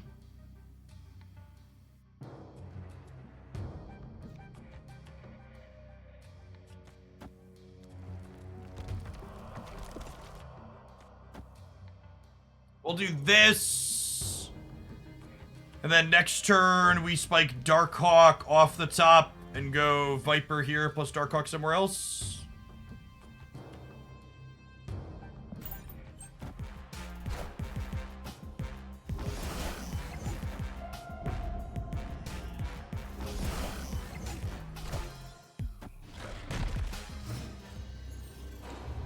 That's awkwardly bad for us?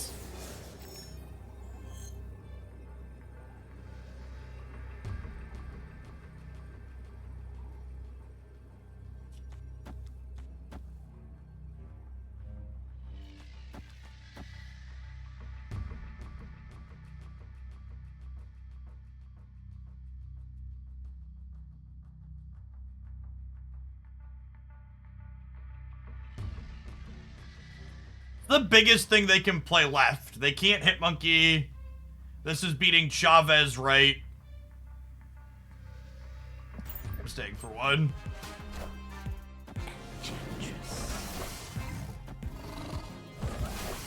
Ah, we lose the breaker.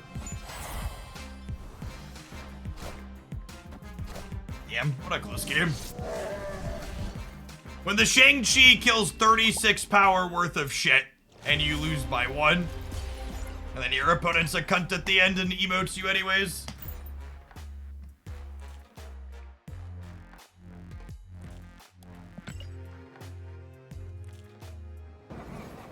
Yeah, I could have flipped for them playing hard on the right. And then playing nothing left. I think that's on. I think it's... feel like they're probably supposed to play something left most of the time. Playing Enchantress before a Lizard too, yeah. Just like, makes the objectively wrong play and then BMs. That's how gamers be sometimes.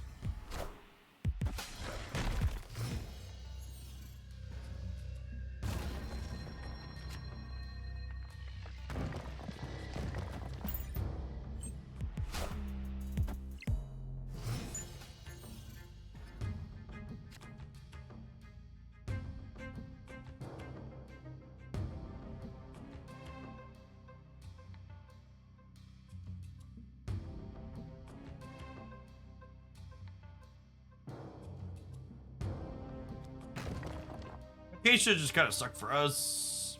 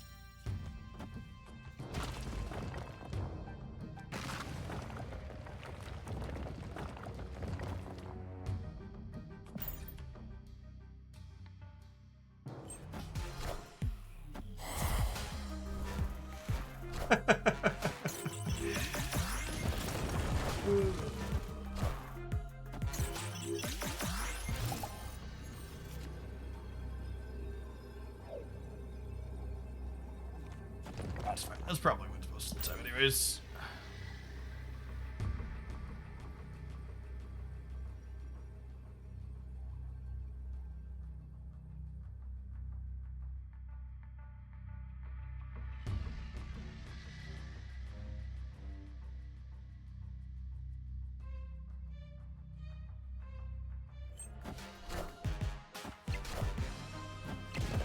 I assume we're dead because they knew we had the demon. They're also a Darkhawk deck, sure, bud. Oh my god! And I only lost because I played the fucking Snow Guard middle.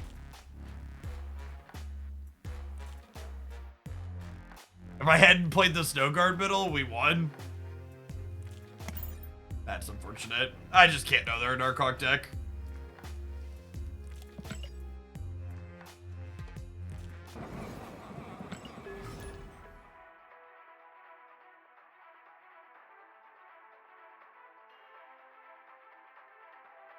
They hid that well. What action did they take to hide the fact that they're a Dark Hawk deck?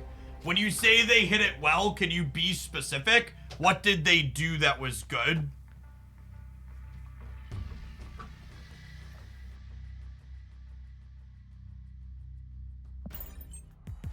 They had an edge because they were playing something off meta, but they didn't really take game actions to hide anything, right?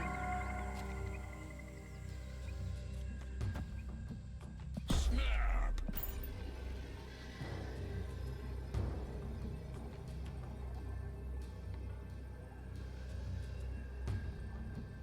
Hey, this is a snappable start.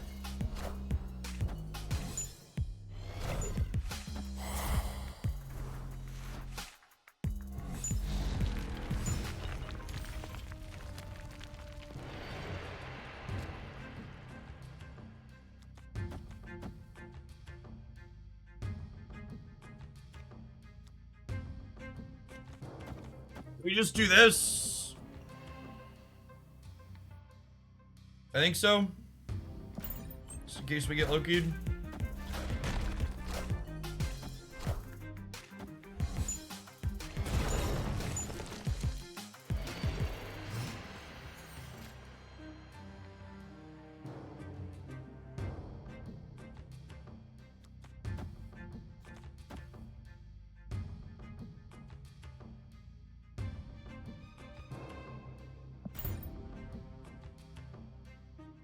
And then next turn we can go Hood, Viper, Demon, all on cloning vets.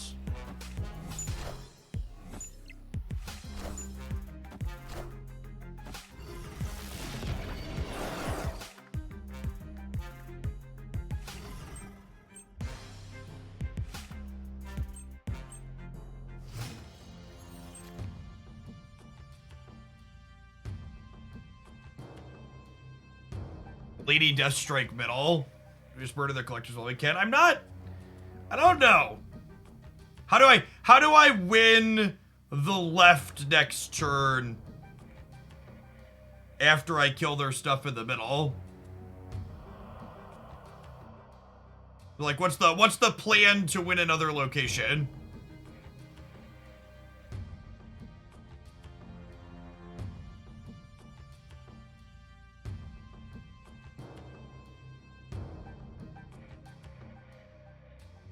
It's like I'm +9 here.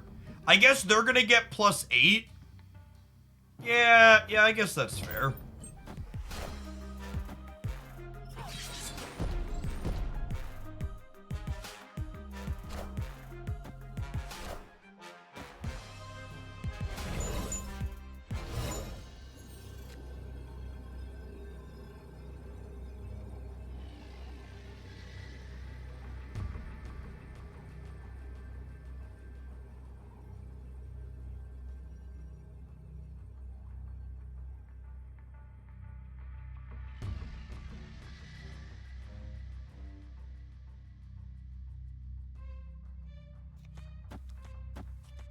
Just assume 10 holds the center and do this.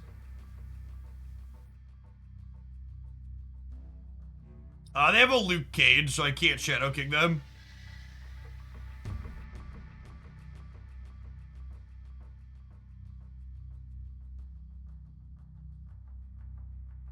The Jeff's a little bit of a wild card. They could play for the middle.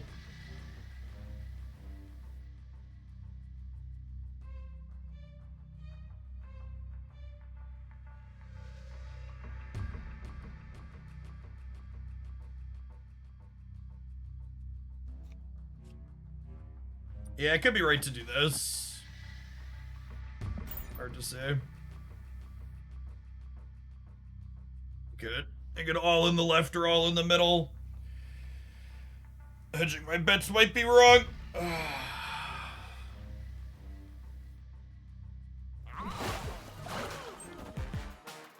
Yeah.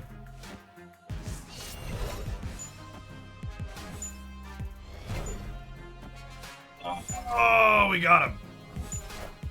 I was about to dedicate a fat L to Twitch chat. Suck it out. Victory.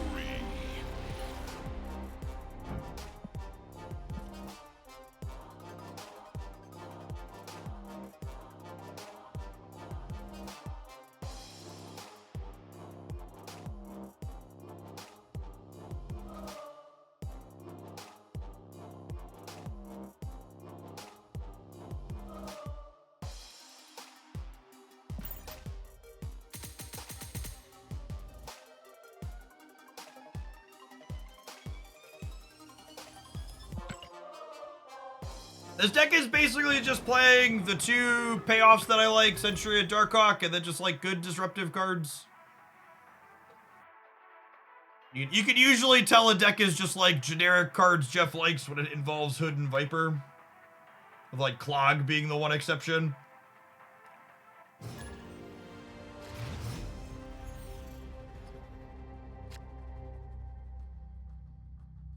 Oh, snap. I think Hood into Viper into Cloning Vats is a step. Victory.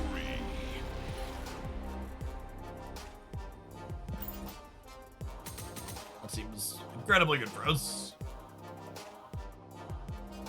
Demon's good into Vats too.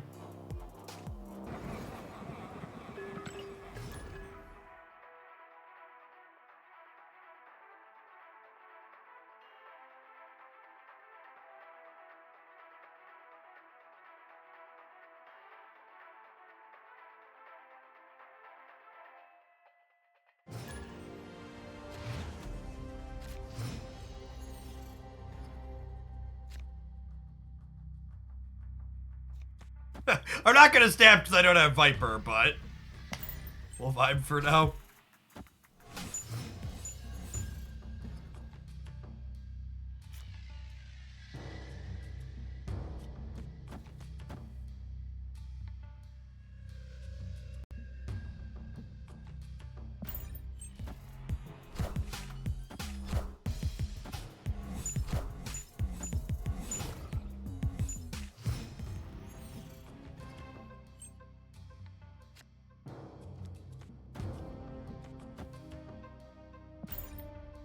I don't know if my body is fully prepared for the Killmonger that's coming our way, but, you know.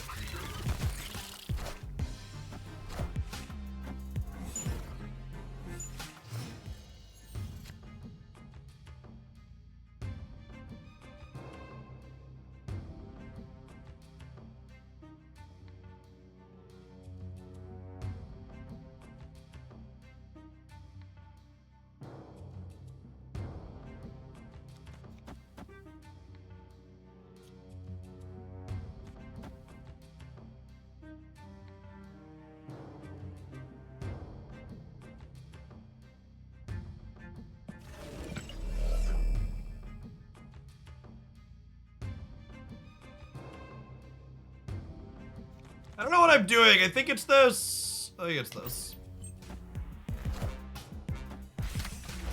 I am Iron Man.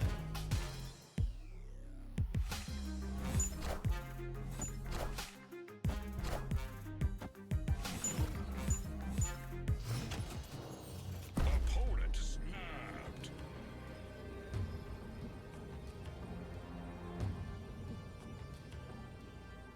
Yeah, they get a copy of 4/6 Iron Man, so there they go. Yes, Cloning Vats gives you a copy of the final state of the card plate to it. So they have a 4/6 Iron Man in their hand.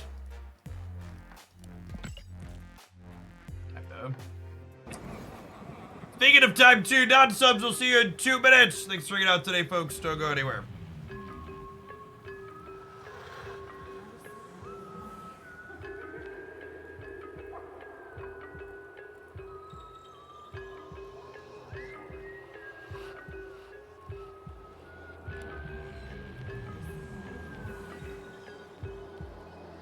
Add rules.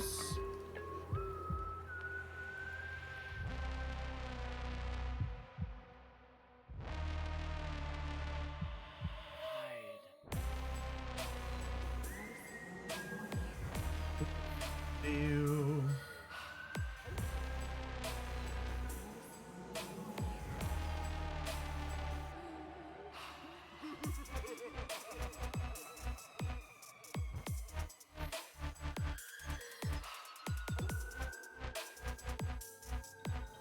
I usually don't play a lot of turn-based stuff in my off time, Gronim, and the few turn-based stuff that I do play, usually mobile.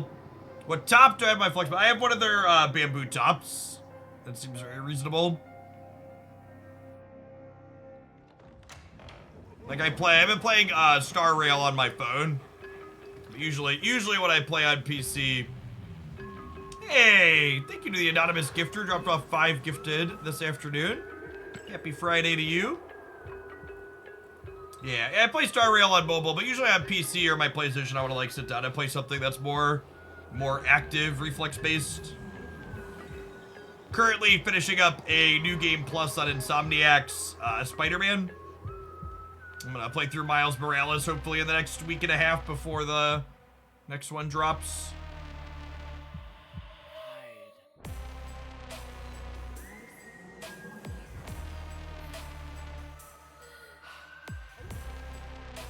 It's like AFK Arena, but it's highly pay to win. Yeah, the reason why I've stuck with Genshin Impact and Honkai Star Rail for so long is there's no PvP in them. So you're never like playing Whale Wars or encouraged to play Whale Wars. Yeah, I've played the Miles Morales before. It's like sub 20 hours to do absolutely everything.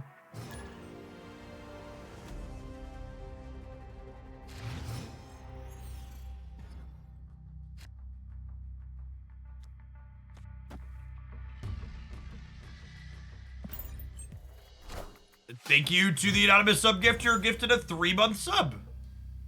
Appreciate it. Morning, good morning. Good afternoon, it's 1 o'clock now. Almost the end of the day here. For anybody that's new, we stream usually from 9 a.m. until about 3 p.m. Central.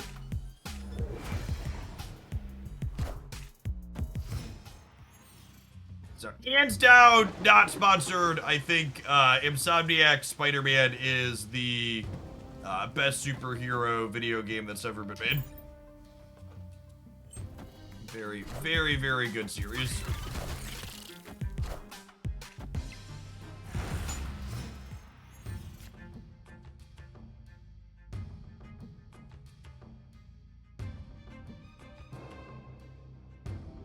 Just fill here. Might just fill here. A little sad if they play Iron Man, I guess.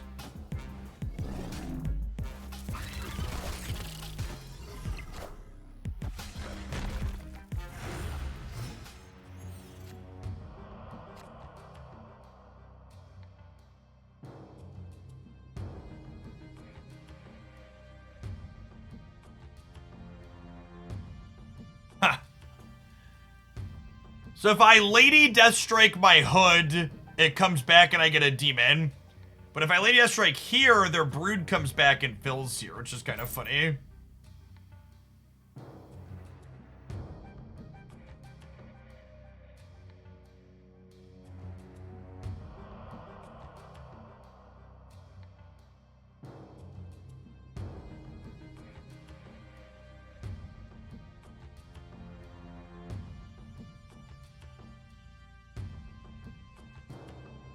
Yeah, I played the second of the Batman games, and the stealth tank combat thoroughly put me off it.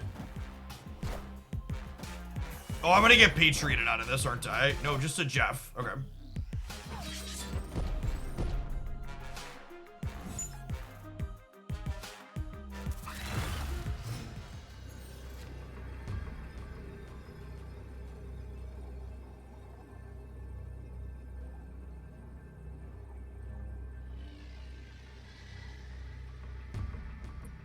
Is there ever a world where this wins the game?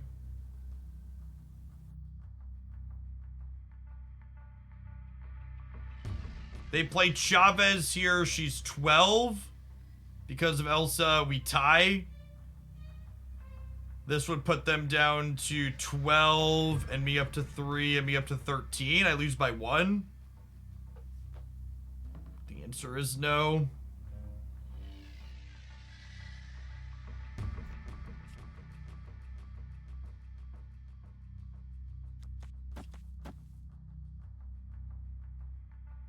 Oh, they go to 10 after my Shadow King. Yeah. Okay, so this would be Chavez then, right? Because they go to 10. This be Patriot. They'd be 14. No, I lose to Patriot, right? And we know they have Patriot.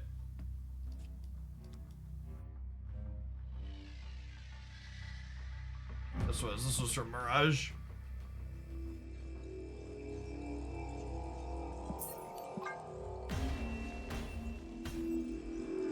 Escaped. I did see Justina had a Enchantress variant on her Twitter.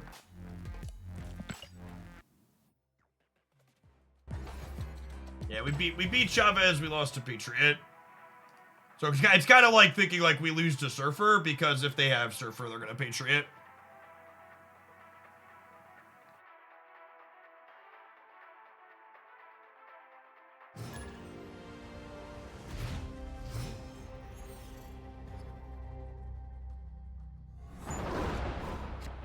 Alright, thankfully we had a third one drop in our deck for Hell's Kitchen to be able to fish up for us.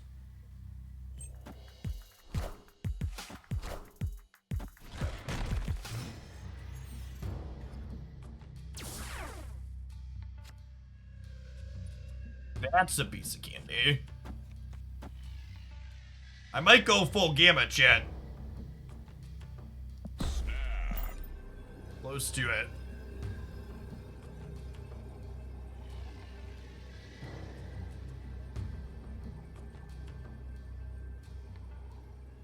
There's some Shang-Chi's in this format, but not a ton of them.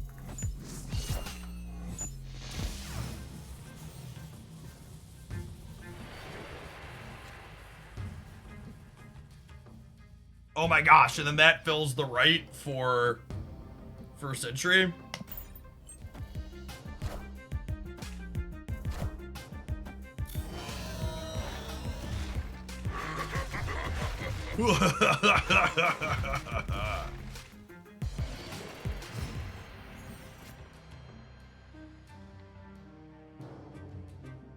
Alright, chat, we full gammoned.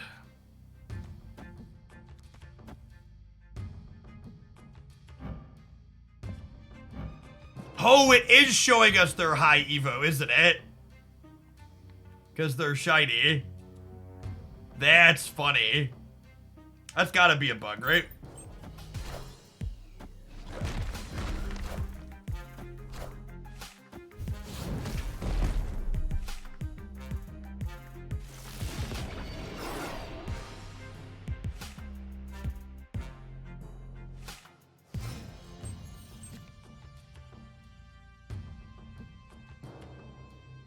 So I definitely want a Mobius this turn.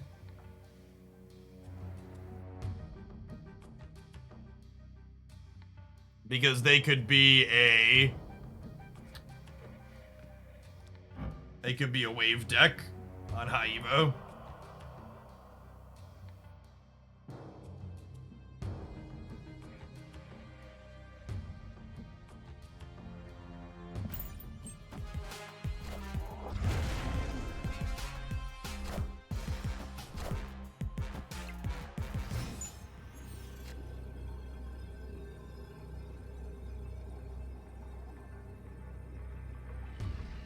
Opponent snapped.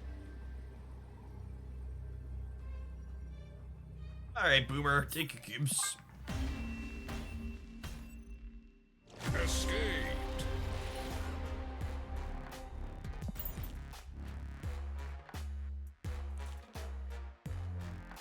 I feel like the person who didn't snap before they blew up 48 power worth of Hulk, she probably just can't ever teach to snap. Gonna drown that horse in water trying to make it drink.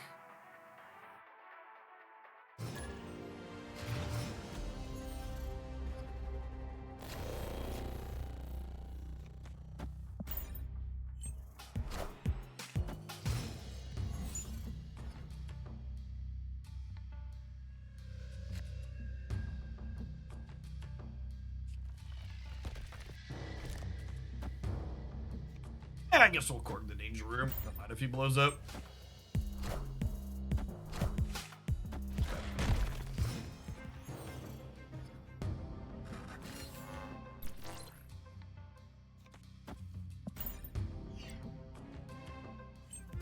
Mobius in a dream dimension and we don't.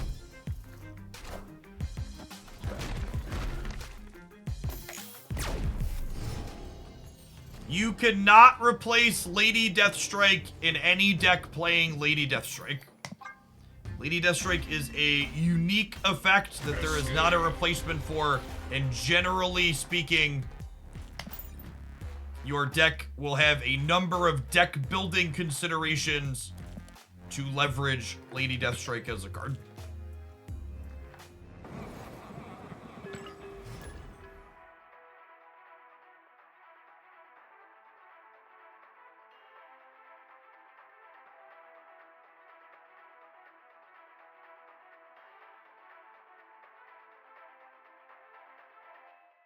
Yeah, she's like fine in this metagame, but she's definitely not, you just put this into any deck and off you go.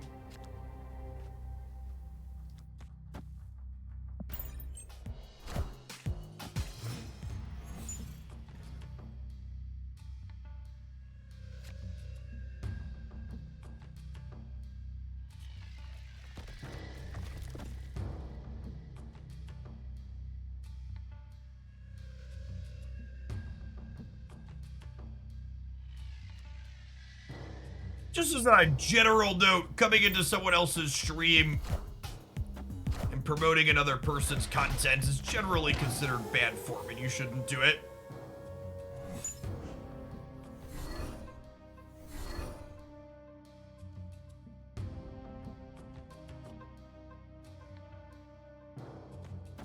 We'll do this here, maybe. Kind of want to keep this clear in case we peel Sentry into Viper. So he gets X-Mansion Dift here.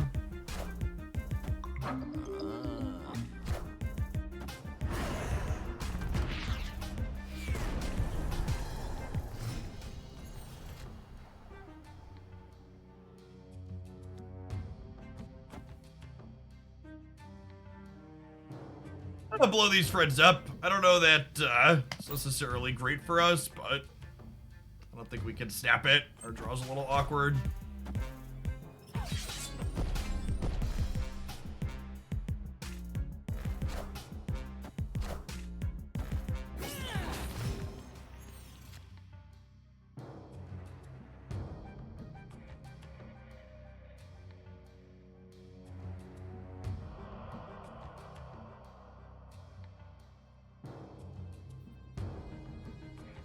Playing Titania Chicken here.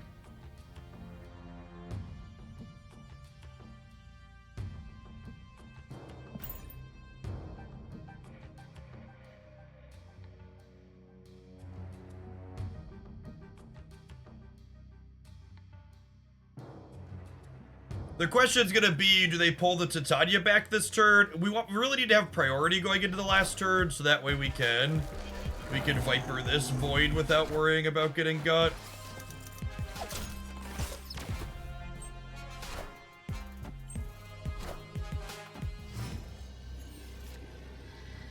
Alright, mission accomplished on that front.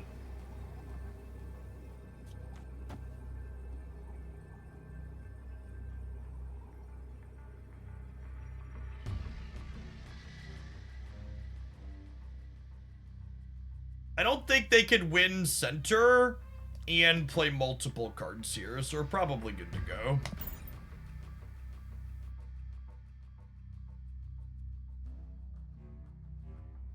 Because they have to play 2 cards here for this to end up on their side.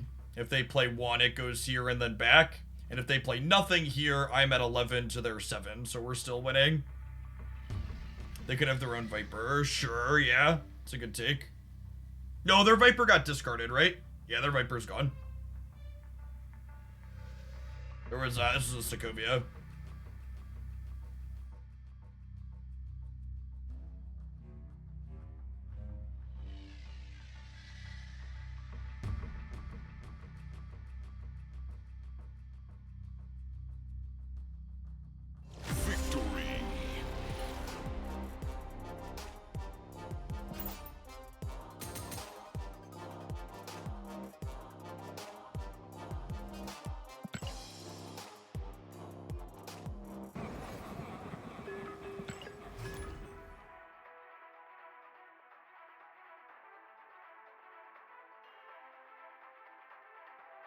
We did say keep in the clear in case we draw Sentry, yep.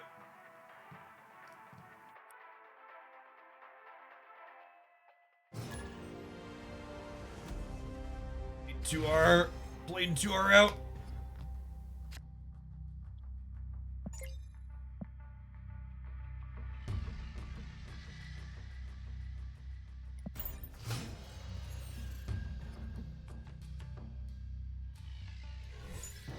Extra Shadow King's not a terrible thing to have a spare on. Sinister London's not stellar for our deck in general, though. We'll see what they're doing, but it's an actual multiple mana in their deck, right? Okay.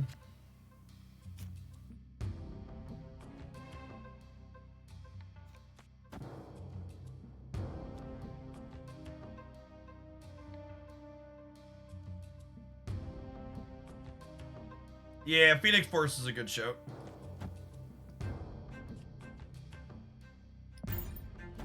Just doing nothing. Wind, aid my hand.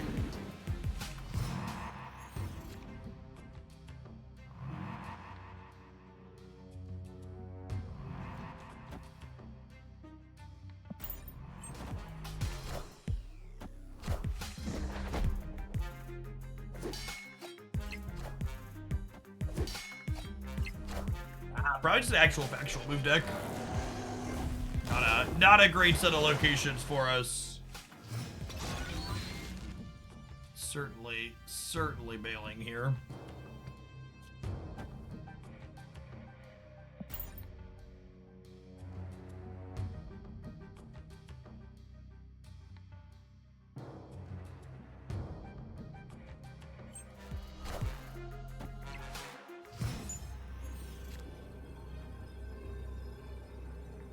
They have an Iron Fist trigger unused, so I just have to leave. So we just died any amount of power here. Escaped. Just in general, Slim, other people in my chat promoting other content creators while I'm currently sitting here making content is just like not a thing to do. I call out other content creators all the time. When I want to do it, I will. But otherwise, encouraging other people to leave my channel is like not something chat should be doing.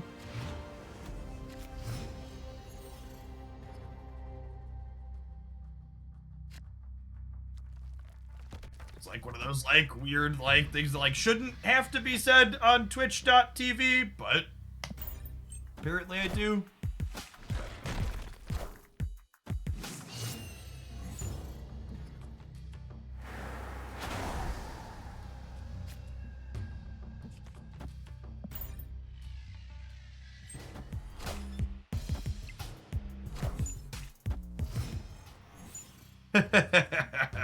They copy the kitty back? They might have.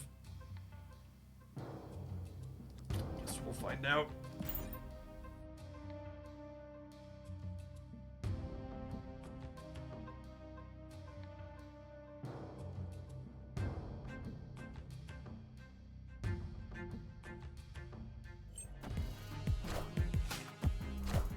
They got our hood, not the kitty back. Okay. No Mobius middle. Ah, yeah, I should have just put Mobius into Clintar. I don't think it really matters. These locations are real shit for us. I don't think there's gonna be much we're able to do here. Escaped.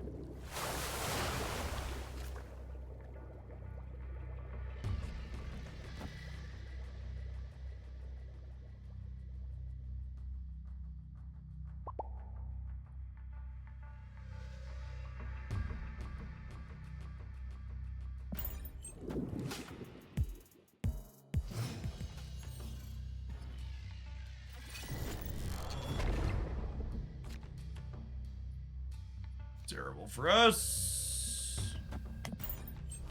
The kids picked out Halloween costumes yet? I don't think so. The toddler says something different every time we ask her what she wants to do.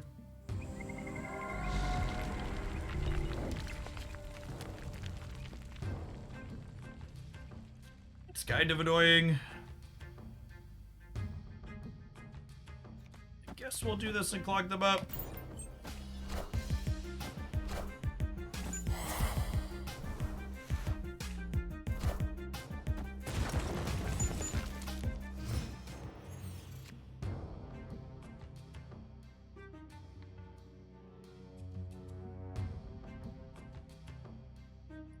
I think this is a fill the right angle so I can sentry left.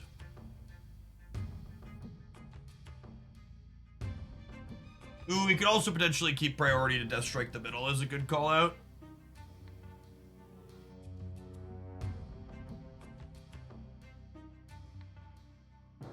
That could let us contest the center potentially as well. Oh, we lost priority, rip.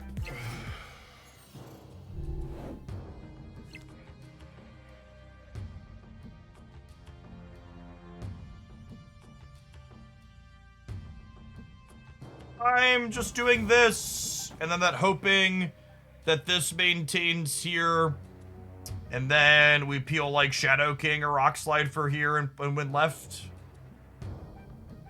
Having priority means you get to kill Kitty. Yeah, but their Kitty's not that big, right? Yeah, I think I'd rather just play for left and right and just give up the center.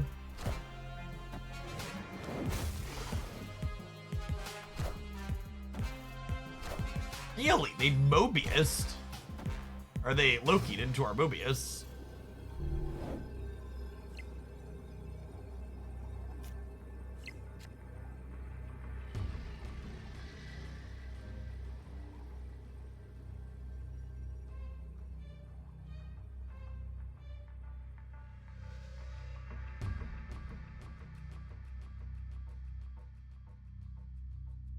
They could have our sentry, and we're very clearly winning the right.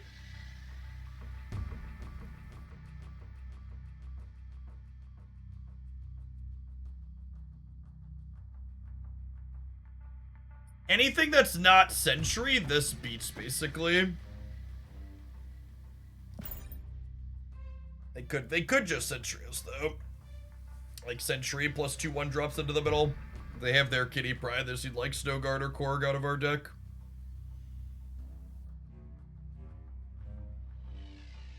They only copied... they copied 5 cards from us, so reasonable shot they have the sentry.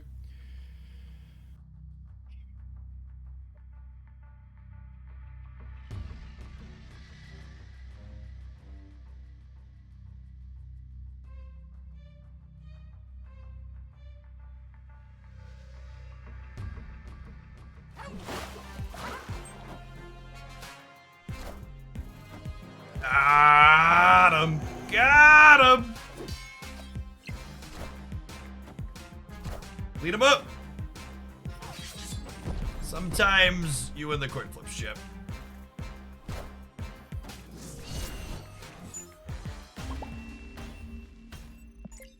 Victory. Their inked Loki giving them inked everything else is pretty sweet.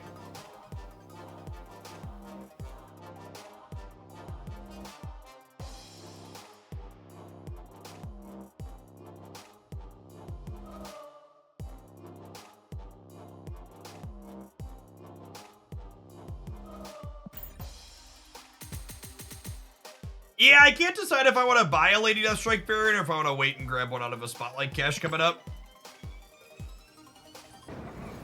One of those two things is going to happen. I don't think I love the one coming next week.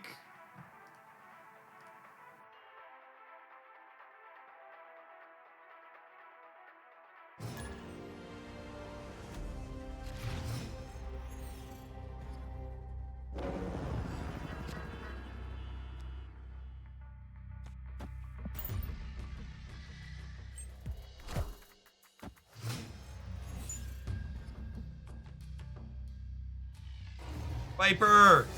Viper! Alright. Guess it's gonna be a retreat angle, chat. Maybe the triple M bundle is happening today. No, I don't really buy all the big bundles anymore. I have so much extra currency built up.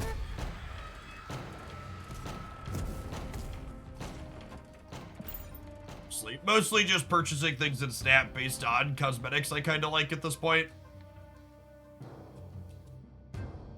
Speaking of cosmetics I kind of like the magic variant for the $100 bonus.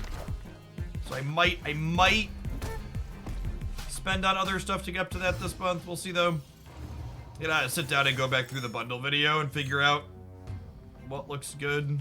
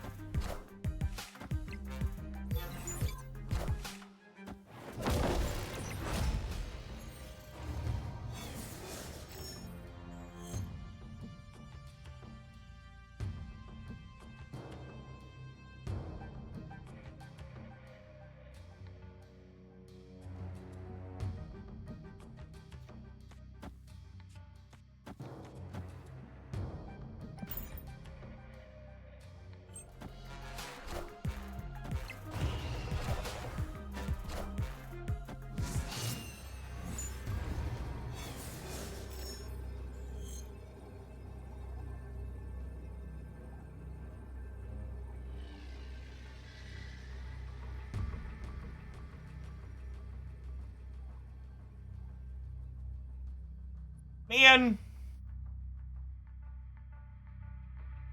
I can flip a coin against where they play to.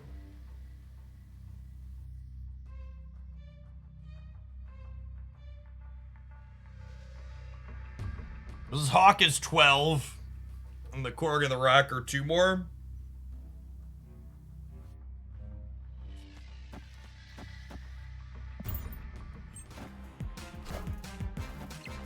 Oh my god.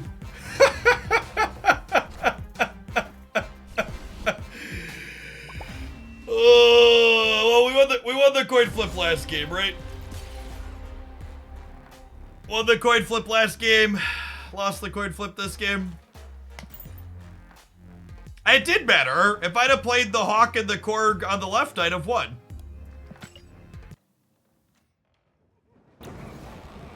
100% a coin flip, chat.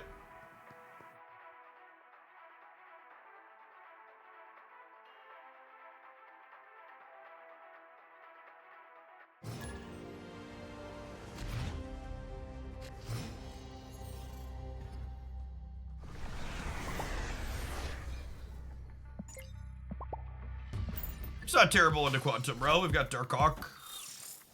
Kitty decks are pretty solid into Quantum Realm as well, though. Mobius! Mobius!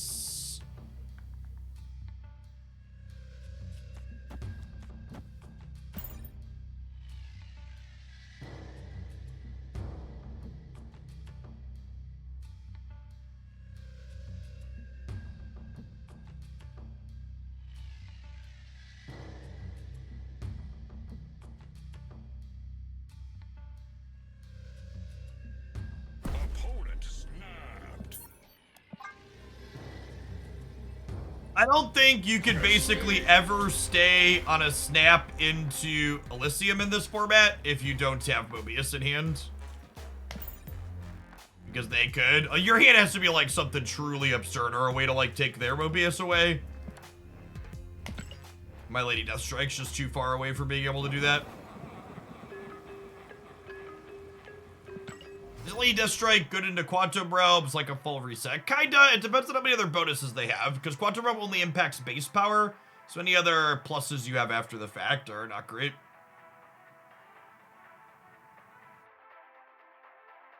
Yeah, she's only good into bad cards, into cards that are bad into Quantum Realm.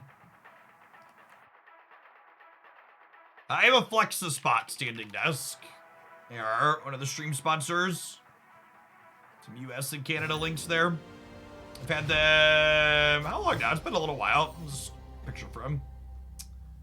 May 14th, so half a year almost. Very, very happy with the product.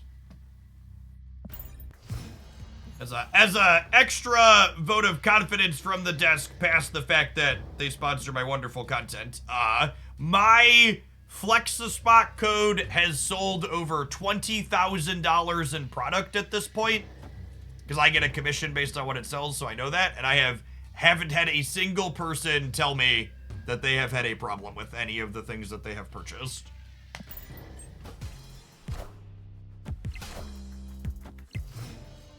Yeah, they're really super reasonably priced.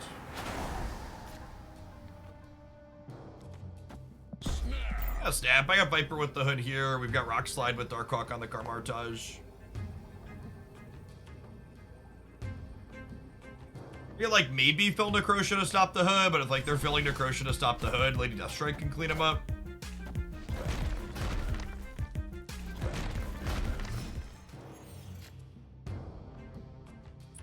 Ooh, that's a nice piece of candy here too.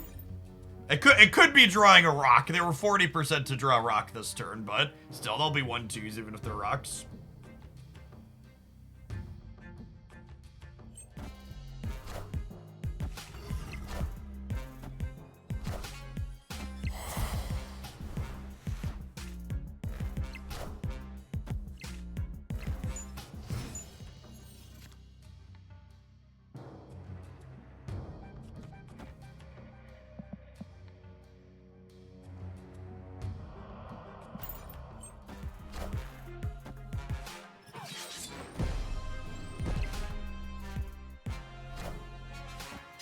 Yeah, that sponsorship's not going anywhere.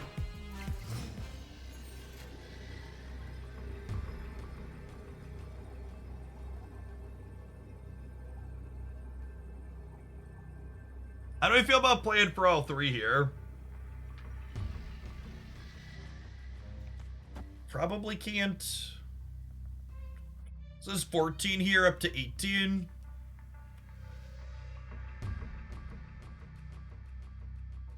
Isle Silence is really annoying because I can't play for there.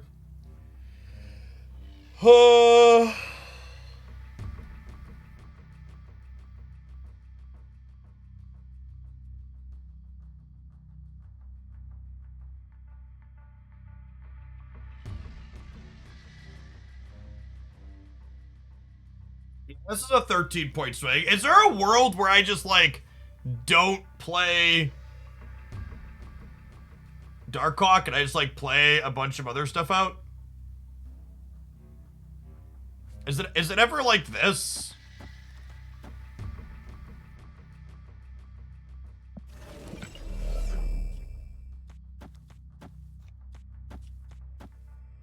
Do this so I tie Jeff moving left?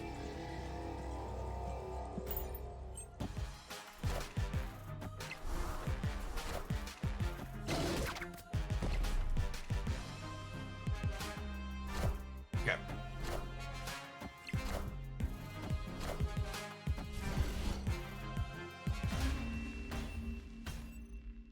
Victory. That's right. I feel like it's a really rare game where you don't play the 14 power Darkhawk on 6, but it's definitely one of them.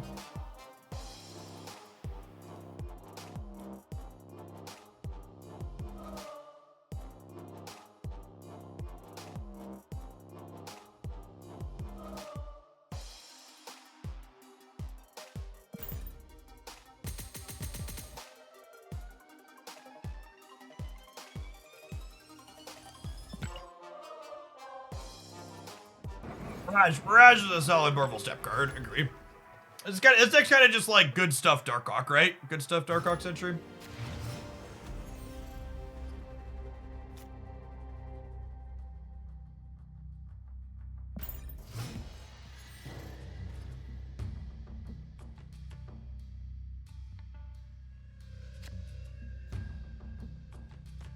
Good place to play Sentry out here.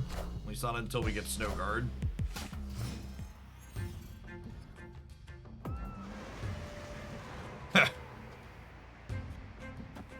This is a game of Marvel Snap.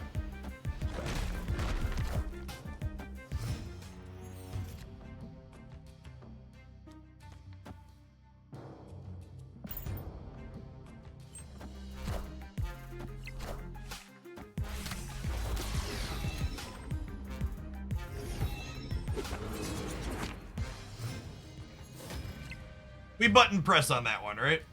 Oh, snap.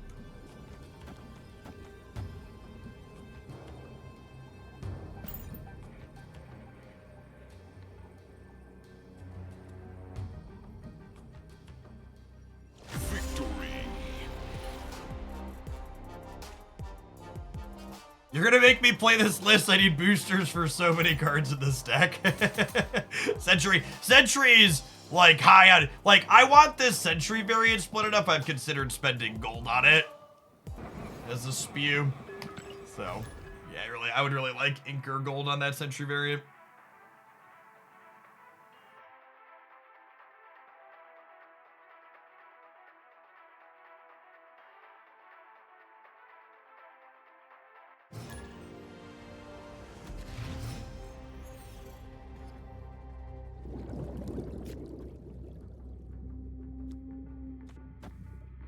I like playing Hood to a face down location, even when we can Viper him. Occasionally you'll hit like Space Throne or Crimson Cosmos and be sad, but you can also hit like Bar with no name and be happy.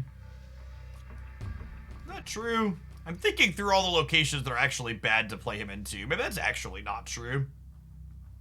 It's actually just here. Yeah, I'm rethinking my Hood Viper lines of thinking.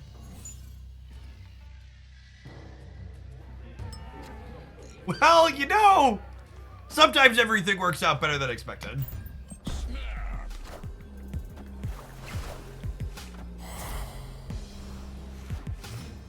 Punished? Were we though? Were we punished?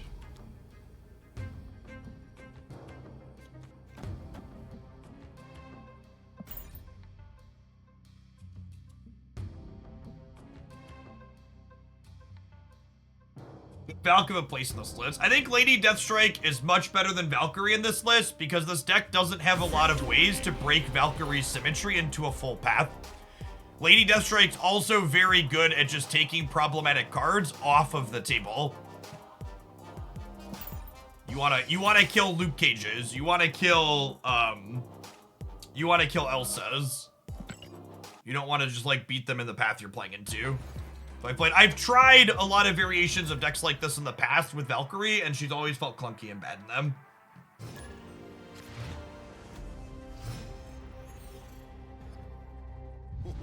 This land is always changing.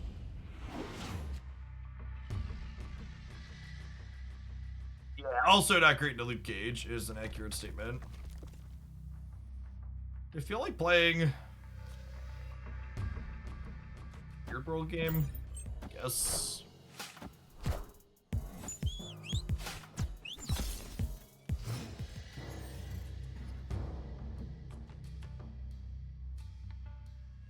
I usually spew cubes with your brews. This one is no exception. I'm gonna let you in a little secret. It's because this deck, like most of the decks that we build on stream, is bad.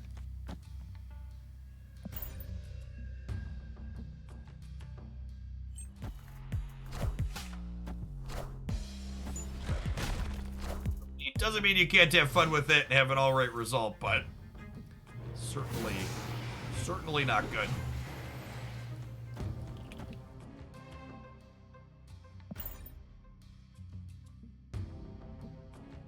When you'll hear something you'll hear often from card gamers is my deck's not bad, it's just hard to play. Which loosely speaking translates to my deck is terrible, but if you play it well, you can make up for the fact that it's terrible.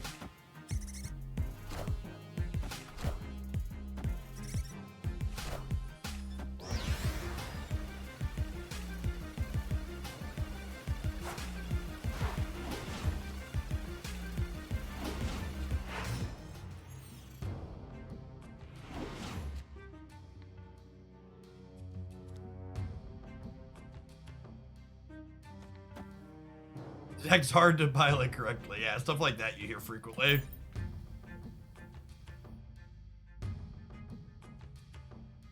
You should probably Iceman them on top of Scorpioning them. This is a low collection level opponent, most likely, I assume. They're ranked pretty high. World's slowest Adelant, yeah. Okay, so they're punting here, and then I have blue Marvel for here.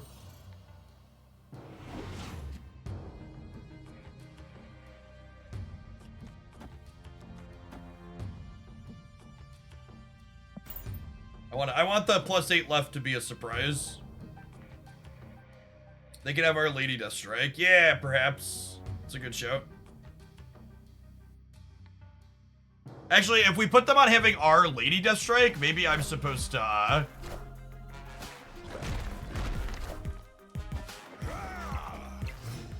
Oh, do they just take priority? Man, if they have Our Lady Death Strike, they got us. That's a good shout. I should have blue Marveled last turn to be able to pump our stuff around our own Lady Death Strike. Opponent snapped. Oh, they boomered me. Yeah, I think I gotta go.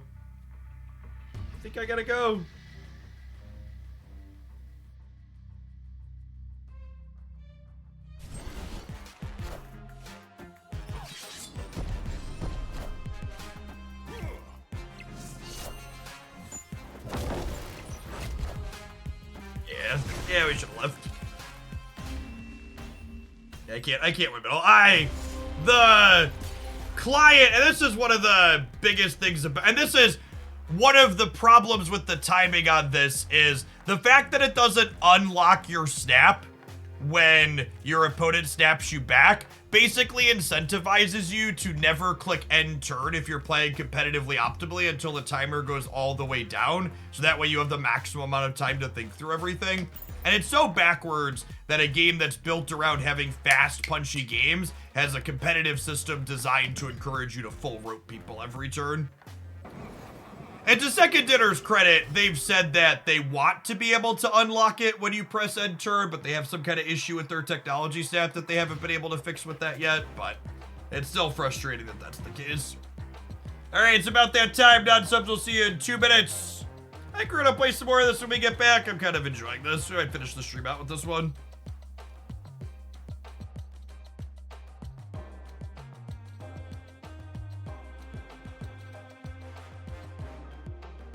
Yeah, it should just automatically unlock for you when that happens.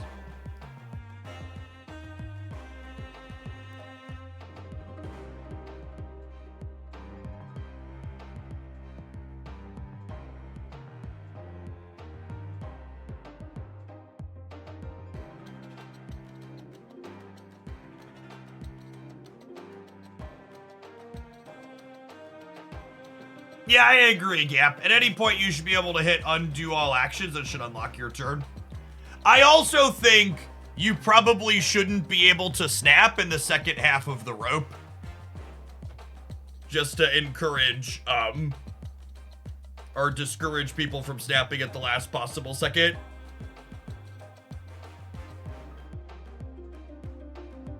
Incredible TV, thanks for upping that Prime. Appreciate the support. Looks like you make my job possible. Thanks for keeping me around.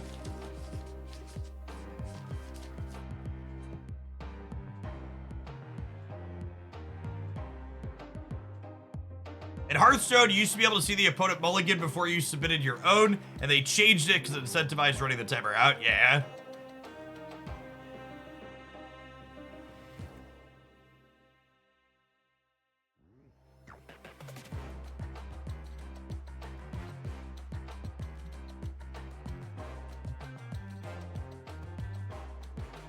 I don't think that's true, Gap. I don't think I agree with that takeaway. That if it unlocked the turn, I think you're still incentivized to snap at the last minute. So that way they have the least amount of time to rethink their play once you raise. And in general, it's technically ideal to minimize the amount of time your opponent has to think once they know that you think you're in a strong position. The strategically optimal thing to do is to minimize the amount of time they have to respond or think about their response.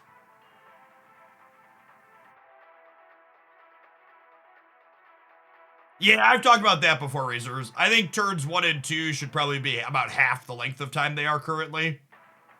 And turns 5 and 6 should probably get a little bit of time on there from that.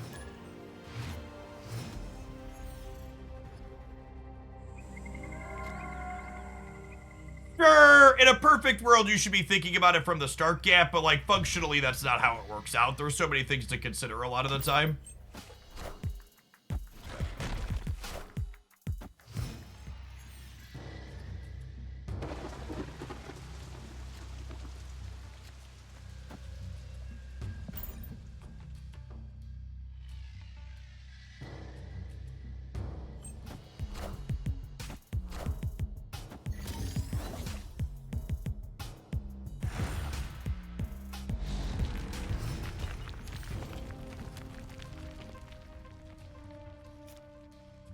I care if I get a rock. I'm just gonna play Sentry in the middle. Their Sunspot Armor deck is probably much better into Shuri's Lab than we are. If I had to venture a guess.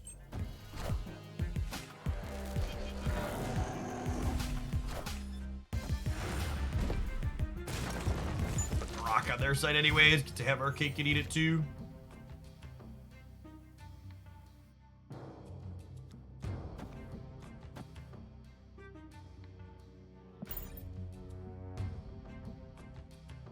Hawk will be a 12 power card this game.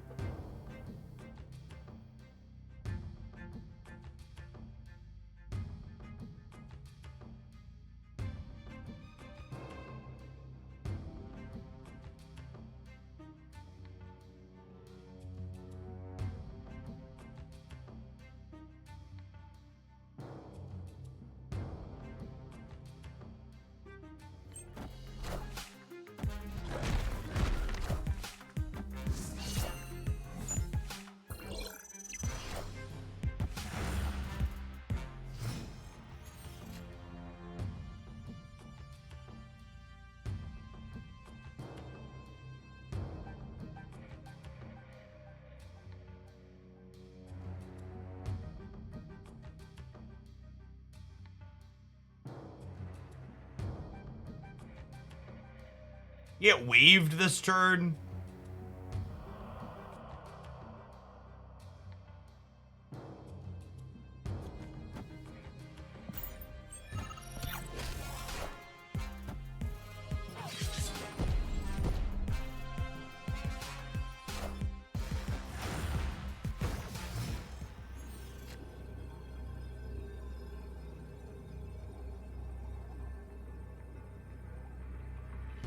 And ongoings don't get doubled in the lab, so... Also, if there's like half Hulk, we're dead too.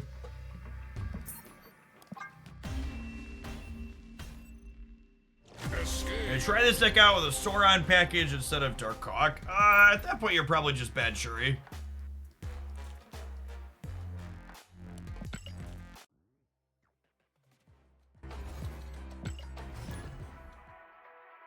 Sauron's kind of pigeonholed in like what he does well.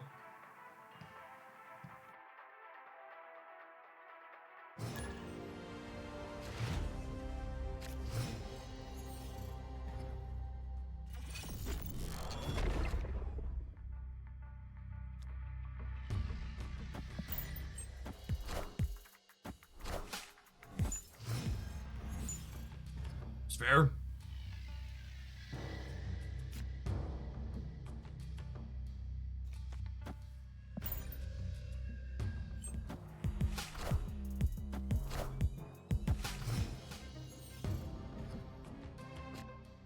Oh, I should try and get their D-Man. Yeah, that's a good show.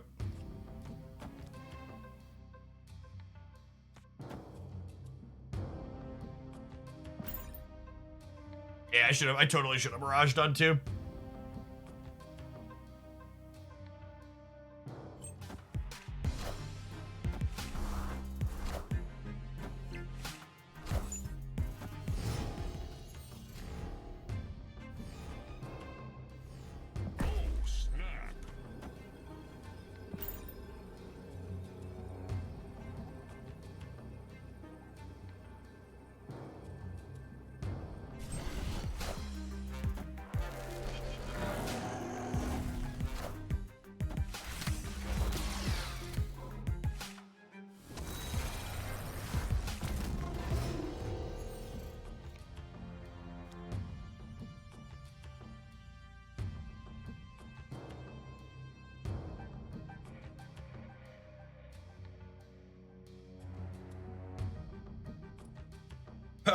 What do we think about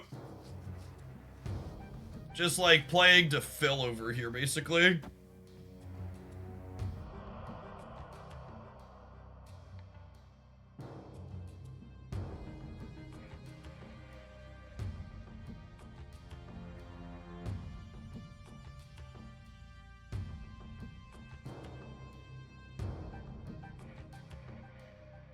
Do I want a Death Strike middle? Yeah, that's fair. They probably can't fill here, right?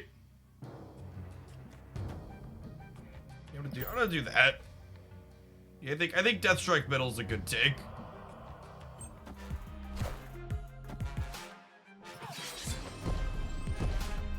What, a 17-point swing there?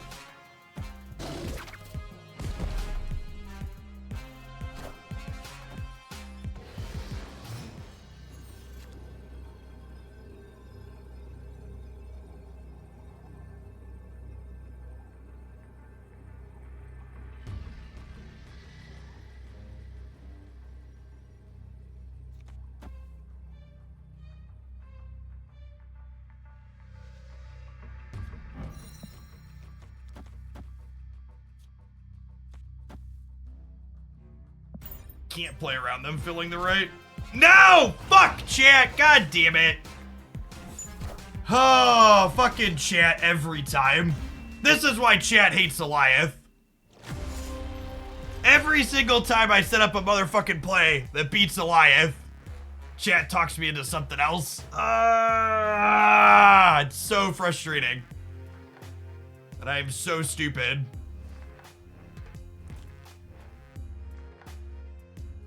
Nah, this losses, and like, these are the losses that, like, people talk about. Like, I get that this card sucks shit to play against, but, like, I should have won. I would have won this game if I set up the other play, right?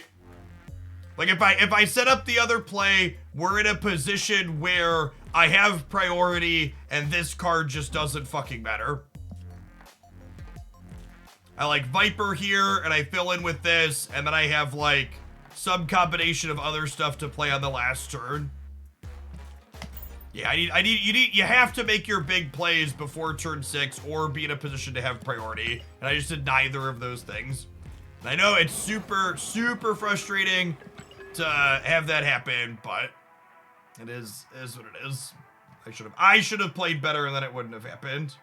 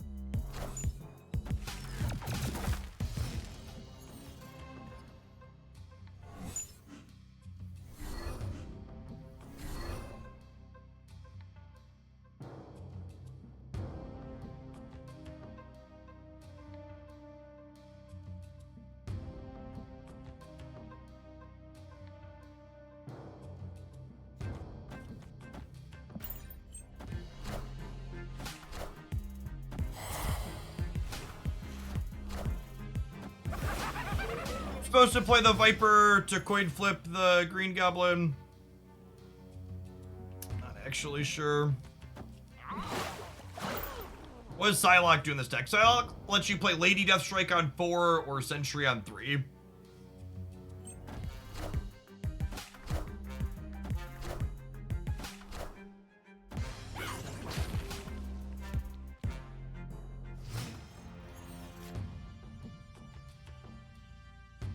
Or Sentry Viper on 5, also accurate.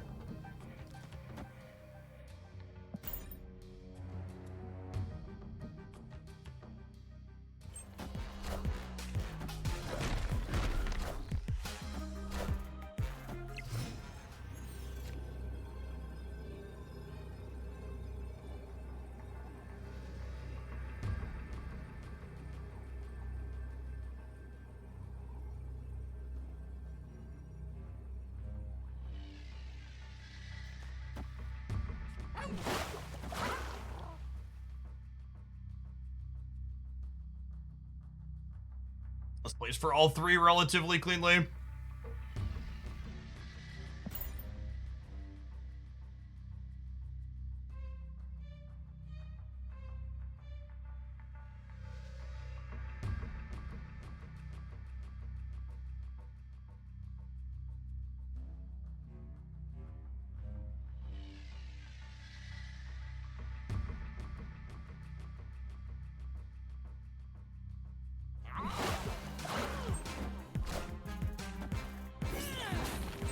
Keep the Titania in the middle then.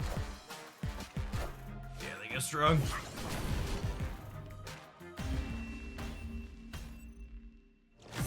I guess it didn't matter where they Shang-Chi'd actually, right? Because if they Shang-Chi here and kill the sentry, we're winning here 5-4. It's why we shuffled the Jeff here and put the Psylocke here.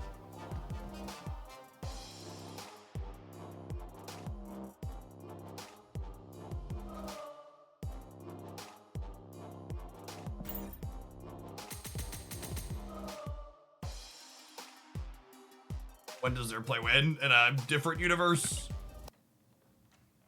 In one where I don't play for the center for Titania? A lot of people play Titania very wrong, in my opinion. Titania is not a card, and it's actually part of the problem with that build. So there's a build of Clutter going around playing Alioth, and I think Alioth is just a generically good card that's fine to play in the Clutter deck. But I think if you're going to play Alioth in the Clutter deck, you need to cut Titania. Because in a lot of instances, Titania it should be a turn 6 play. And when you're in a Alioth deck, you no longer have room to play Titania on turn 6. In the builds of Clutter that I played in the past that play Titania, you're usually playing some combination of Spider-Woman, Doc Ock, and Gamora. So you can play one of those 5s plus a 1-drop on the last turn.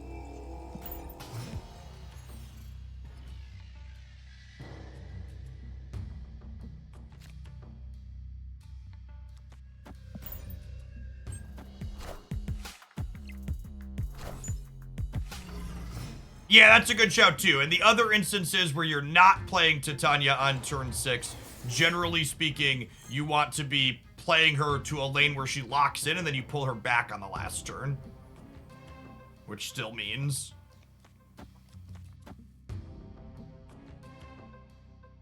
I think we're gonna snap them because we have Superflow and they don't, and then we'll try to cheese the Raptors here with the Snow Guard as well.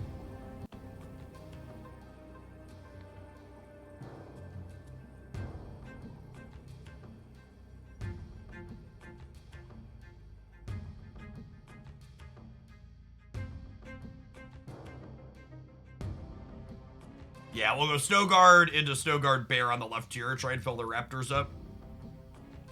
Savage Lands is honestly probably the best bear location in the game. Yeah, because even if they play into the Savage Lands, my bear will get pulled into the middle, which is nice.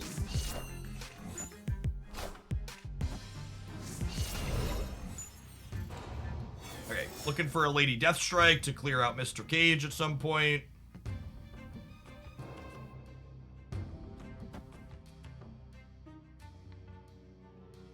Think about the card Bast. I love Bast design. I think Bast is a sweet card that is a ton of fun. Do I need to Mobius here, though?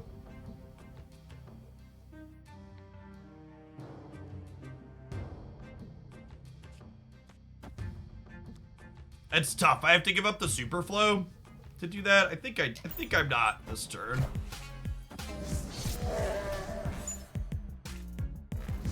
Oh, we have priority. They might get us with their bear. Nope. Okay. Lady Deathstrike! Lady Deathstrike!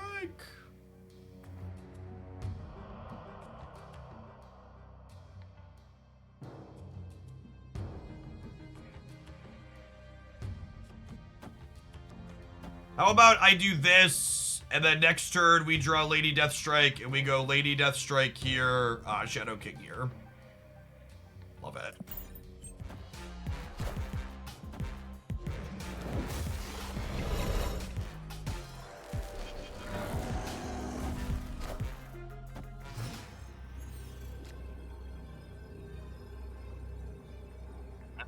unfortunately, when we miss there, we gotta go.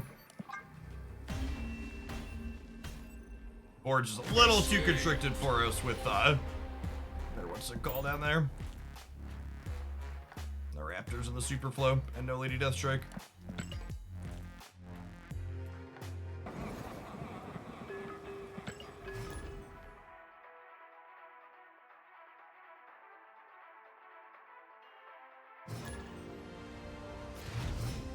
Well, I see Viper 50-50. So the problem is they're filling their right side location there, Crazy Eights. I mean, I love to yeet Viper 50-50s. It's just like not an option in that spot.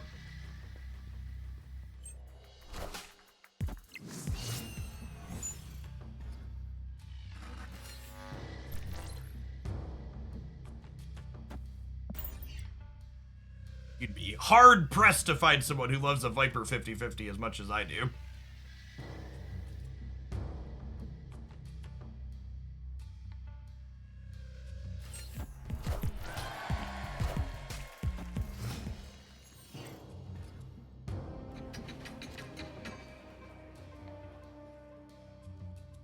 My Sentry is ready for his Annihilus glow up. If Annihilus doesn't make Sentry a meta staple, nothing will.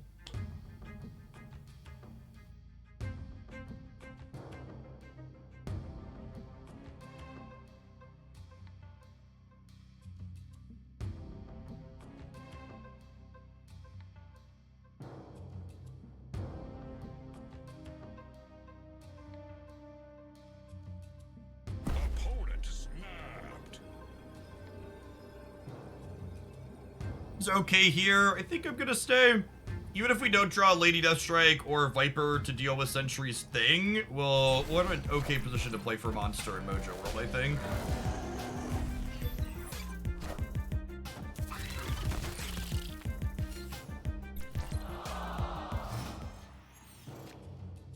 You waiting a different variant for Sentry? No, I just don't have a lot of boosters. He's one of my pet cards, but I just like haven't had a chance to play a ton with him. Let's do this here so that way I can go Hawk into Shadow King in the middle potentially. I'm gonna turn off Grand Central so I don't have to worry about that pulling something over here that I don't want.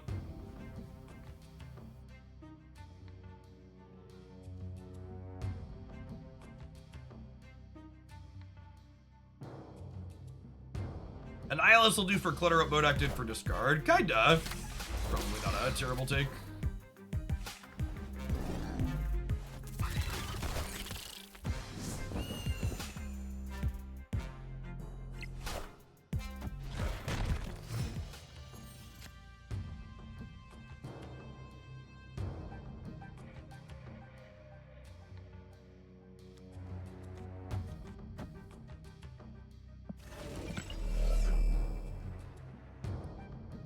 Oh!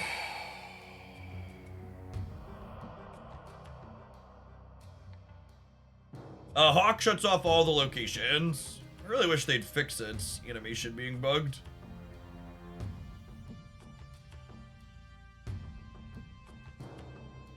Dead.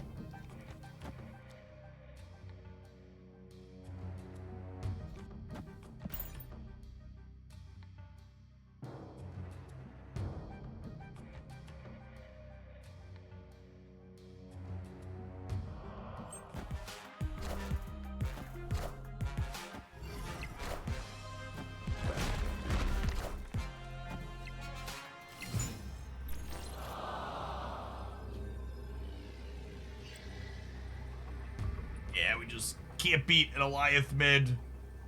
And we can't beat him right either.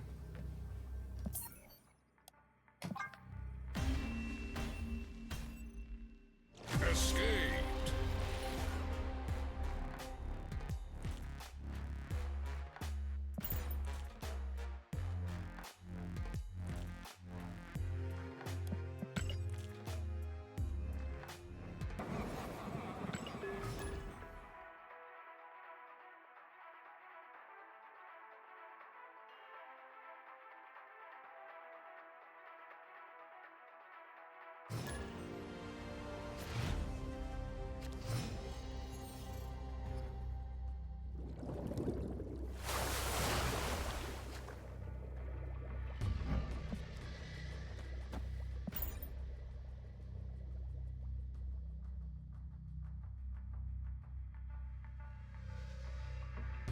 Weekend missions just started, did they? Okay.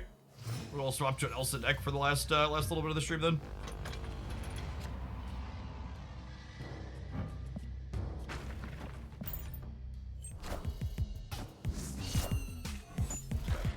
I like 2 o'clock on Friday to 2 o'clock on Monday. Seems like more reasonable times for the weekend missions to be going overall.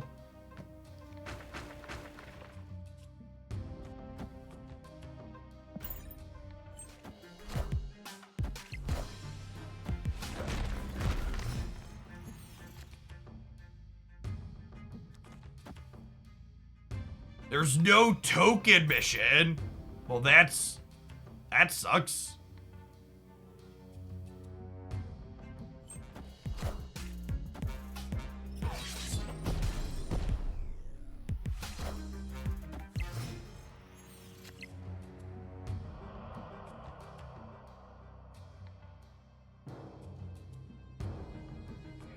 This is the first time we've had no token mission. I believe so.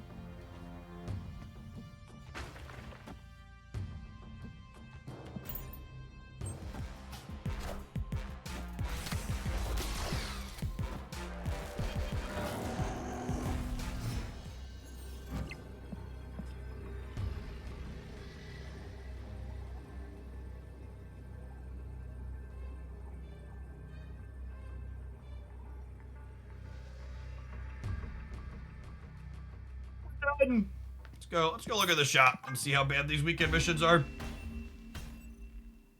Escaped.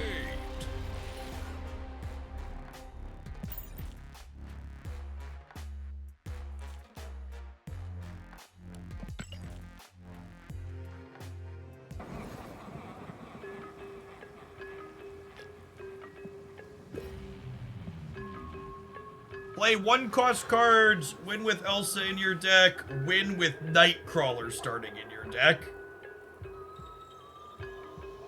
Sure. So, they're telling you how to play Elsa with the missions. That's an interesting way to approach it, where they're basically like helping newer players discover. I think like getting rid of tokens aside and the economy implications of there not being tokens, guiding players towards making good deck building decisions is good. And like, I know for a lot of us who are like super invested, it's like, well, duh, you play Nightcrawler with Elsa. But like, for people who are less invested in Marvel Snap, that's less of an obvious thing. I don't envision buying this one personally.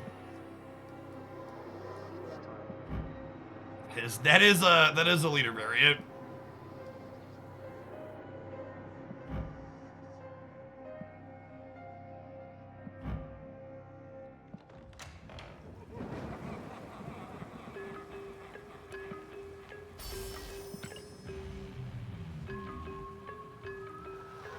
I think this is the least bad rogue currently in the game, but there's a data mined rogue variant coming up that I like better. I really don't love any of the existing rogue variants. What's the upcoming one? Oh, is this one in the game? I like this one. It says rare pull. I wonder if it's released already or not. Yeah, you have this one? Okay. I like the winter one. I don't really love the winter one's the one I have now, and I'm just not a huge fan. I thought for my cash the other day. The Gonzalez one is okay. It just feels a little cluttered and busy. All right, I guess we're playing an Elsa Nightcrawler deck for the last little bit, so I can do that. Does that Nightcrawler in it? It did. Let's play the Blood Moon deck for a little bit.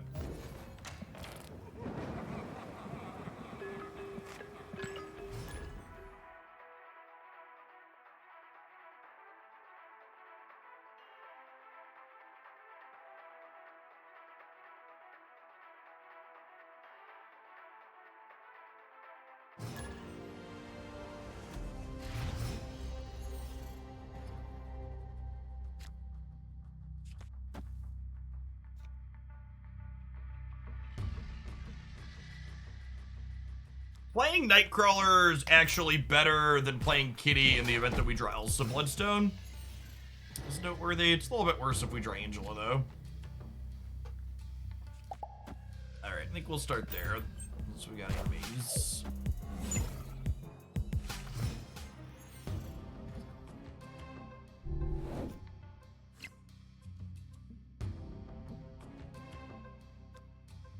I think at this point, without having Elsa yet, I play Jeff into the Avengers compounds. That way I can build this up to trigger Elsa on 4 and 5, potentially.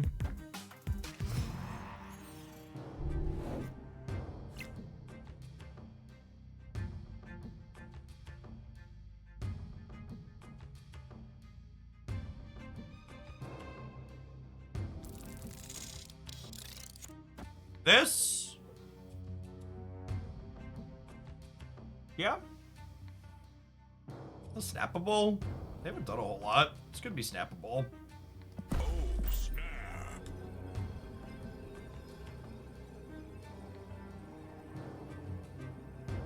Draw Elsa next turn. We get to go Elsa Kitty Kitty.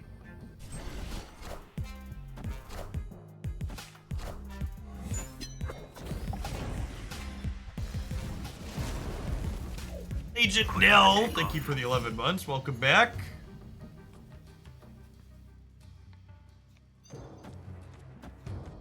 They're losing. I mean, that might be a genuine emote. Position is not stellar.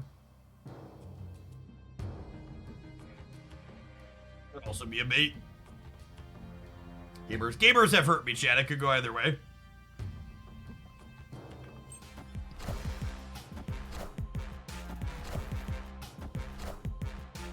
I am Iron Man.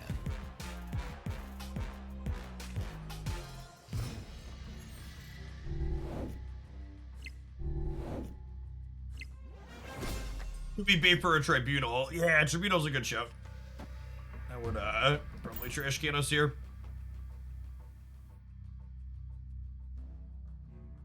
Yeah, looks like Hella Tribunal. I'll leave if they snap back.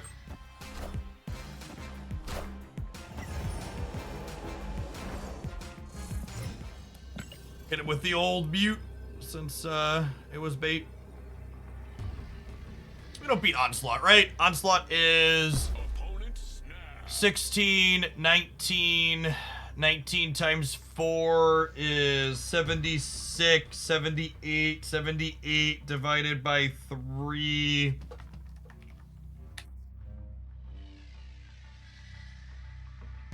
Is 26 at each location.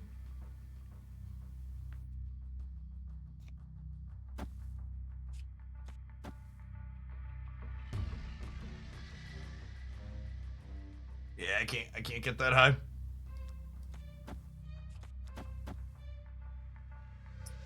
This is only 8, 10.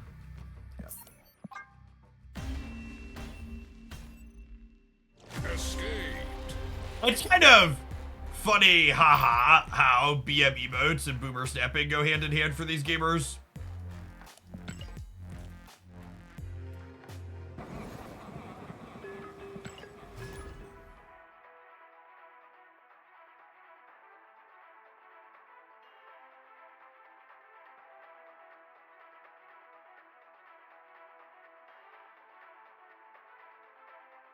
No, I have a Spotlight Cash Mobius.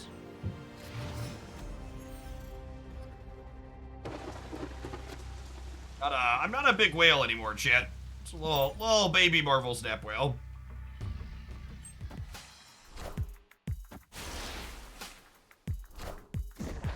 Like something of a dolphin myself.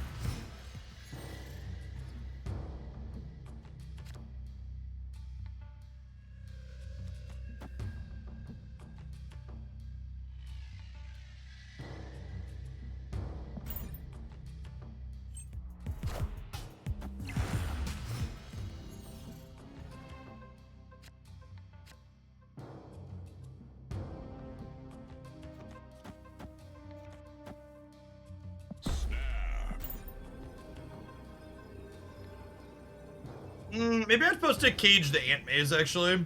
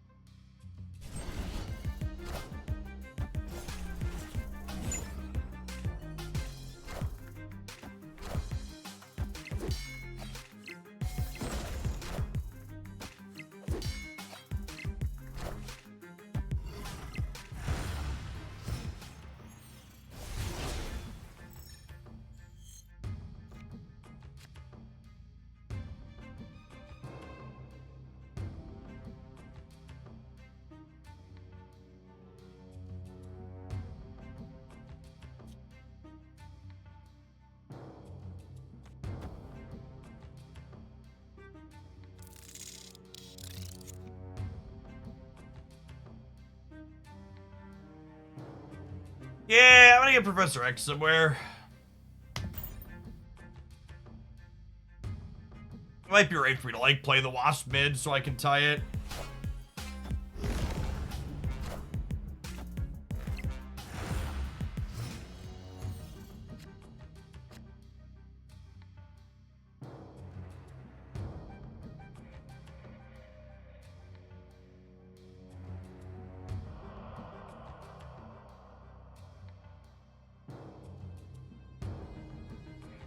Opponent snapped.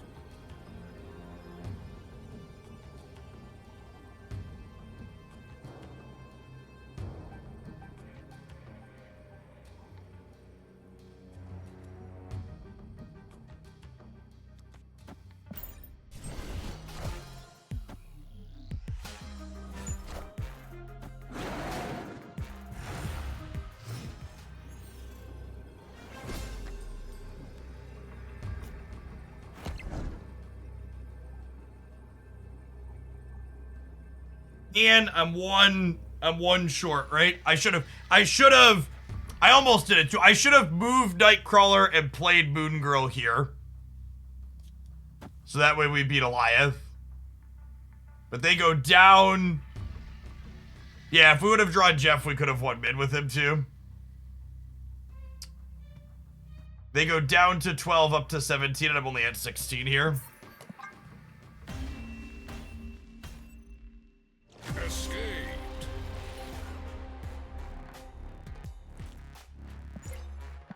Like, this deck and this game are like such a good example of why people like focus on how much money people have spent on this game are so weird to me. Like, they're playing the Alioth Thanos deck that contains multiple Series 5 cards. Marvel Snap isn't a game where spending money or not dictates your ability to access top tier content. It's not like Clash of Clans and stuff like that where like you spend money to upgrade individual cards. You are actually good with the resources that you spend. You'll go far and have all of the actual important cards.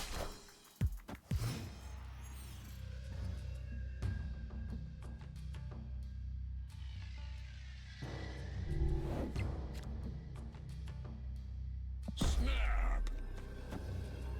My hand's great.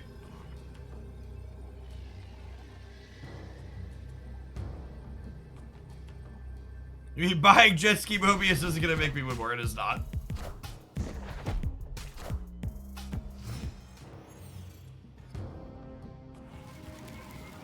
Breaking news. This is kind of the punish for waiting on the else in my hand as Daily Bugle flips up and gives it to him.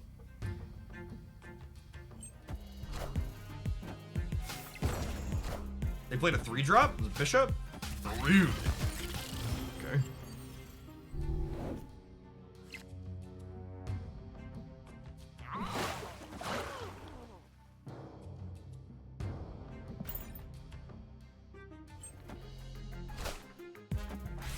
Spike Patriot or something here so they could draw. They did not.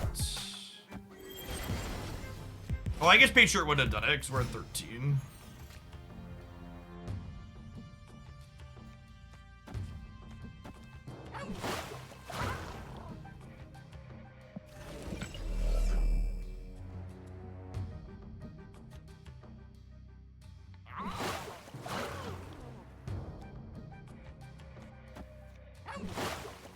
We'll do this because this Jeff could move back over here again next turn. There's the Reaper at 2. There's an Iron Lad right there, chat.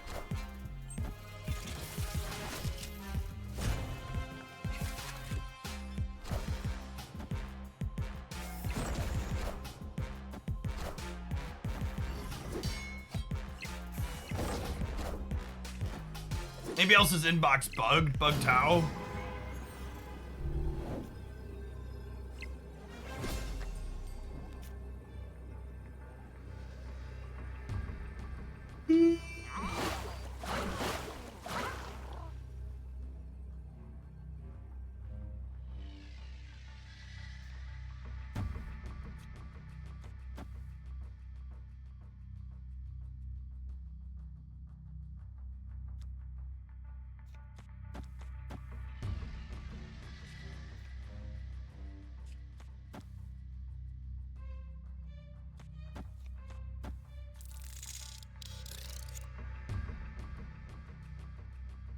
Yeah, the notifications are wonky on the inbox right now. That's definitely a thing.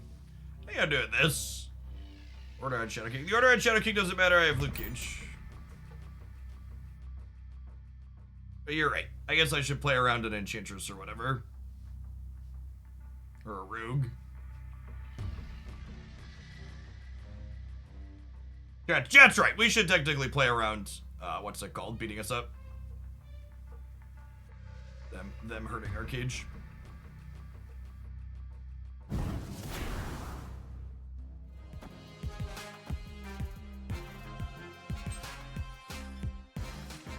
Oh, well, that's really bad for us. They played hardest for the locations we played the least to. We've lost the New York Shuffle. Do we also lose the game?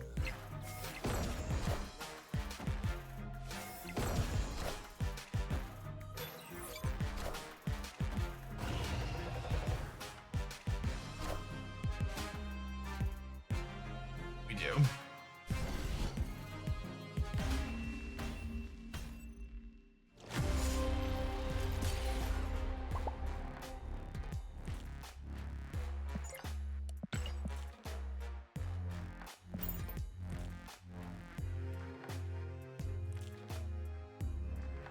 I'm gonna be honest, chat. I think I'm ready to start my weekend. I'm bored. I'm gonna hit the ad roll on the way out the door to pad my metrics. We'll have a video up on Saturday. I'm taking Sundays off moving forward, and we'll be back live on Monday. Everybody enjoy the rest of your Friday wherever you're at. Stay safe out there.